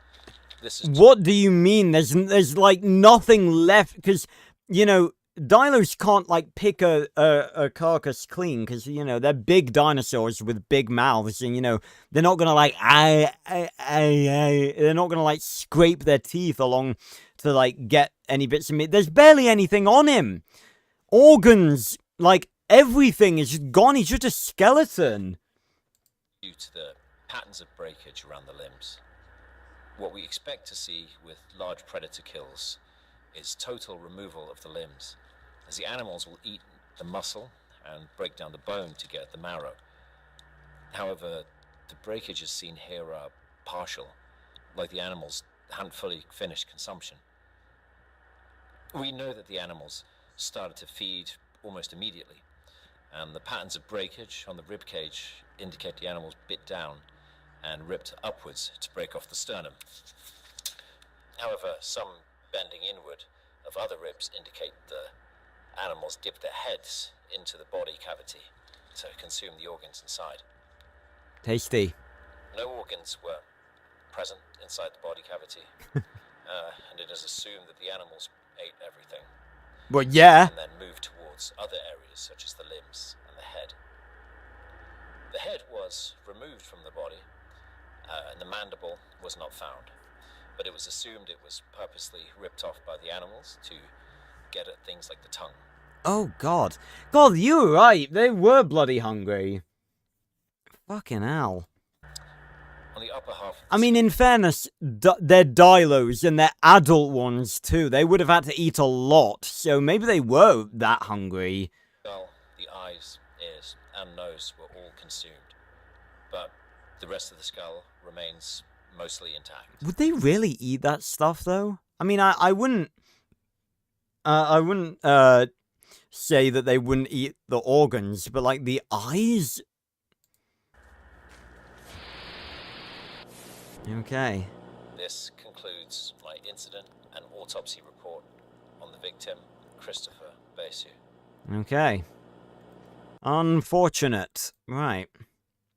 So, we're halfway through already. Well, we're not really halfway through, because the latter two are actually quite long. Okay, surveillance. This one's the shortest one. The Cicada Codex, tape 5. Showed them dragging tails and acting like... The fact of the matter is that the Wigan Casino has been in existence for 10 years. The fuck? The students here prepare for the biggest tournament. Oh, this is 1979. Is that Dracula? What the hell? Oh, Nosferatu.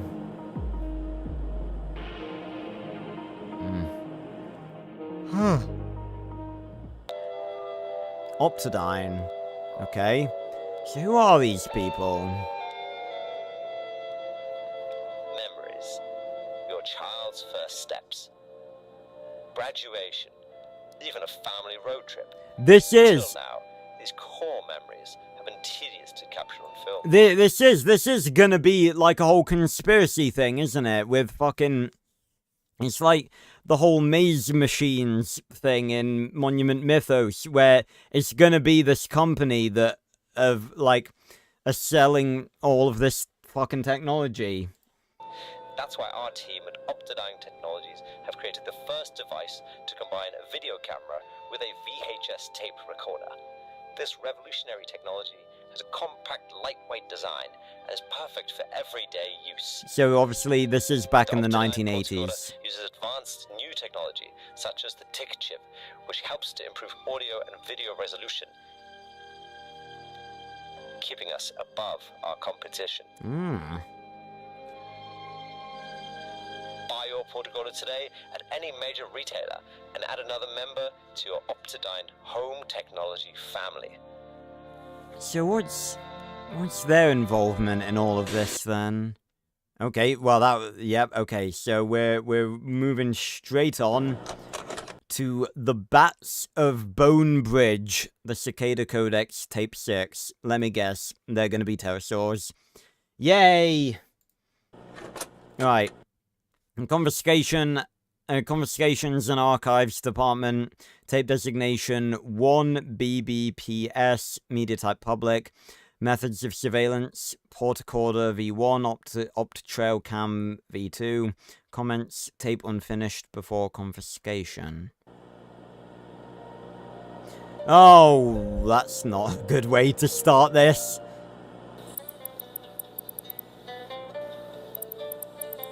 The Bats of Bone Bridge.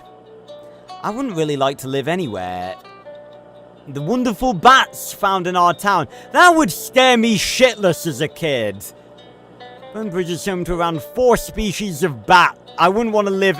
I wouldn't want to live anywhere where bats are commonly found.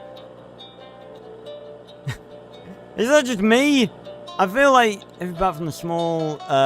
Pistol to the large noctool play crucial roles in our natural environment. Yeah, I wouldn't really want to... these fascinating creatures emerge at dusk to feed on insects, maintaining the delicate balance of our local ecosystem. Yeah, it's going to be small pterosaurs, like Agnorgnathus. Right, hold on. Let's have a look at some of our local bats. Hey, Jack.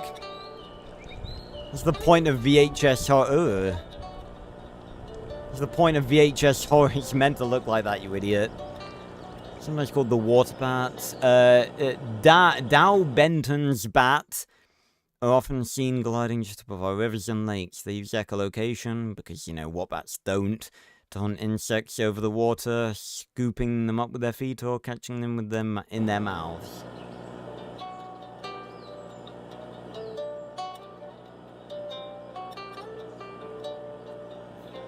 Yeah.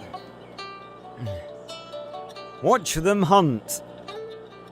Fucking, we're showing this to kids. Who thought this was a good idea?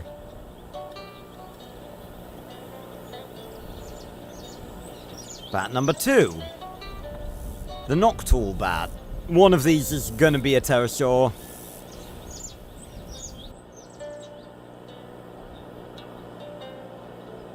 Hello. Noctool bat is Britain's largest bat with a wingspan of up to 40 centimeters. Unlike some bats, Noctools fly high over open ground, hunting for beetles and moths. You see these bats in local farms and in wait, what did I say? The text is going a bit quickly. In Brackenwood Meadow Park. Brackwood. Brackenwood. Okay. Let me guess, that's the park that had the dilos in. And that's not how aerial is spelled. Just by the way. It's A-E-R-I-E-L.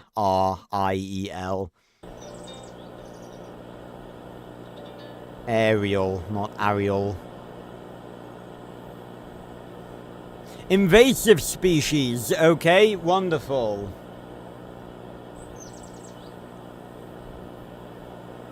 Not all observed bats are native to the UK. And Bonebridge is home to one invasive species of bat. These bats were observed roosting in and around abandoned buildings in our local woods. Yep, it's gonna be Agnorgnathus. It's not known how or when they got into our local ecosystem. Oh god. Yeah, I very much do not like bats. Dread. Is that them there?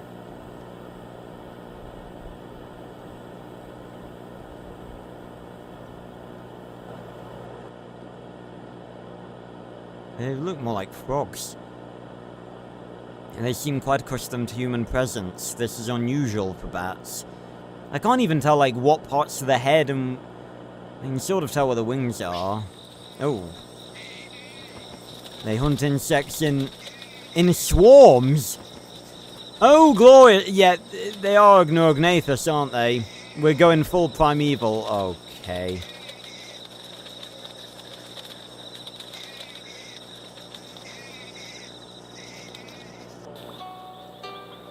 What the hell?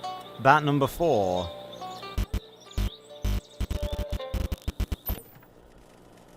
Okay. Is that suggesting that there's something else? I wanna see if I can...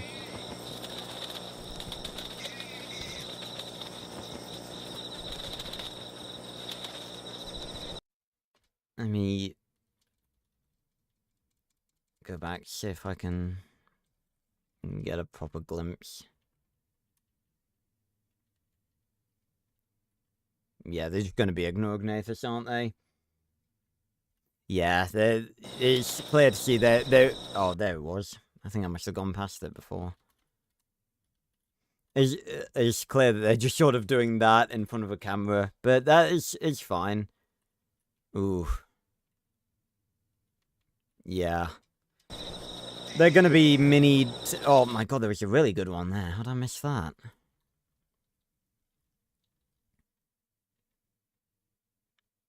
Yep. Really fucked up looking pterosaurs. Okay. So those were the bats of Bonebridge. Tape 6. Okay, we move on to tape number 7. Operation Cleanup. This is 14 minutes. And if we're going to get the dilos again, I'm really excited because, again, that animation was flawless. Right. Operation Cleanup.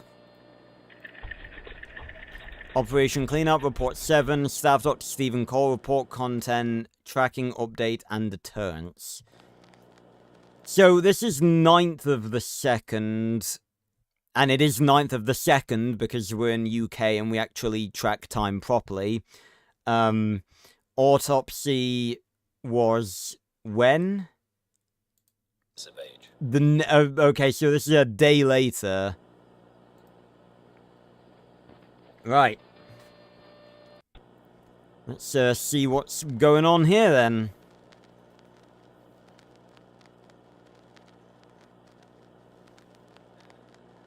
Dr. Stephen Cole. Audio log 7. Operation Cleanup. February 9th, 1980. This is audio report 7 in Operation Cleanup. I will be providing an update on tracking and an introduction to new capture and deterrence measures. We've had some new developments regarding the tracking and recapture of some escaped animals. Capture teams have located the territory most escaped Neurognathus. I knew it. I fucking called it. I knew it was a Neurognathus. I fucking knew it. God, I've still got it. I mean, they're really like one of the only small pterosaurs that you go with if you're doing, you know, small pterosaurs, you know, with horror and stuff. Speaking of pterosaurs, we never got an answer as to what that other pterosaur was in Prehistoric Emergence. A local school teacher with a particular interest in bats had found the colony of pterosaurs in the abandoned Myers building while filming a documentary for his class. He mistook them for a new species of bat and fortunately had been using opted-on cameras to record his findings. Key words and sounds picked up by the tick chip flagged him for investigation. We were able to confiscate his tapes.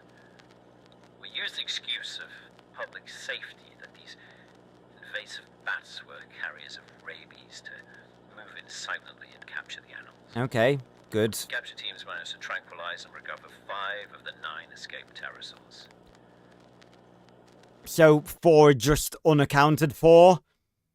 Well, that's just great, isn't it?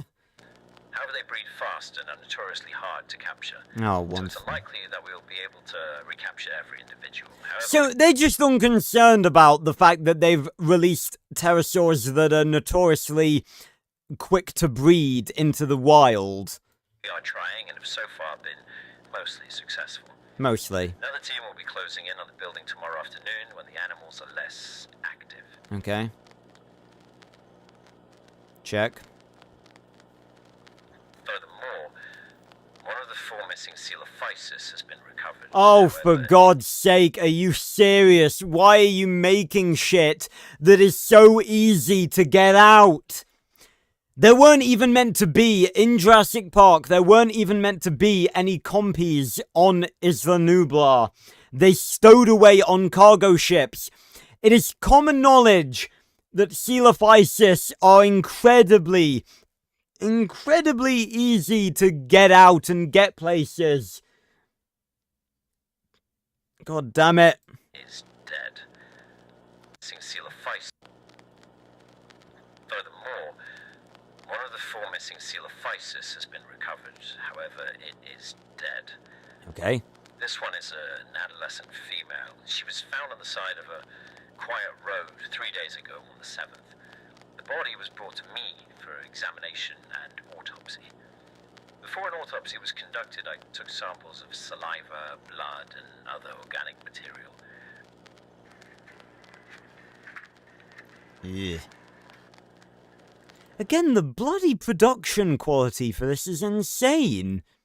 They've got like full props and everything. It's amazing.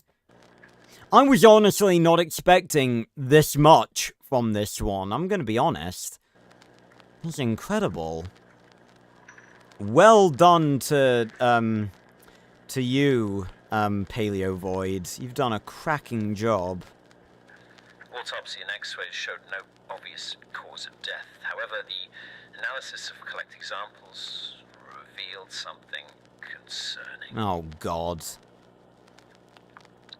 Bacillus carnamanducans. This is a pathogen from the Triassic. It was simple.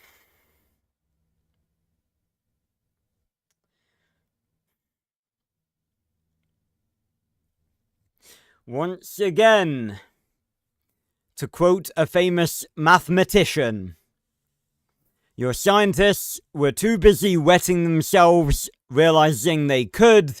They didn't stop to think whether or not they should. Well done, you've just resurrected a pathogen. This is how fucking COVID started, I guarantee you. Synthesized from a Darwin unit when creating the Coelophysis genome. It was assumed to be a bacteria. Bacillus carnamanducans. This is a pathogen from the Triassic. It was synthesized from a Darwin unit when creating the Coelophysis genome. It was assumed to be a bacteria from the animal's gut microbiome, as it was seen quite a lot in fossils from Ghost Ranch Quarry, but it turned out to have been a deadly external pathogen. When it was first synthesized in base B200, something went wrong, and it resulted in a genetically enhanced bacteria with an almost 100% mortality rate, with extremely exaggerated symptoms. Well, you don't blame the AI for that. That's the point. How we blame AI for this? The fucking humans messing around with stuff they shouldn't. That pathogen wiped out the base. Only a few remnants of the breakout were ever recovered. What? Oh God! Are you telling me that they accidentally resurrected a pathogen and it killed what, an entire base? Bacteria with an almost 100% mortality rate, with extremely exaggerated symptoms. That pathogen wiped out the base. Only a few remnants of the breakout were ever recovered. What? Oh man. Okay, I'm going to assume that maybe the person making this may not well, I don't know. I mean, it's set in the UK, and you know, we got like the voice actors sound completely British, but there's just a bunch of like pretty weird spelling mistakes. Quarantine, observation room, base B200, specimen Triceratops, 70% genome, infection, Bacillus carnimandacaris, I think. Well, that's not good. Oh, what the hell? Oh, he's still alive! The fuck? Put it out of its fucking misery! Thankfully, no more cases of that variant exist anymore, but the base bacteria is still quite infectious in itself. Symptoms vary depending on the species infected. In humans, it leads to a degradation of the skin barrier and a development of dermal cysts. In the coelophysis, the effects are lesser, but it usually causes severe fever, which can cause fatal intracranial pressure, which is what killed this individual. Its synthesis in new Triassic animals has been cut off, and we've developed treatment. We know the 4 coelophysis that escaped were individuals from the med bay being treated for the pathogen during the incident. Wonderful. They showed no signs of infection, but this proves otherwise. The implications of this are serious. We don't know if the others are still infected, but if this pathogen was to spread to the townspeople, it could lead to a local epidemic and the loss of lives. The pharmaceutical division is developing vaccines and treatments to be supplied subtly to the town through the water supply, but this will take time, and updates will be provided through their progress tapes. I gotta say, there's a lot of, apart from the whole bringing dinosaurs back thing, these guys seem to be relatively intelligent at cleaning up their own messes, if not very stupid at making them in the first place. The body here will be burned and destroyed. Okay, good. But we will take further samples for testing. Ooh. Again, very good practical effects, my god. Incredible. Ugh. Okay, we don't need to see this. We get it. You're taking samples. There have been some updates on the Dilophosaurus too. They've moved again. They keep doing this. They establish territory, make kills to sustain themselves, but they never stay. It seems they understand that they're being tracked and watched. As soon as they pick up signs of our presence, they seem to move deeper into the woods. So, well, yeah, I guess it's kind of, because it's like, it's not like G-Pack, you know, they can't just launch a full-out assault. They're trying to keep this shit hidden. But it's just a pair of Dilos. How hard can recapturing them really be? But they don't stray far from the town of Bone Bridges. There isn't enough food to sustain them in the woods, other than deer. Their cave has been abandoned, and the only signs of their presence being the bones of local livestock. However, We've tracked them down again. Okay. We've recovered dung samples near the same abandoned building where the I love this. were located. Near the same abandoned building where the Igneognathus were located. Okay. They were DNA tested and have been attributed to one of the Dilophosaurus. Dissection revealed the bones of small forest mammals, Okay. cranial elements, as well as small undigested limb bones of rodents, feathers of birds. However, further dissection revealed 4 human finger bones, as well as 2 human molars. Oh. This feels so real with the... DNA analysis reveals they come from 17-year-old Roy Desai, who went missing on the 29th of January. Okay, so that was These are the second remains we have recovered of him. a couple of days ago. This leads us into how we will recapture them. Too many people have died, and over the last month, all non-lethal capture methods have failed. I understand that these are expensive assets and causing major fatal injuries, not in our interest. And also, qualified staff are limited. That is why I will now propose and demonstrate new technologies I have developed to aid in the recapture process. I thought he was gonna be, you know, a morally sound person and suggest that they just kill them. But to quote a character played by a great late actor, I can't remember his name. We have what was it? $20 million invested in that asset. We can't just kill it. Rip to Salman Majani, and rip to his actor too. Proposing and demonstrating here the use of modified deterrence agents that we already use to maintain animal security to be used as an aid of recapture. We use high-frequency emitters around perimeter walls of animal containment. If the animal moves too close to an emitter near a maintenance gate, for example, it'll sound off and cause great discomfort to the animal. Okay, so they've got Ankies. God, that worries me as to how many have they cloned? How many have they made? It's curious the way they're doing this, though. They're revealing a lot very early on. This will usually cause them to bolt off. There is potential to integrate these measures into the recapture process. I produced a smaller handheld version of this device to emit similar frequencies that can be adjusted for use on the field. The idea would be to form a perimeter around where we know the animals are and use these devices to contain them without physical barriers.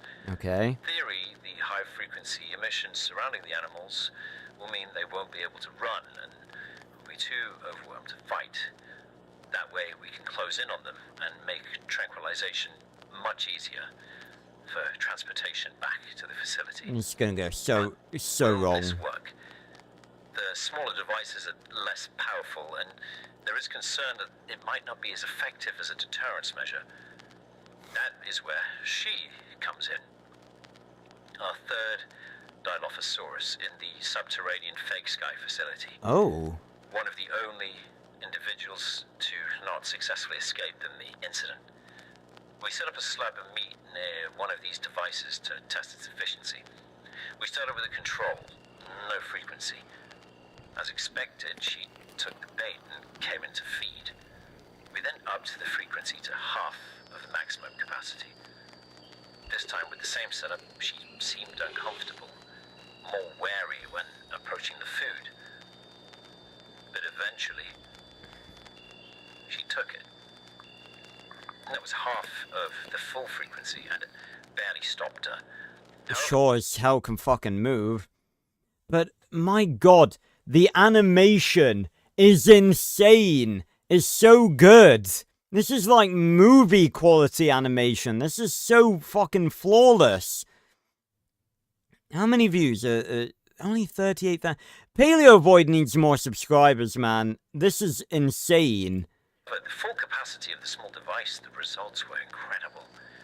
She didn't go near the food. She stayed between some nearby rocks, eyeing the area but not approaching. If a perimeter of these devices was used on the field, the animals wouldn't be able to escape. However, there's one problem with this approach. The frequencies affect all animals in the area, not just the target. This includes members of the capture teams. Okay. Ear protection can be provided, but lacking auditory function when trying to recapture large animals is risky. That doesn't mean these devices can't be applied.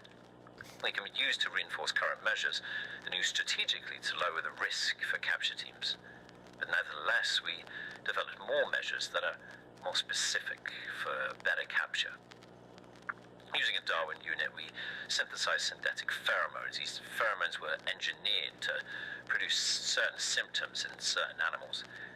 We sprayed it near the food and observed. The effects were similar to that of the high-frequency emitter. She didn't go near.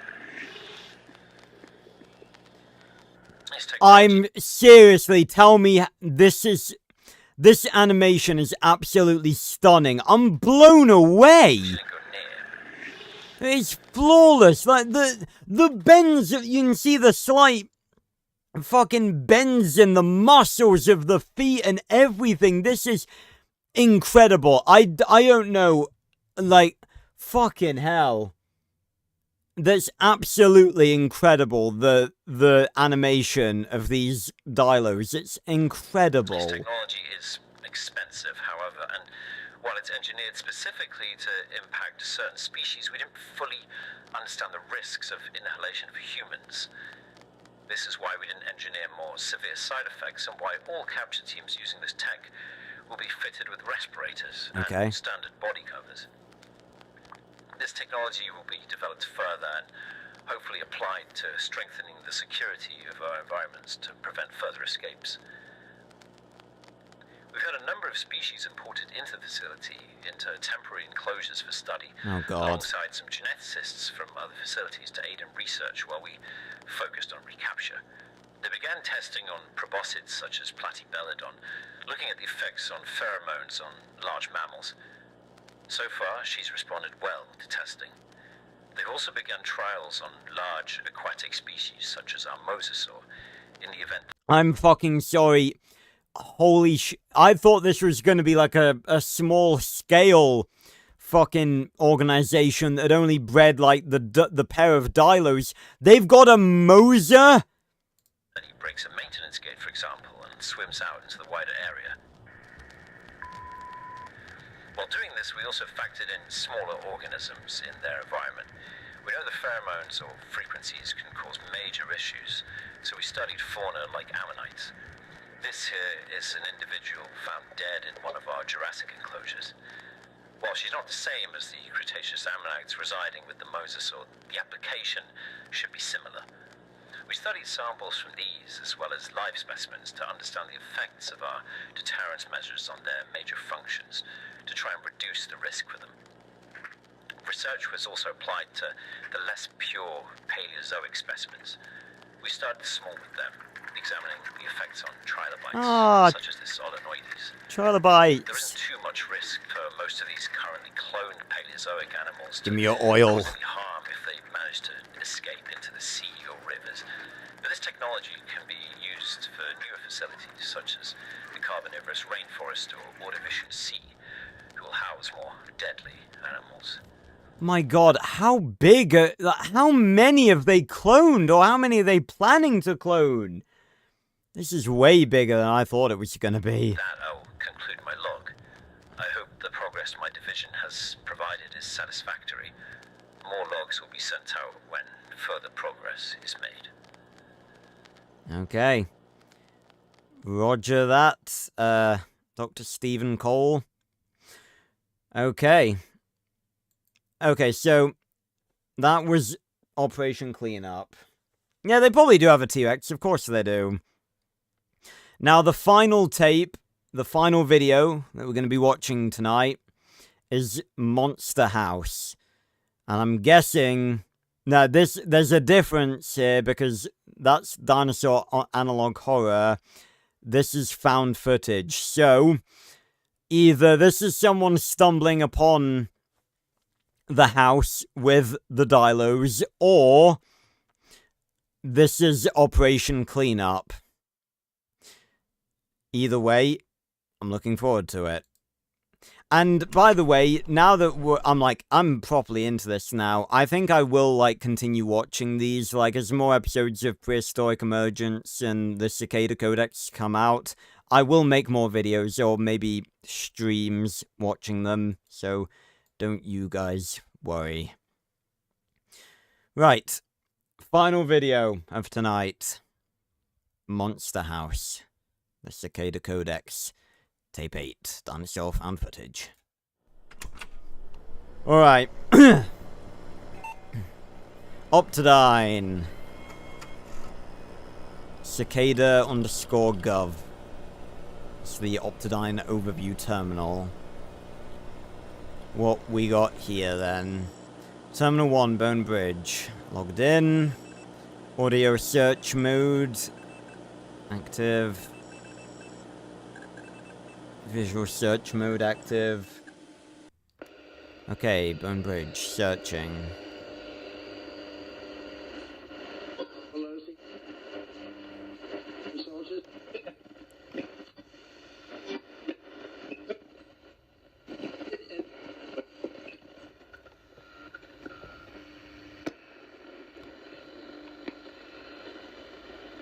Are they searching for audio of the Dilos?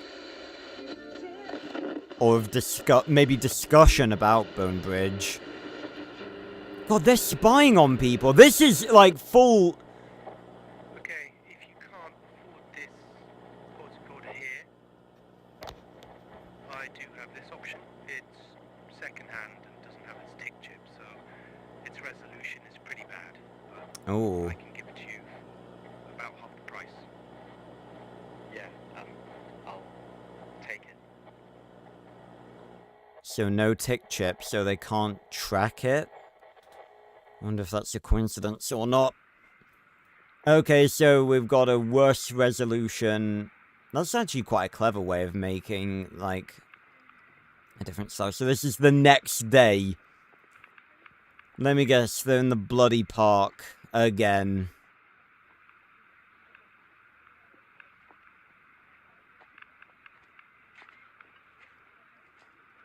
You see, I do not envy the people that have to film, like, the one...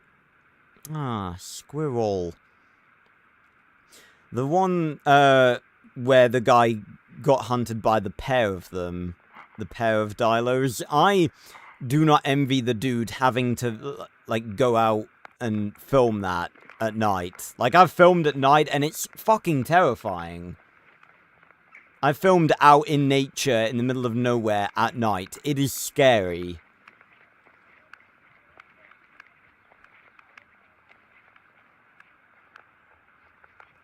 Okay. Why is this dude filming? Just filming his day out? Suppose, you know, nothing wrong with that. I thought there was something in the tree there. It's been 5 days since you went missing. Ah. The family's worried, especially with these Reaper cases. And you're my only cousin, so I'm worried too. So this is gonna be... This is probably gonna be the dude then, that went missing. And that was killed, and this is his cousin then. You always used to record things, so I thought I'd give it a try. I've been looking for you. The police have searched everywhere, but I know they don't search some places. Always used to go to the Myers building. Oh God. Smoke after school, so Smoke after school? Fucking hell. Bad influence. That's, oh God, that's gonna be where the Dilos, that's gonna be like their new hideout, isn't it? Oh God, this poor fucker. Oh.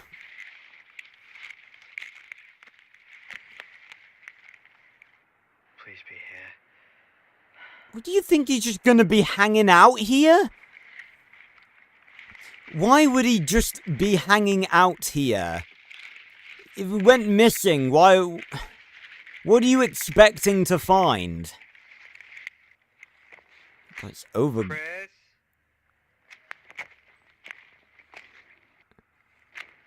Chris? Chris, if you're here.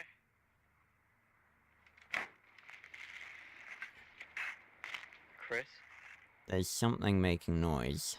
Whoever's there, I don't mean to cause trouble.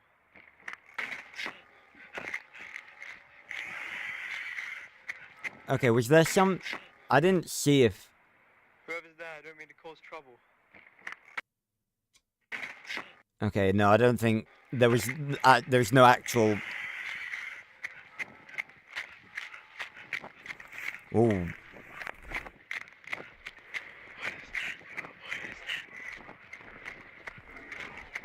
Oh, this is about to get interesting. Is it the dialogue? Ooh!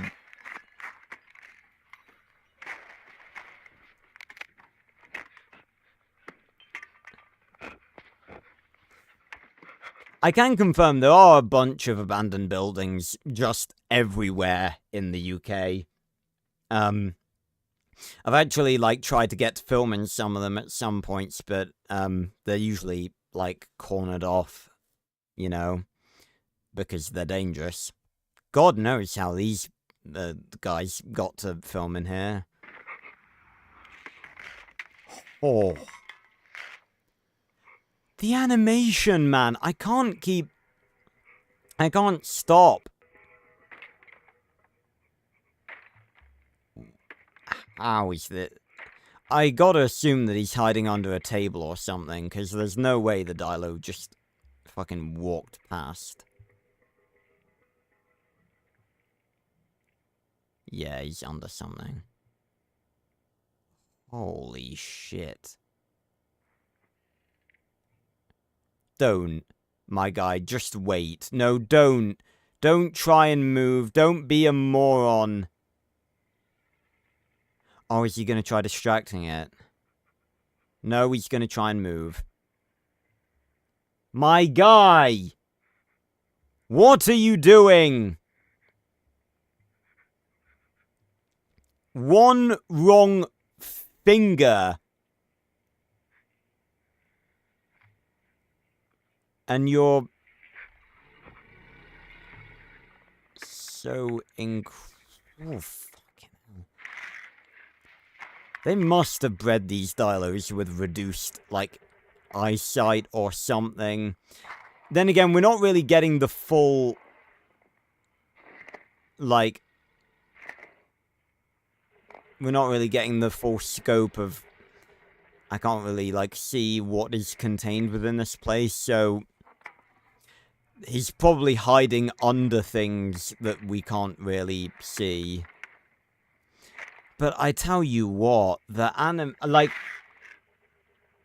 because animation by itself is difficult enough. Animating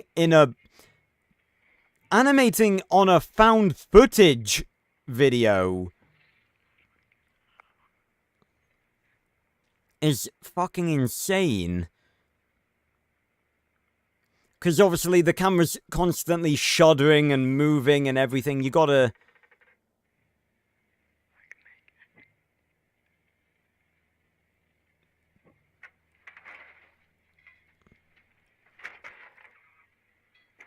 The camera's constantly moving in very erratic ways.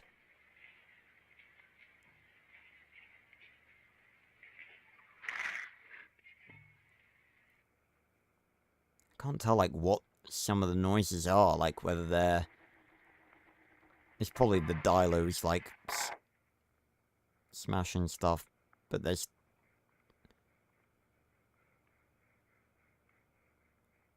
There's two of them, you gotta remember. Ooh. What is he? I can't really tell. Ooh.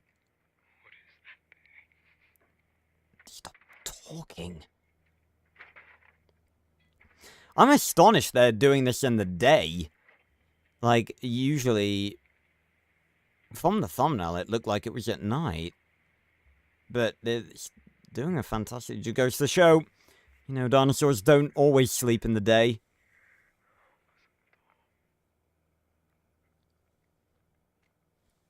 I was right, obviously, it was their new hideout.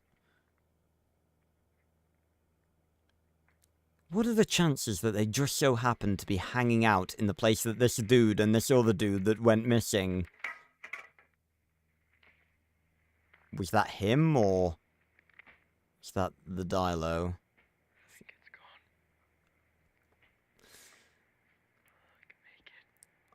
gone. Odds on this dude getting out of here? Probably very slim, right? He's gonna step on something. He's gonna step on something. It's a bit disorientating just because of the quality. I can't really tell sort of like where they are or where they're trying to get to. But, you know, it's not really rocket science. They're just trying to get out.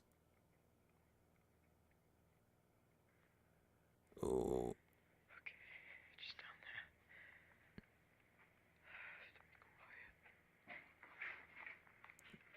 there. God, being... Yeah, he's not getting out of here. It would be cool if he did get out, though. You know. Where the hell's the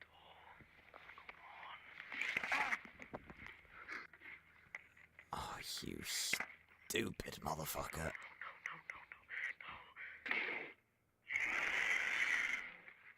I didn't see it. And it would be practically impossible to do a fucking animation with this. Again, obviously I studied animation and everything, so I have a higher appreciation for stuff like this.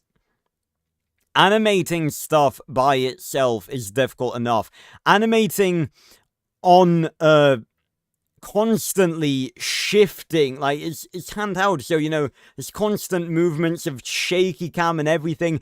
Integrating that animation perfectly with this and making it not look odd at all. I don't think I've noticed a single moment where I've looked at it and gone, yeah, that looks like a model superimposed onto the footage. It looks like it's actually there within the scene. It's incredible.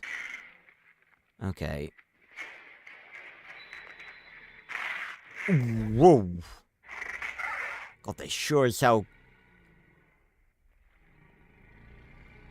Oh.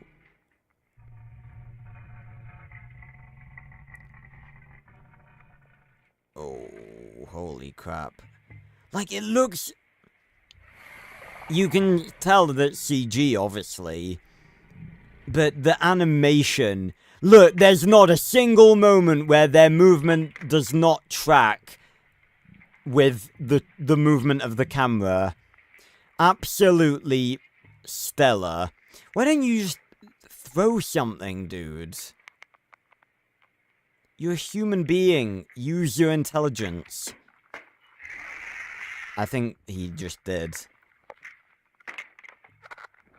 Yeah, I think he's... Oh. Problem.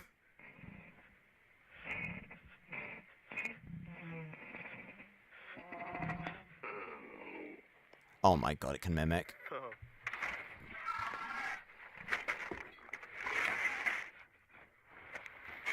It did, I said hello. Oof. Should we go back? Hold on.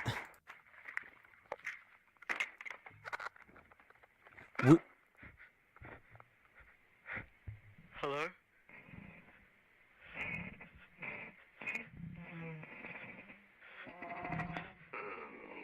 Oh god, that is so creepy. Oh. Now, hold on, is that a Dilo? It's got to be another Dilo, right? It's not going to be another creature. What the? That looked like, for a minute, And let me go frame by frame. Oh, no, it was one of the dilos. Okay, I thought it looked like an Oviraptorid for a second. Alright, I'm astonished this dude is still alive. Come on, dude. Be the one found footage. Oh god, did the door... Was the door opening? Oh my god, it fucking was. Why'd you just...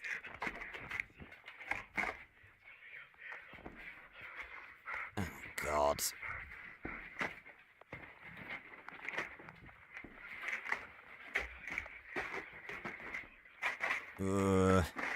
It's very claustrophobic.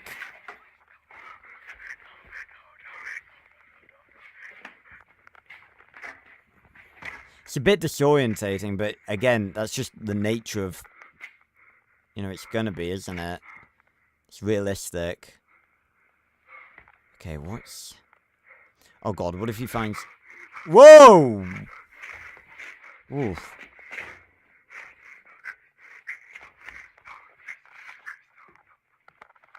I'm guessing that's Chris then. Well, no, that can't be, because they... That's not his cousin, because they found the body. So that's gonna be someone else. Oh my god. Dios mío, they open doors!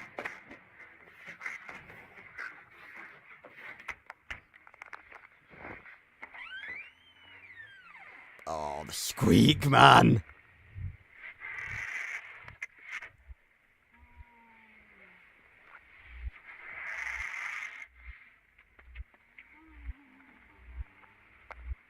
Oh god.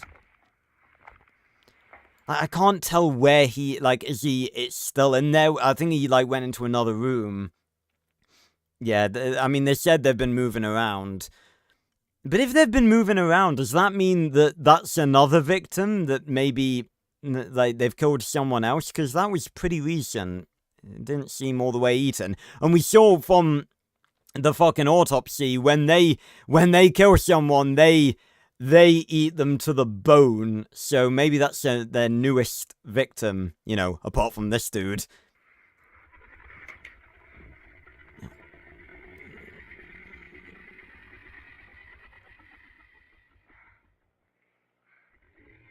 Where is he hiding? He's hiding in a bathroom. Oh god. I can't really tell, like, where they are and... Just... God.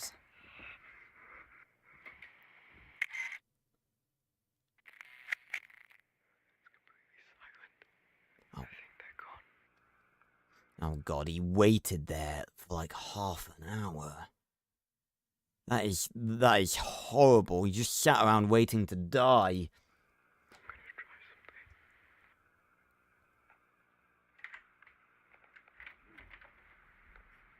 They could just be waiting, my guy. It's gonna be dark now, isn't it?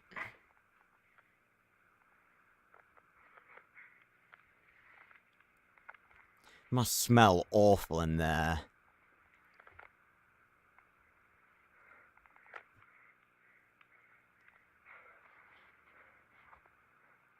Tell you what, of all...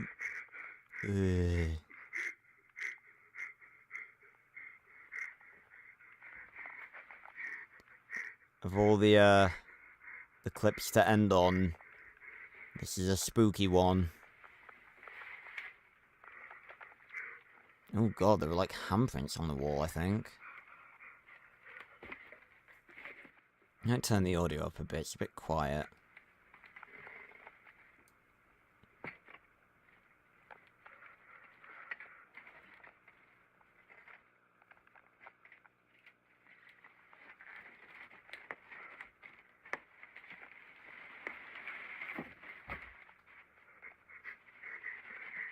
Is that...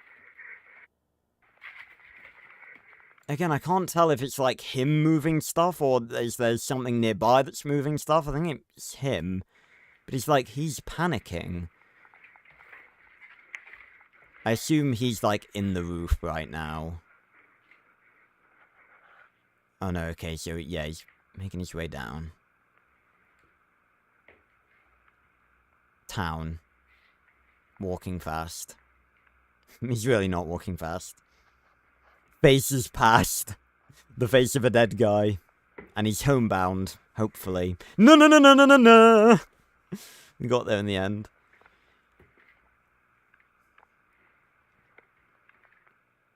Come on, dude. You got this. Come on, we just need a found footage dude to survive. Outlast, Unknown Tapes, all the fuckers of Prehistoric Emergence, your cousin. We just need one of you to survive. I thought I saw a glimpse of their eyes, then I think it was just like a bit of glass. So they're probably out hunting now. Maybe. If not sleeping. God, can you imagine if they were sleeping?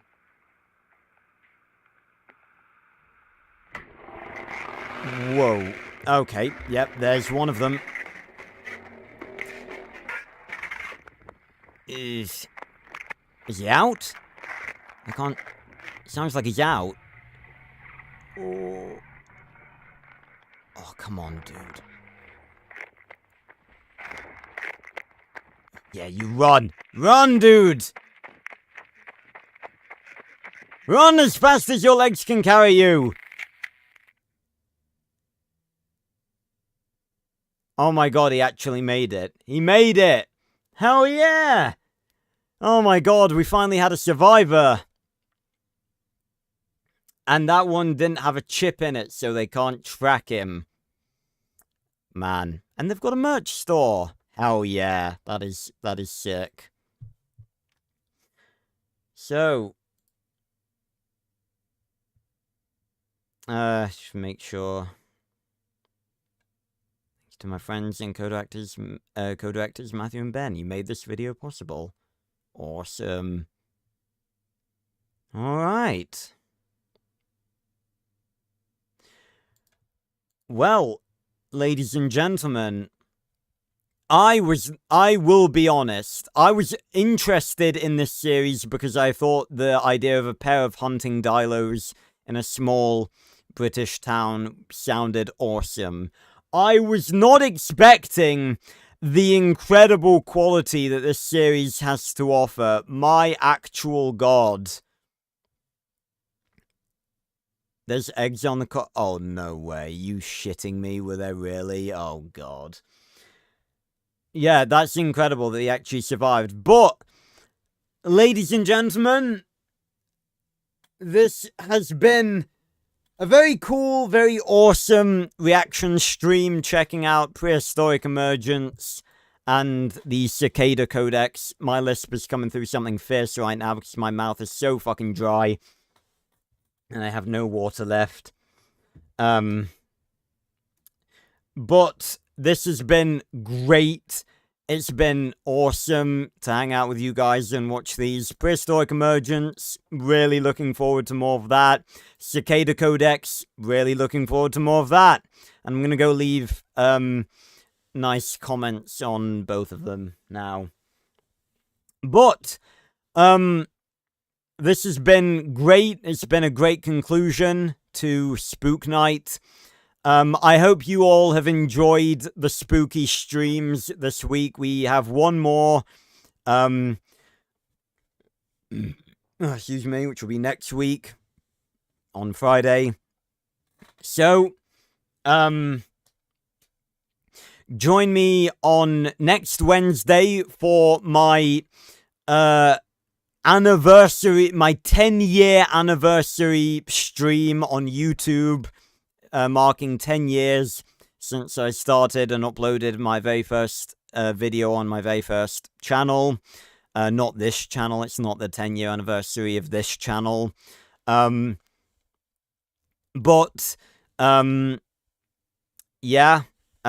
look forward to that.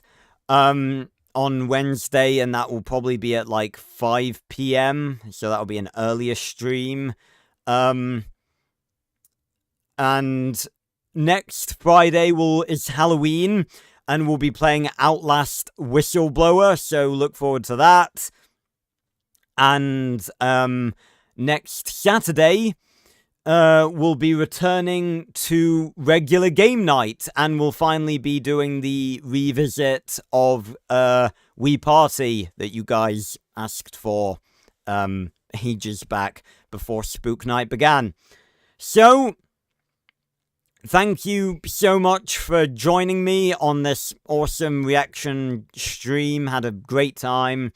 And yeah, make sure to go join the casual Discord in the description down below, provided you are of the age of 16, if you want to be automatically kept up to date with everything I'm doing, automatically notified whenever I upload or go live, and get teasers on future projects and stuff.